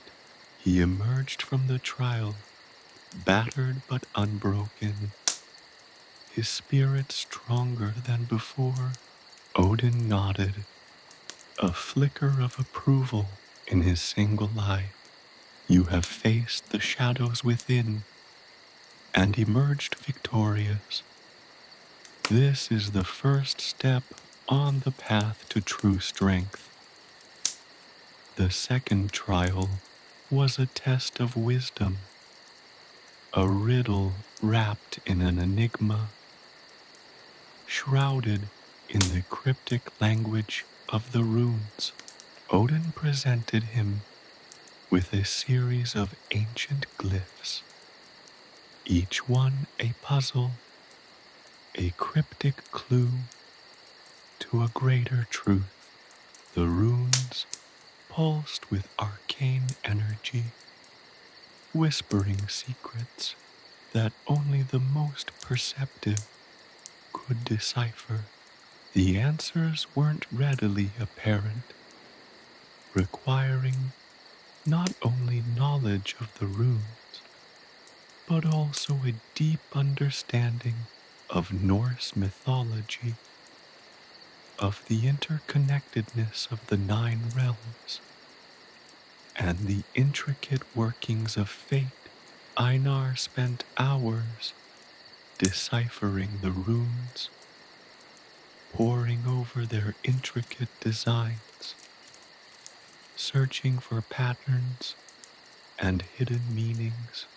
He considered the legends of the Aesir and Vanir gods, recalled the stories of heroes and monsters, of battles and betrayals, of creation and destruction. He consulted the wisdom of the ancient texts, interpreting the prophecies and cryptic verses, the symbolic meanings hidden within each glyph. He drew connections between seemingly unrelated events, piecing together the fragmented narrative, building a picture of the larger truth. He found himself contemplating the cycles of life, death, and rebirth, the ebb and flow of existence, the delicate balance of the cosmos. The runes became a mirror reflecting his own understanding, testing his ability to synthesize information and discern the hidden patterns underlying the seemingly chaotic tapestry of existence. Finally, after days of intense contemplation, Einar arrived at the solution, his mind illuminated by a sudden flash of insight. The glyphs revealed a prophecy, a warning of an impending catastrophe, a threat to the very fabric of reality. He understood the nature of the impending threat and how to counter it. Odin smiled, a rare and almost imperceptible expression that spoke volumes. You have pierced the veil of illusion and seen the truth behind the enigma, Odin stated. This is the mark of a true leader, one capable of discerning the subtleties of fate and wielding that wisdom to guide his people. The final trial was one of courage. Odin led Einar to the Bifrost, the rainbow bridge that connected Asgard to Midgard. At the edge of the bridge, he encountered Surtur, the fire giant, a creature of immense power and destructive potential. Surtur was a being of pure, chaotic energy, an embodiment of the forces of annihilation, his very presence radiating heat and destruction. Odin did not ask Einar to defeat Surtur, but to face him, to stand before the embodiment of ultimate destruction without flinching, without fear. This was a test not of physical strength, but of unwavering courage, the fortitude to face one's own mortality, to stare into the abyss without being consumed. Einar stood before Surtur, the fire giant's gaze burning into him. But he did not waver. He felt the heat of the flames, the destructive potential, but he did not flinch. He was reminded of his purpose, his commitment to Midgard. He had not come this far simply to surrender. He stood tall, facing the creature that threatened not just Asgard, but all the 9 realms.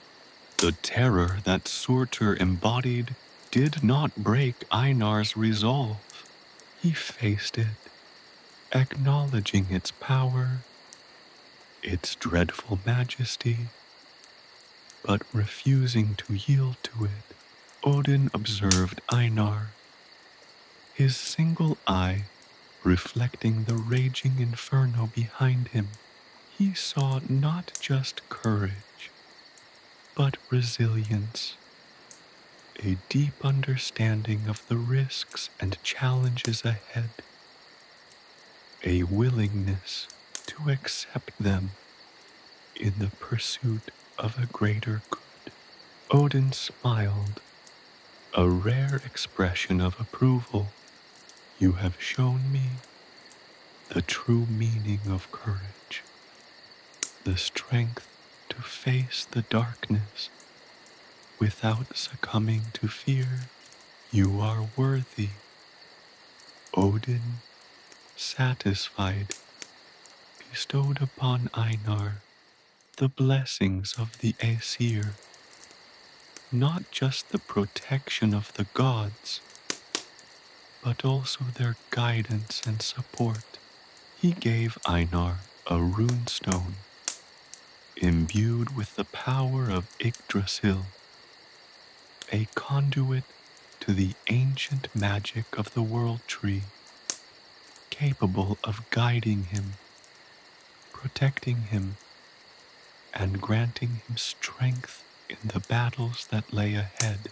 Einar left Asgard, not as a mere mortal, but as a champion, ready to face any challenge and to emerge victorious. The trials had not only tested his strength and wisdom, but had forged him into a hero, prepared to face the threat from Svartalfheim and defend the 9 realms. He carried with him the weight of the world, not in fear or trepidation, but with the unwavering confidence of one who had faced the gods and proven his worth. The journey was far from over, but he was ready. Odin's favor. The weight of Odin's gaze was palpable, a pressure that settled deep in Einar's bones, a silent acknowledgement of the trials yet to come. The All-Father's single eye, like a star burning through the darkness, seemed to penetrate the very fabric of his being, judging, assessing, and ultimately deciding. The air in the throne room hummed with unspoken power, the very runes on the walls resonating with the ancient whispers of forgotten ages. It was a far cry from the boisterous hall of Thor or the fragrant garden of Freya. This was the heart of Asgard, a place of profound wisdom and immeasurable power, a place where the weight of creation itself seemed to press down upon the shoulders of those who dared to enter. Odin's silence stretched, an eternity condensed into a single, pregnant moment. The air itself seemed to hold its breath, waiting for the verdict, the judgment of the All-Father. Then, slowly, the god spoke, his voice a low rumble, like distant thunder echoing through the vast chamber. You have shown courage, Einar, son of a shield-maiden. You have faced the specters of your past and the enigmatic whispers of the runes. You have stood before Surtur, the embodiment of annihilation, and did not flinch.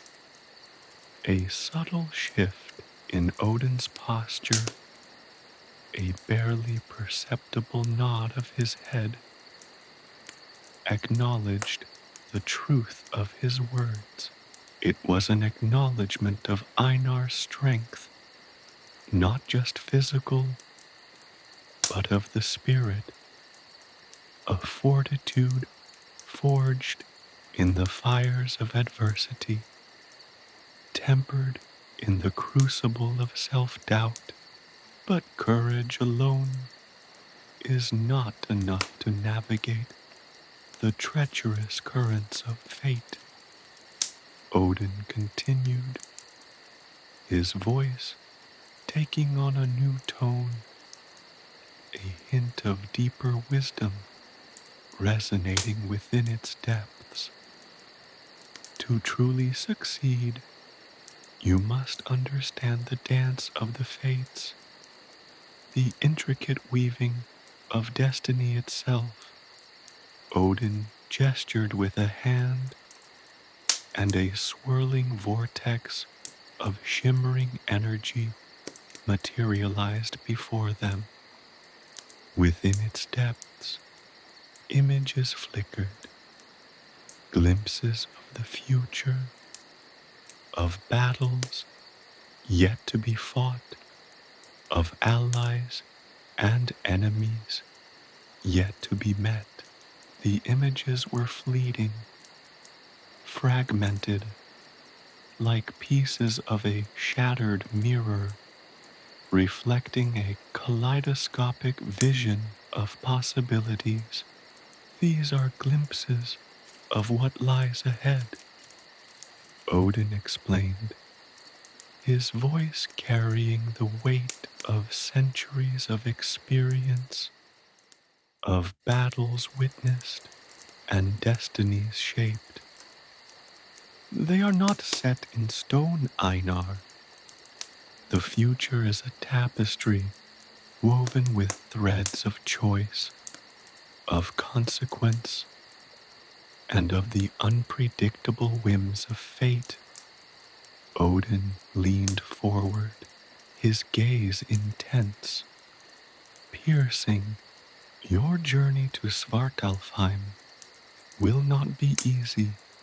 The forces of darkness are formidable, their machinations subtle and insidious. You will face challenges that will test your resolve, your courage, and your very soul. He paused, allowing his words to sink in. their weight heavy with the gravity of the impending threat. But you are not alone, Einar. The Aesir watch over Midgard, and I, Odin, will guide your steps. My favor is not merely a blessing, but a promise of support, a pledge of my assistance. He extended a hand, offering Einar a small, intricately carved runestone, its surface pulsing with a gentle inner light. This stone is imbued with the power of Yggdrasil, the world tree itself. It is a conduit to the ancient magic that flows through the 9 realms. It will protect you, guide you, and strengthen you in your darkest hour.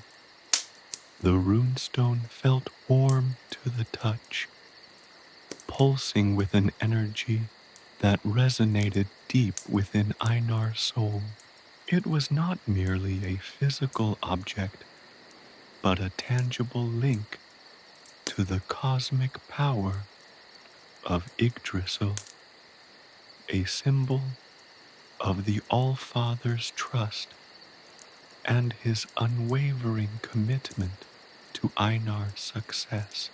It felt like a weight and a responsibility, but also a source of immense strength, a beacon of hope in the face of looming darkness.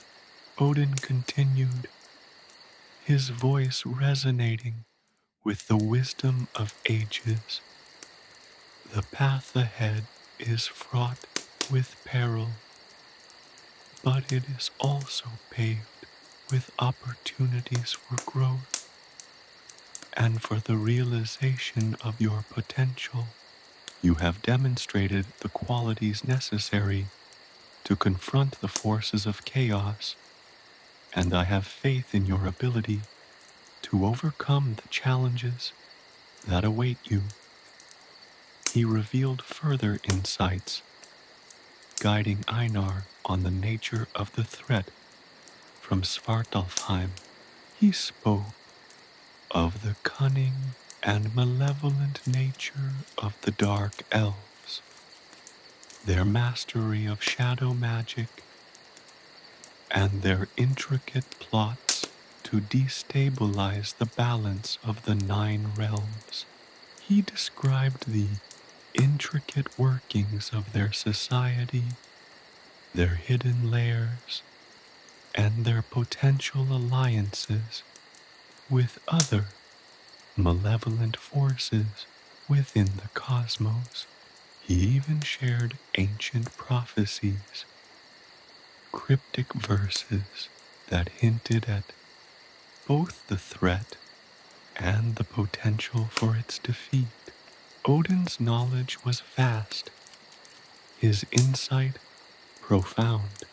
He revealed the vulnerabilities of the Dark Elves, their reliance on specific rituals and artifacts for their power.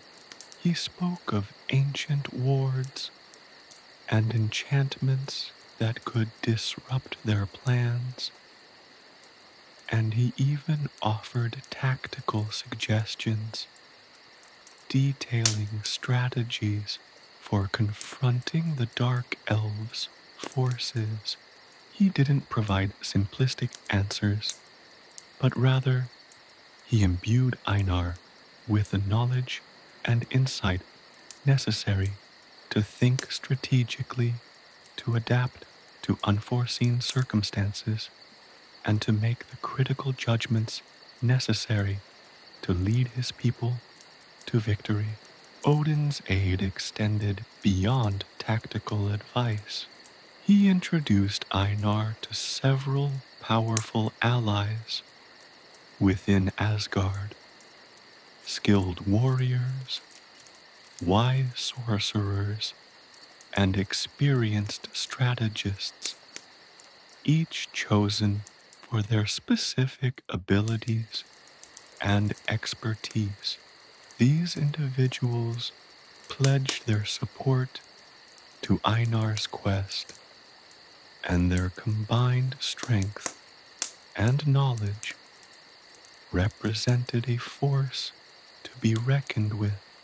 They were not merely passive allies, but active participants, each contributing their talents to the overall strategy, forging a plan that combined brute force, cunning tactics, and ancient magic.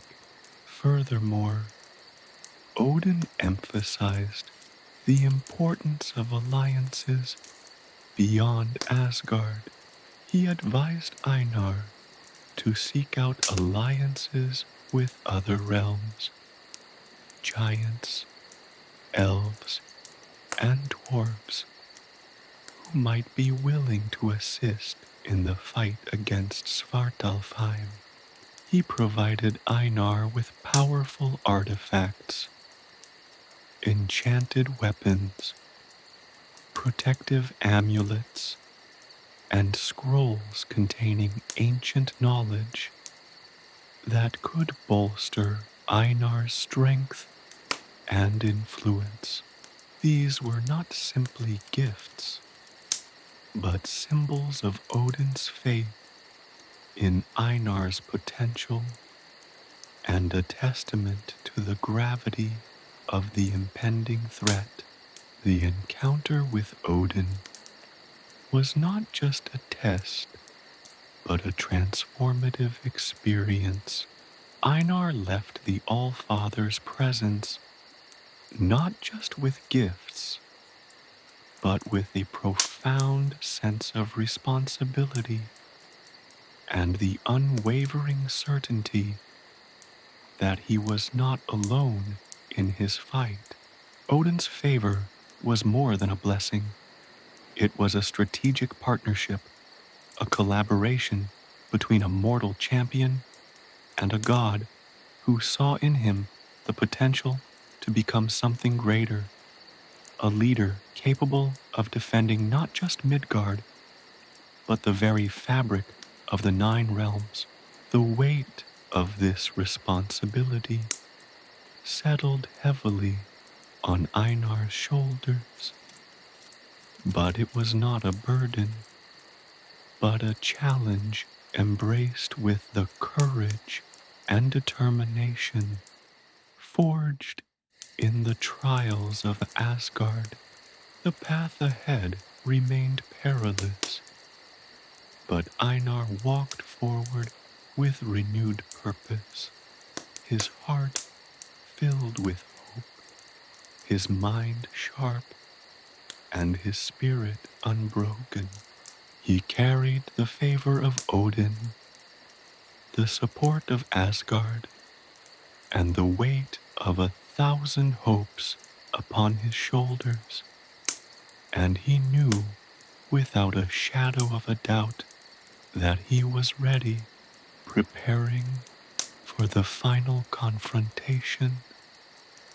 The weight of Odin's blessing settled upon Einar's shoulders, not as a crushing burden, but as a tangible reinforcement of his resolve. The runestone, warm against his chest, pulsed with a faint, rhythmic light, a constant reminder of the All-Father's unwavering support. He left the throne room, the echoing silence of the hallowed hall replaced by the bustling energy of Asgard's vibrant streets. The air thrummed with the anticipation of the coming conflict, a palpable tension that hummed beneath the surface of daily life. His first task was to assemble his allies. Odin had already introduced him to several key figures, each a pillar of strength within Asgard. There was Brunhilde, a Valkyrie of unmatched skill and unwavering loyalty, her eyes gleaming with a fierce determination that mirrored Einar's own. Her knowledge of battle tactics and her proficiency in wielding her spear were legendary throughout the 9 realms. She promised her unwavering support, pledging her life and her skills to Einar's cause. Her presence alone instilled confidence in those around her.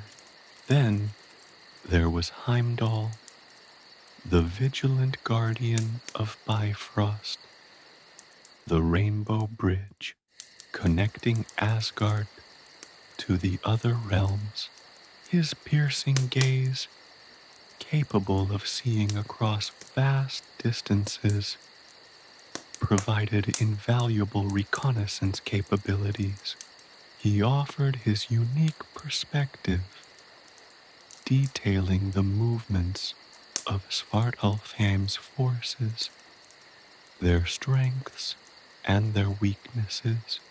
His insight into their clandestine activities and alliances proved to be invaluable in shaping Einar's strategy.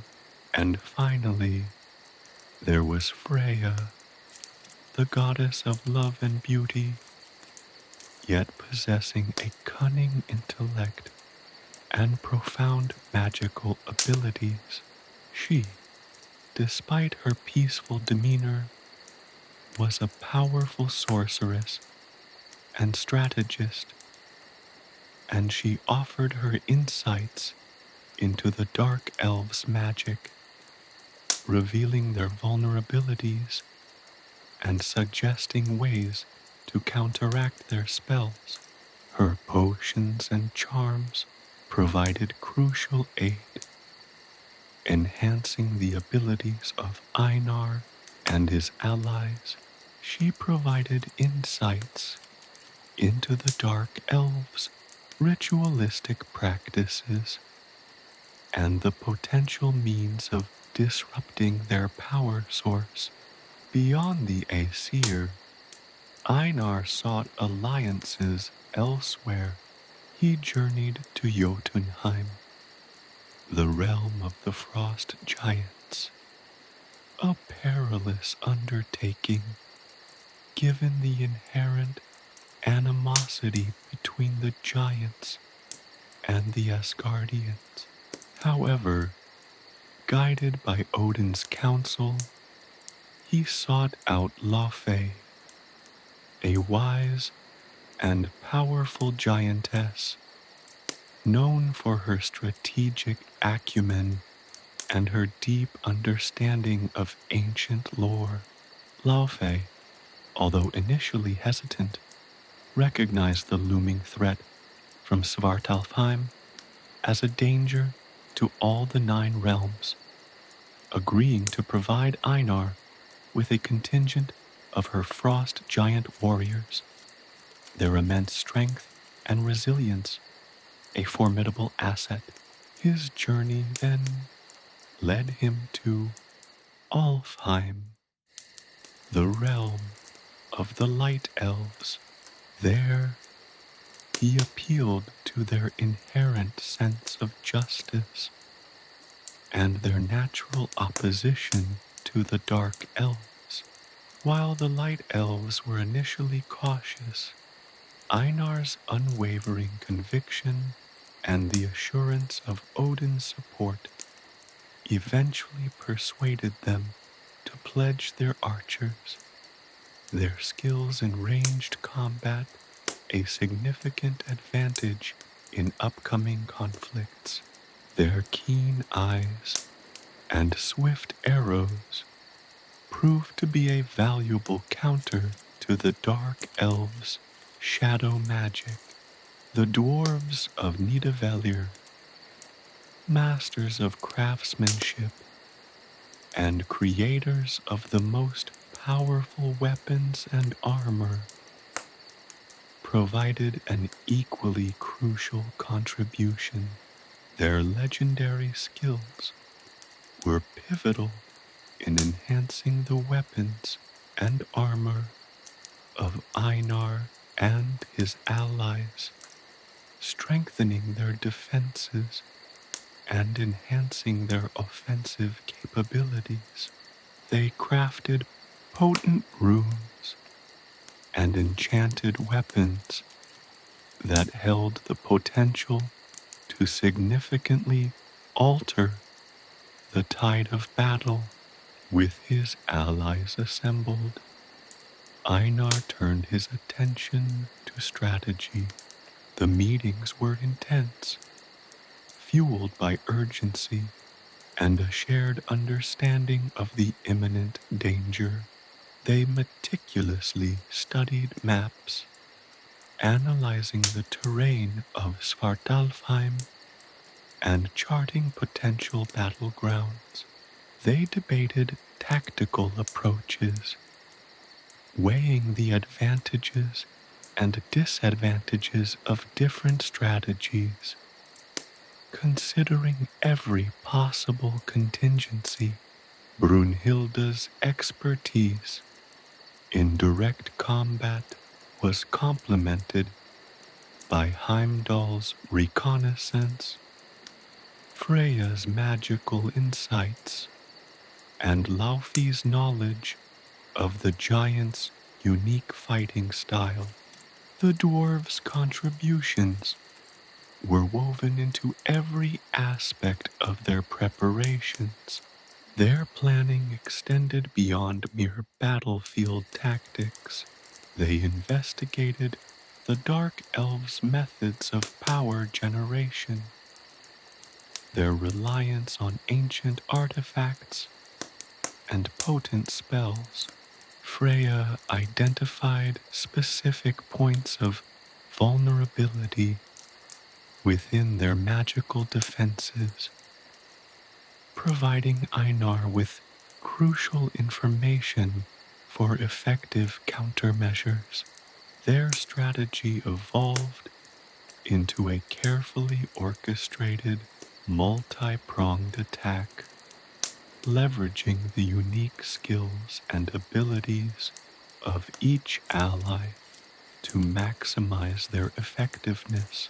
Einar, with his innate leadership qualities honed through his trials in Asgard, directed the strategy and coordination of the diverse forces, uniting his allies under a shared purpose and fostering a profound camaraderie that transcended the natural differences and historical tensions between their realms.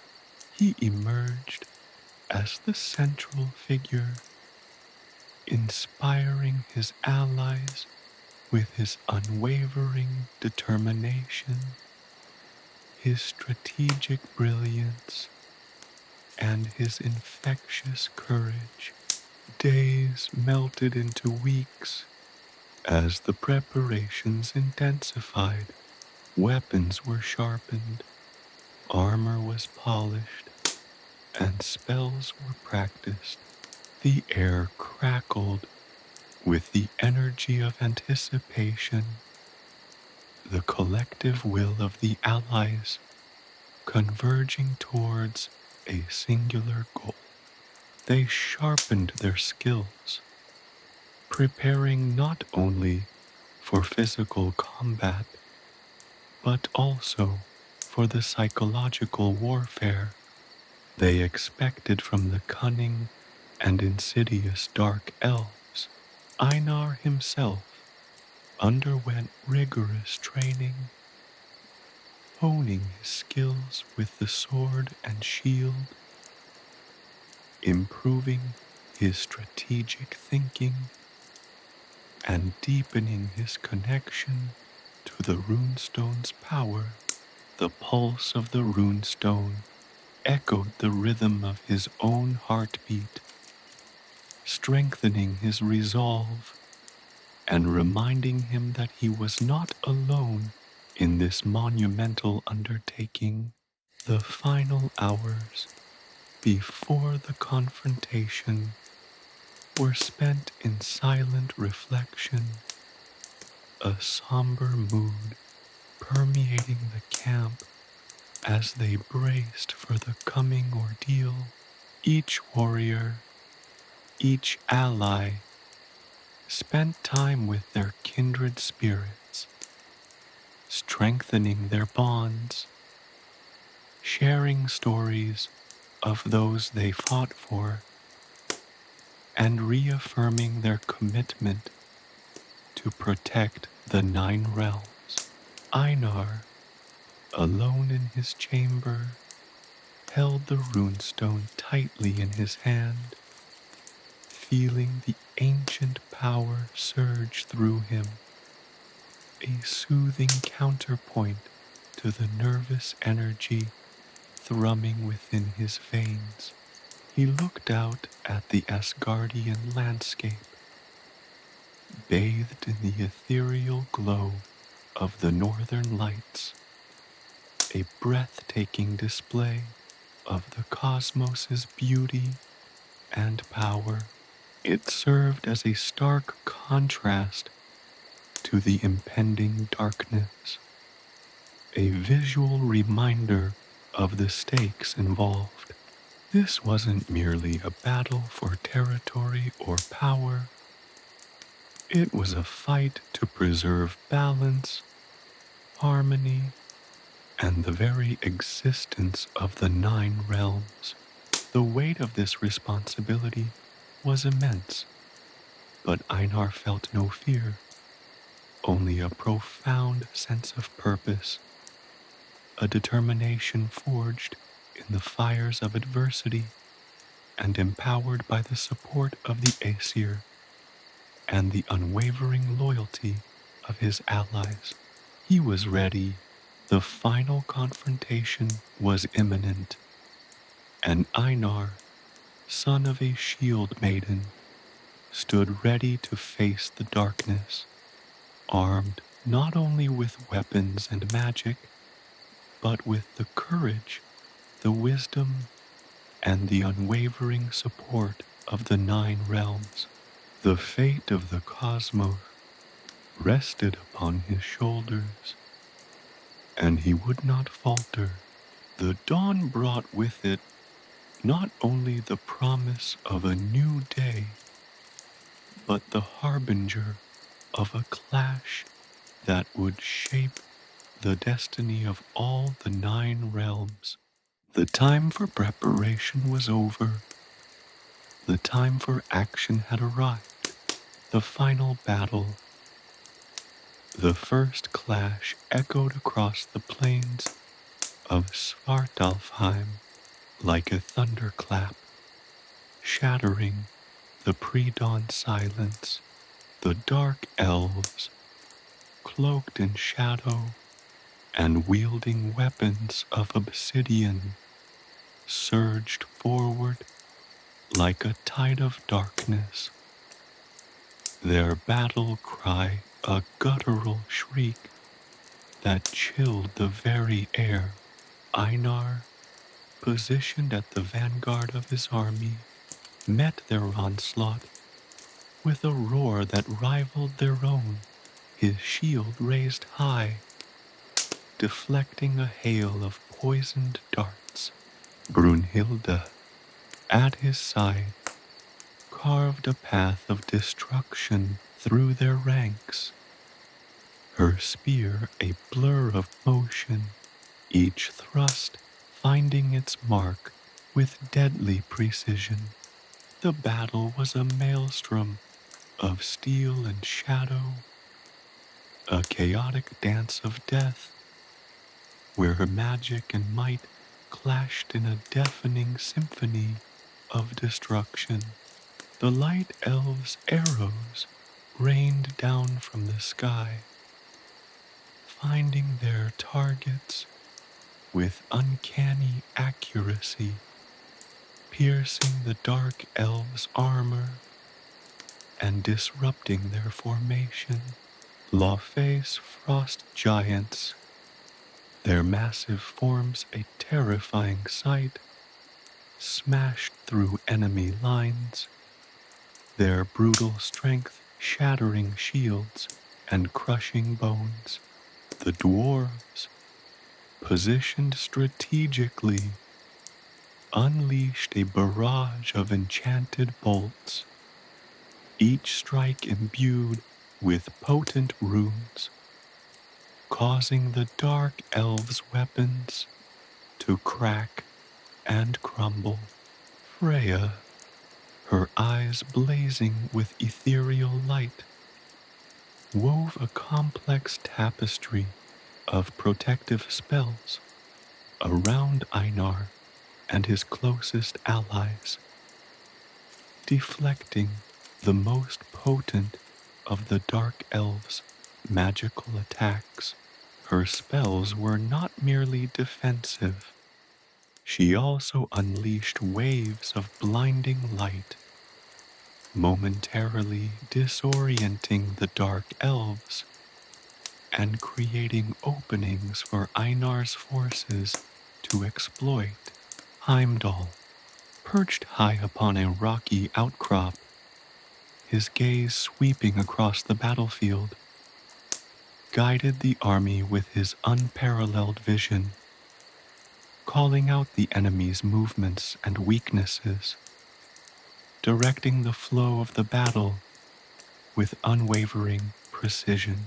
Einar himself was a whirlwind of motion, his sword singing a deadly song as he cut down his foes. He moved with a grace born of years of training, his every move calculated, his every strike precise.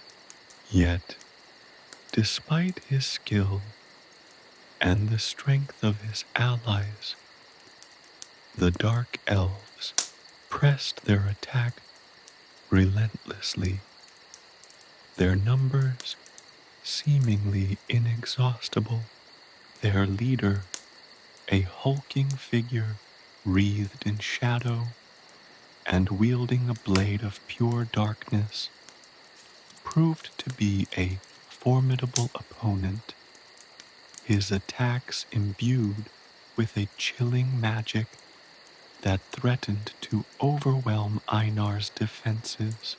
The battle raged for hours, a brutal dance of attrition where both sides suffered heavy losses. The ground became littered with the fallen, a grim testament to the ferocity of the conflict. Einar, despite his exhaustion, fought on, drawing strength from the runestone's pulsing warmth against his chest and the unwavering loyalty of his allies. He rallied his troops time and again, his voice ringing out above the din of battle, his words a beacon of hope amidst the chaos. At one point, a particularly vicious attack threatened to overwhelm Einar's left flank.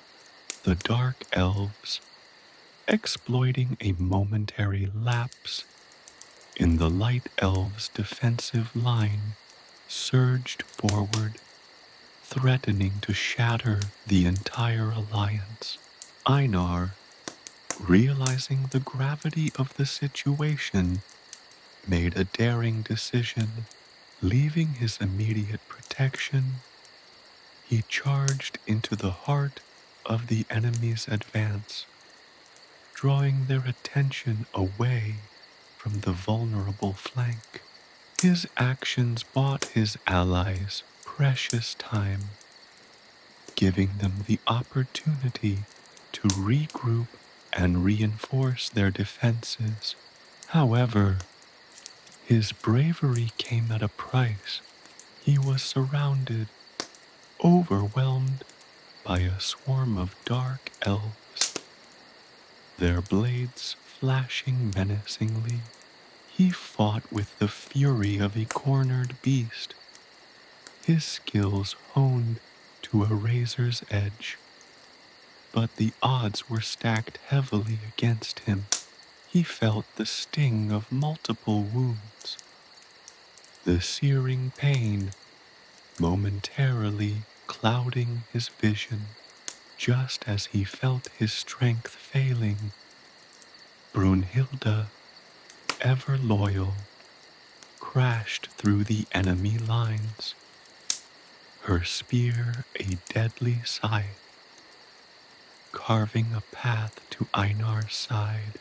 Together, they fought their way out, back to the heart of the battle, their combined might turning the tide. The dark elf leader, seeing the resilience of Einar and his allies, grew increasingly desperate. He unleashed his most powerful spell, a wave of shadow magic that threatened to engulf the entire battlefield. It was Freya who countered this attack, her own magic exploding outwards in a dazzling display of light and power. The two magical forces clashed, creating a blinding explosion that shook the very ground. When the light settled, the dark elf leader was significantly weakened, his power drained, his aura of invincibility shattered. Seeing their leader's vulnerability, the dark elves faltered, their morale already shaken by the relentless assault, crumbled. The tide of the battle shifted decisively, and Einar's forces pressed their advantage. One by one, the dark elves fell, their resistance broken. The final moments of the battle were a swift and decisive rout. The dark elves, their numbers dwindling and their leader defeated, were forced to retreat into the shadows of their realm. Their power significantly diminished. Silence fell upon the battlefield, a heavy, pregnant silence, broken only by the cries of the wounded and the mournful wind whistling through the ravaged landscape. The victory had been hard won, purchased at a significant cost.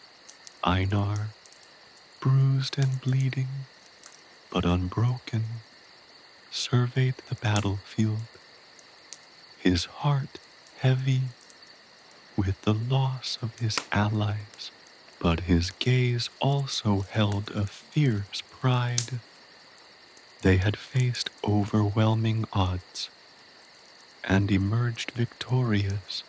The fate of the 9 realms had been sealed, not by brute force alone, but by the courage, the skill, and the unwavering unity of those who had stood against the darkness. The victory was theirs, and with it came the promise of a future where the light would once again shine upon all the realms. The song of Yggdrasil, once a distant echo, now resonated through the hearts of the victors, a triumphant hymn to their survival and a promise of a brighter tomorrow. The battle was over, but the journey, the forging of a new era, for the 9 realms had only just begun. Confronting the antagonist, the air crackled with an unnatural energy, a tangible weight pressing down on Einar as he faced the antagonist. He stood silhouetted against the bruised twilight sky, a figure of immense power, radiating an aura of chilling malevolence. This was not merely a warrior, but a being of immense, ancient power, his very presence twisting the land, warping the very fabric of reality. His name, whispered only in hushed tones amongst the elder gods, was Malkor, the Shadowbinder. Malkor was a creature of nightmare, forged from the darkest corners of the void between realms. He was tall and gaunt, his skin the color of polished obsidian, reflecting the dying light in shimmering, unsettling patterns. His eyes, burning with an inner fire that seemed to consume any light that dared to approach them, held an ancient, knowing sorrow that contrasted sharply with the cruel set of his jaw.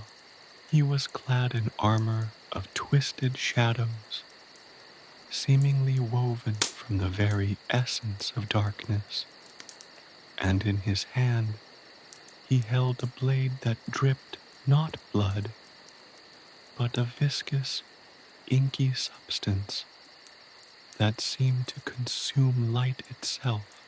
Einar, son of a shield-maiden, Malkor's voice echoed, a reverberation that shook the very bones of those who heard it. It was a voice that carried the weight of centuries, the despair of fallen worlds, the chilling whisper of oblivion. You stand before me, a mere mortal, challenging the inevitable. Einar, though weary from the previous battle, stood firm. The runestone pulsed warmly against his chest, a source of strength and unwavering resolve. He had seen the devastation Malkor had wrought, the worlds he had plunged into chaos, the countless lives he had extinguished. He knew the stakes were high. Not just the fate of the 9 realms hung in the balance, but the very essence of existence itself. The inevitable, Einar countered, his voice ringing out clear and strong, despite the tremor of fear that ran through him. He held his sword aloft, its polished surface reflecting Malkor's shadow-clad form. The inevitable is not predetermined. It is forged in the crucible of struggle, in the fires of defiance. And I defy you, Malkor. Malkor laughed, a sound that was as chilling as the breath of a winter storm. Defiance? You speak of defiance against the natural order, against the inevitable decay of all things. Your light elves, your dwarves, your giants, they are but fleeting sparks against the overwhelming darkness. I am the night, the unending void, and you are but a flickering candle. A candle can ignite a wildfire, Einar retorted, his gaze unwavering, and I shall use this wildfire to burn your darkness to ash. The battle that followed was unlike any Einar had ever witnessed. It was not a clash of brute force, but a clash of wills, a battle between light and shadow, order and chaos. Malkor's attacks were subtle, insidious, weaving illusions and manipulating the very fabric of reality. He summoned shadows to ensnare Einar, twisting the earth to trap him and unleashing waves of chilling darkness that threatened to extinguish the very light within him. Einar, however, fought not only with his sword, but with his heart. He fought for the memory of those he had lost, for the future of the 9 realms, for the simple hope of a dawn that would never be extinguished. He drew upon the strength of the runestone, feeling the surge of ancient power flowing through him, enhancing his senses, sharpening his reflexes, and fueling his unwavering resolve. He danced with Malkor's shadows, dodging illusions and deflecting his attacks with a grace that belied his exhaustion. He fought with a desperate ferocity, knowing that every strike, every parry, every defensive maneuver was a step closer to victory or defeat. At one point, Malkor unleashed a powerful spell, attempting to drain the life from Einar. The shadow magic surged towards him, an icy tendril that reached out to consume his very essence. But Einar, summoning every ounce of strength within him, channeled the power of the runestone, deflecting the attack and sending a shock wave of retaliatory energy back towards Malkor. The shock wave caught Malkor off guard. For the first time, the Shadowbinder staggered. His form flickered, the illusion of his powerful self momentarily broken. It was a fleeting moment, but a pivotal one.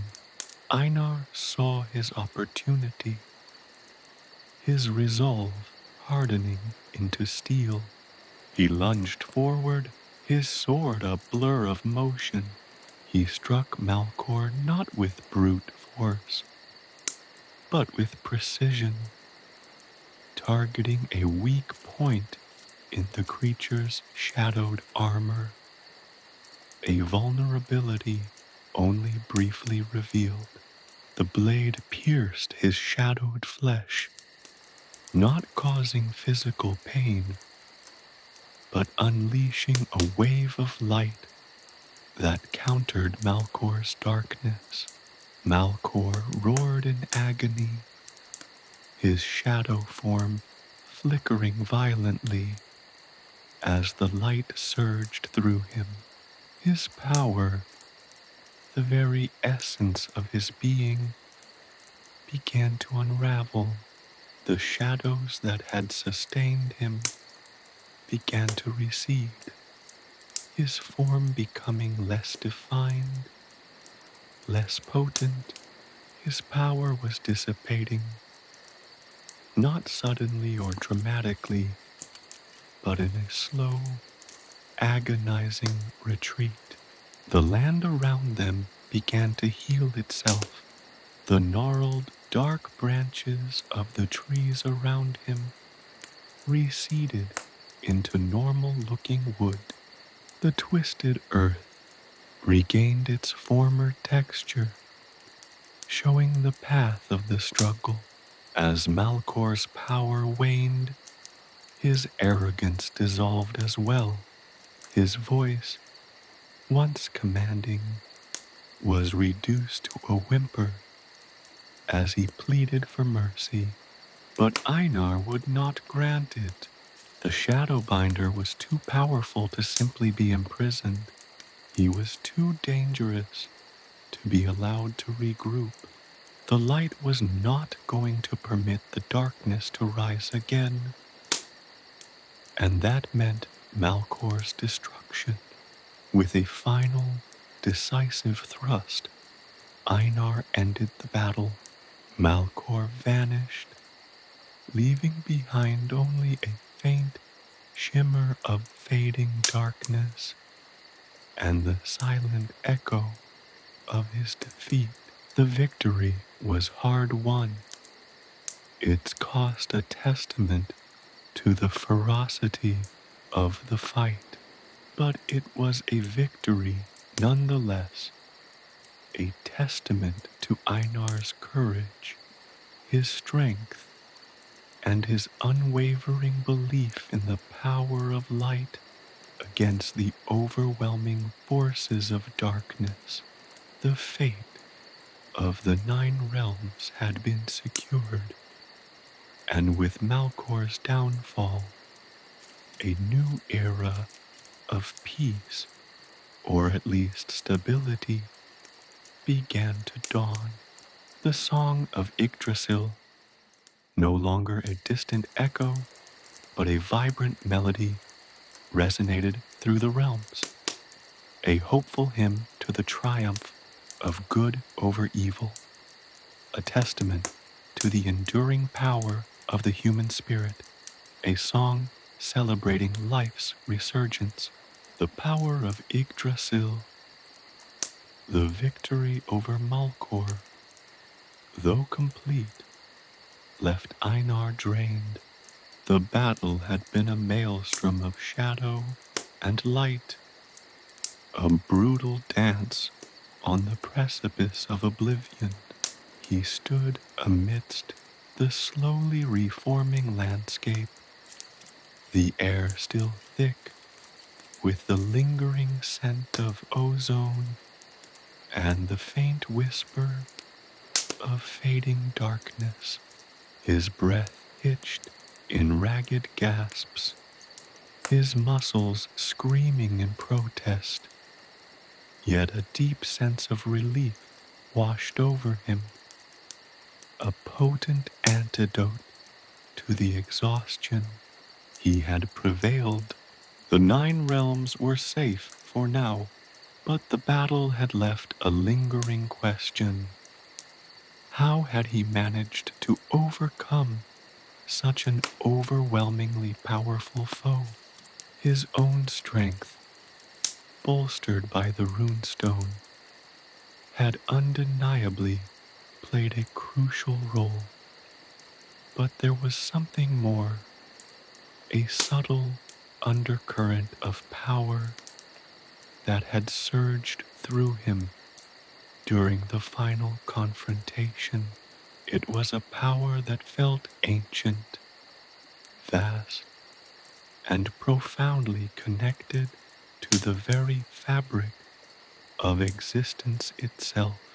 It was the power of Yggdrasil.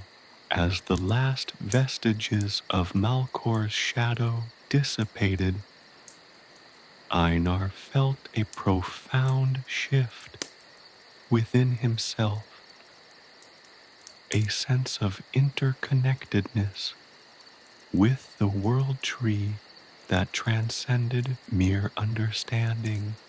He closed his eyes, breathing deeply allowing the lingering echoes of the battle to fade, and focused on the subtle hum that resonated within him, a deep, resonating vibration that pulsed with the rhythmic heartbeat of Yggdrasil.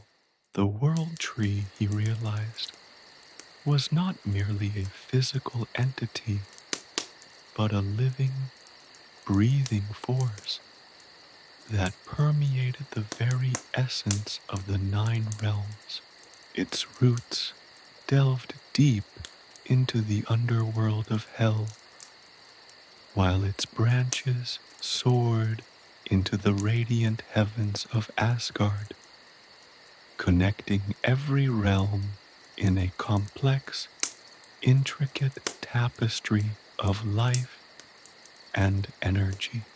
The power he had tapped into was not a separate entity, but a manifestation of this interconnectedness, a surge of life force channeled through the ancient, powerful tree. He recalled the skald's song, the tales of Odin's wisdom, the Valkyries' swift descent, and the tireless vigilance of Ratatoskr, the squirrel who scurried up and down the world tree, carrying messages between the eagle perched high in the branches and the serpent coiled at its roots. These were not just whimsical tales, but metaphors for the intricate balance that held the 9 realms together. The eagle represented the light, the sun, the heavens; the serpent, the darkness; the earth, the underworld. Ratatoskr, in his ceaseless communication, embodied the essential dialogue between these opposing forces. Einar understood now that Malkor's power stemmed from an imbalance, a disruption of this delicate equilibrium. By focusing on this delicate interconnectedness, by channeling the energy that flowed through Yggdrasil, he had not merely defeated Malkor, but had restored balance to the cosmos, at least partially. The victory was not just his own, but a testament to the inherent power of harmony, the strength found in unity and understanding. The runestone, he realized, had served as a conduit, a focal point for this cosmic energy. It was not just a magical artifact, but a symbolic representation of the world tree itself, a miniature reflection of Yggdrasil's inherent power. The runes carved into its surface resonated with the intricate network of energy that connected all the realms, amplifying Einar's ability to tap into the world tree's boundless potential. The image of Yggdrasil, with its vast, intricate network of roots and branches, filled his mind. He visualized the tree's roots stretching deep into the underworld, drawing strength from the earth's core, while its branches reached toward the heavens, absorbing the celestial energies of the cosmos. He saw the interconnectedness of the 9 realms, the delicate balance between light and shadow, order and chaos, life and death. he realized that the realms were not separate entities, but interwoven aspects of a single, unified whole. The power of Yggdrasil was not merely a force of destruction or even a force of brute strength, but an intelligent, adaptable force. It was a force that could heal, restore, and nurture, a power that responded to intention, purpose, and understanding. He had not simply fought Malkor, he had drawn upon the fundamental forces of existence, embodying the natural cycles of growth and decay, birth and death, and ultimately rebirth. He had used the power of the tree to overcome the darkness, not with more darkness, but with the very essence of life itself, with the resilience and strength that had always been inherent within him. The battle had been a trial, a crucible that had tested his courage, his strength, and his understanding. He had learned that true power wasn't found in brute force alone, but in wisdom, balance, and an understanding of the interconnectedness of all things. The power of Yggdrasil had been his ally, a manifestation of the cosmos's inherent resilience and its yearning for balance. As the sun began to rise, painting the sky in hues of gold and crimson, Einar felt the warmth of Yggdrasil's energy coursing through him, a gentle reminder of the victory that had been won. He looked toward the east, watching the sun illuminate the newly cleansed land.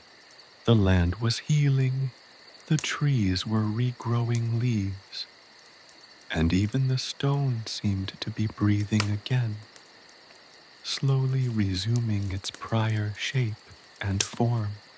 The landscape itself was a reflection of the victory, as the world slowly repaired the damage caused by Malkor.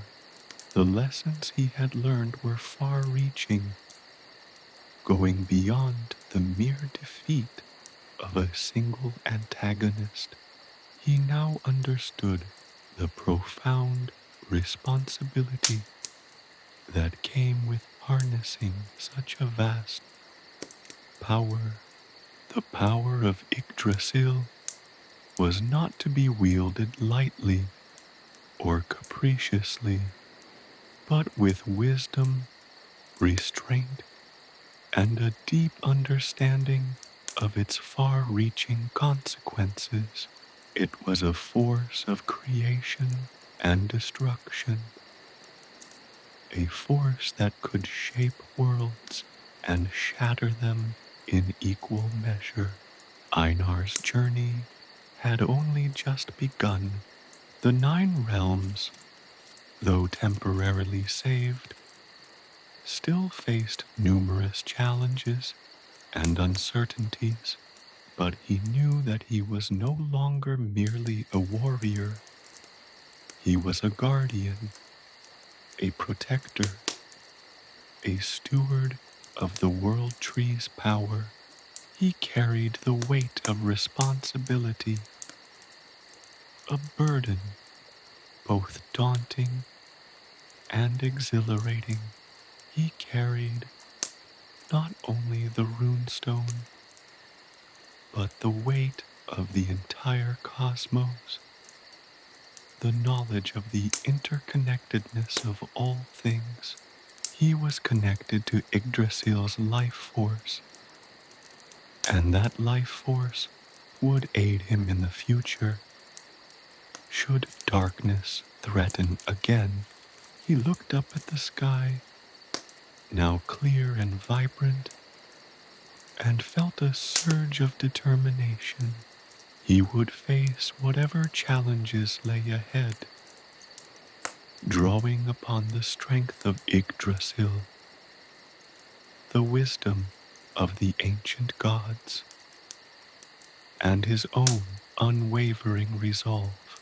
He knew that the song of the world tree would continue to guide him, a constant reminder of the delicate balance he had to strive to maintain. The fate of the 9 realms, their interconnectedness, the balance of light and shadow, now rested not just upon his sword, but upon the wisdom and understanding he had gained from his battle with Malkor. The song of Yggdrasil would continue to resonate within him, a powerful, enduring reminder of the intricate dance of existence, of life and death, of the eternal struggle between light and shadow, and the crucial necessity for balance in all things. The fight had been won, but the journey, a journey fueled by the power of Yggdrasil, was far from over. Restoring the balance. The silence that followed Malkor's demise was profound, a stark contrast to the cacophony of the battle. A gentle breeze stirred through the ravaged landscape, carrying the scent of freshly turned earth and the faint whisper of returning life, where moments before had been a desolate wasteland, scarred by shadow and fire. A subtle green now hinted at the burgeoning of new growth. Cracked earth began to mend, fissures closing, as if the land itself breathed a sigh of relief. The air, thick with the lingering scent of ozone and destruction, gradually cleared, replaced by the clean, crisp fragrance of pine and the damp earth. Einar, leaning heavily on his sword, watched the transformation unfold. The runestone, still warm in his hand, pulsed faintly, its luminescence dimming as if the intense energy it had channeled was finally spent. He felt the residual power of Yggdrasil receding, its potent current slowly ebbing away, leaving a profound sense of peace in its wake. He was exhausted, his body aching, his mind reeling from the intensity of the battle. But a deep sense of satisfaction filled him, a profound sense of accomplishment that transcended the physical pain. He had won. He had saved the 9 realms. The restoration wasn't instantaneous. The scars of the battle remained, visible reminders of Malkor's destructive reign. But the land was healing, slowly but surely, rebuilding itself with a tenacity that mirrored Einar's own resilience. Trees, stripped bare by the shadow's onslaught, began to sprout fresh leaves, their verdant hues a vibrant testament to the return of life. Rivers, once choked with shadow, flowed freely once more, their crystal waters reflecting the clear, vibrant sky. Even the mountains, once shrouded in a perpetual twilight, now basked in the warm glow of the sun. Word of Einar's victory spread like wildfire through the 9 realms, from the bustling markets of Midgard to the majestic halls of Asgard. News of Malkor's defeat and the subsequent restoration of balance filled the hearts of all with jubilation and relief. Celebrations erupted throughout the realms, a joyous outpouring of gratitude and relief. The people of Midgard rejoiced in the streets, their songs of praise echoing through the valleys and across the plains. In Asgard, the Aesir gathered in Valhalla, feasting and celebrating the triumph over darkness. Even in the shadowy realms of hell, a glimmer of hope pierced the gloom as the balance restored offered a chance for renewal and regeneration. The Valkyries, swift and silent as ever, continued their celestial duties, collecting the fallen warriors and escorting them to their rightful places, either the glorious halls of Valhalla or the peaceful slumber of the afterlife. Their movements were a testament to the unbroken order of the cosmos, a reminder that even amidst chaos and destruction, life's intricate cycles continued. The eagle remained vigilant at the summit of Yggdrasil, while the serpent, though still a symbol of the primal forces of darkness, accepted its place within the new equilibrium, understanding its role in the dance of existence. Ratatoskr, the indefatigable squirrel, continued his tireless mission of communication, ensuring the flow of information between the opposing forces, a symbol of the constant dialogue needed to maintain balance.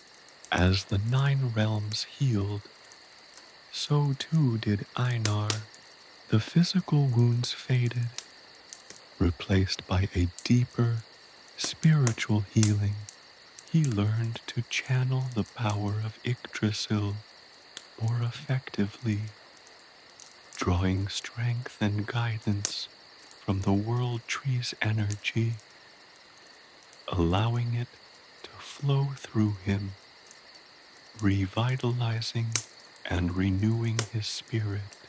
His understanding of the interconnectedness of all things deepened, allowing him to perceive the delicate balance that sustained the realms. He understood that true power wasn't just in brute strength, but in maintaining that balance. He discovered the subtle art of listening to the whispers of Yggdrasil, sensing its energy and allowing it to guide his actions. He spent weeks traveling the 9 realms, witnessing the slow but steady return to normalcy. He spoke with the people, offering words of comfort and hope. He repaired what he could, contributing his strength, both physical and spiritual, to the reconstruction of the ravaged lands. He used his understanding of Yggdrasil's power to nurture the land, accelerating its regeneration. He didn't wield its power for destruction, but for renewal. His journey took him to the deepest reaches of hell, the realm of the dead. Here, he witnessed the sorrowful beauty of the underworld, the stark contrast between the bleakness of death and the quiet dignity of those who had passed. He learned to respect the cycle of life and death, understanding its essential role in the universe's delicate balance. He wasn't just repairing a broken world, he was restoring the natural rhythms of existence. In Asgard, he met with Odin, the All-Father, who commended his bravery and wisdom. Odin spoke of the responsibility that comes with such power, the importance of balance and understanding, and the need for eternal vigilance. He gave Einar a new name, a name that echoed through the annals of time. Einar, the protector of Yggdrasil, the guardian of the 9 realms. His travels through Jotunheim, the land of the giants, was an experience that stretched his understanding further. He learned to appreciate the power and wisdom of these ancient beings, and discovered that even the fiercest opponents could be understood, their actions explained within the context of the universal balance. He came to respect the oppositional forces, understanding that their existence served as a vital component of the natural order. By the time his journeys concluded, Einar was no longer simply the son of a shield-maiden. He had become a symbol of hope and resilience, a living testament to the power of balance and understanding. The 9 realms were at peace, united in their gratitude and admiration for the young man who had saved them. A peace forged not in conquest, but in the restoration of harmony.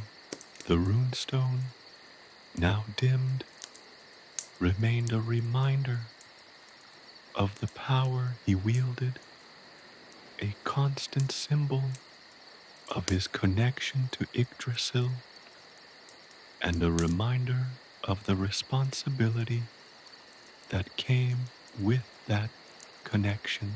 His journey, far from being over, had only just begun, a testament to the ongoing struggle to maintain the delicate balance of existence, the eternal vigilance needed to protect the 9 realms and the world tree that held them together.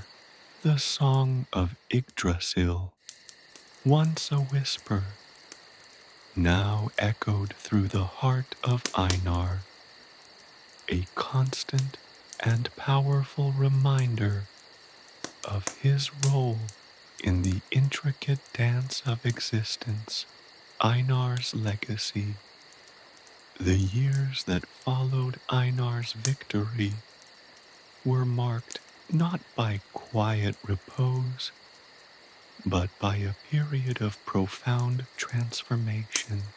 The 9 realms, healed from Malkor's destructive assault, flourished under a renewed sense of unity and purpose. The scars of battle, while still visible, served as potent reminders of the fragility of peace and the enduring strength of the collective spirit. Einar, once a humble son of a shield-maiden, found himself elevated to a position of unparalleled respect and reverence. His name, whispered with awe and gratitude, echoed through the grand halls of Asgard and the humble villages of Midgard alike. He was no longer merely Einar, but Einar, protector of Yggdrasil, a title bestowed upon him not by earthly decree, but by the very essence of the world tree itself.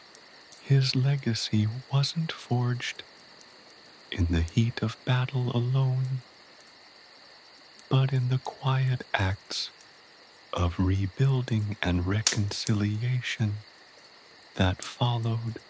He traveled tirelessly throughout the 9 realms, not as a conquering hero demanding tribute, but as a shepherd guiding his flock toward a brighter future. In Midgard, he aided in the reconstruction of ravaged farms and villages, sharing his knowledge of Yggdrasil's restorative power to nurture the land and accelerate its healing. He taught the farmers new techniques, sharing his insights into the delicate balance of nature, showing them how to work with the land, not against it, ensuring a sustainable harmony between humanity and the natural world. His wisdom extended beyond mere agriculture. He helped rebuild communities, fostering cooperation and understanding among those who had previously been divided by conflict. His journeys led him to the shimmering cities of Alfheim, where the light elves, once fearful of Malkor's shadow, welcomed him with open arms.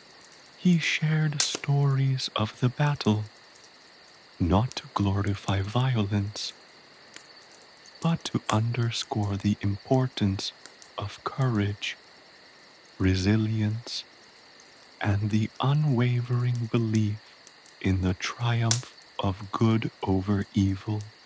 He listened to their tales, learning from their unique perspectives, understanding the interwoven threads of fate that connected all the realms.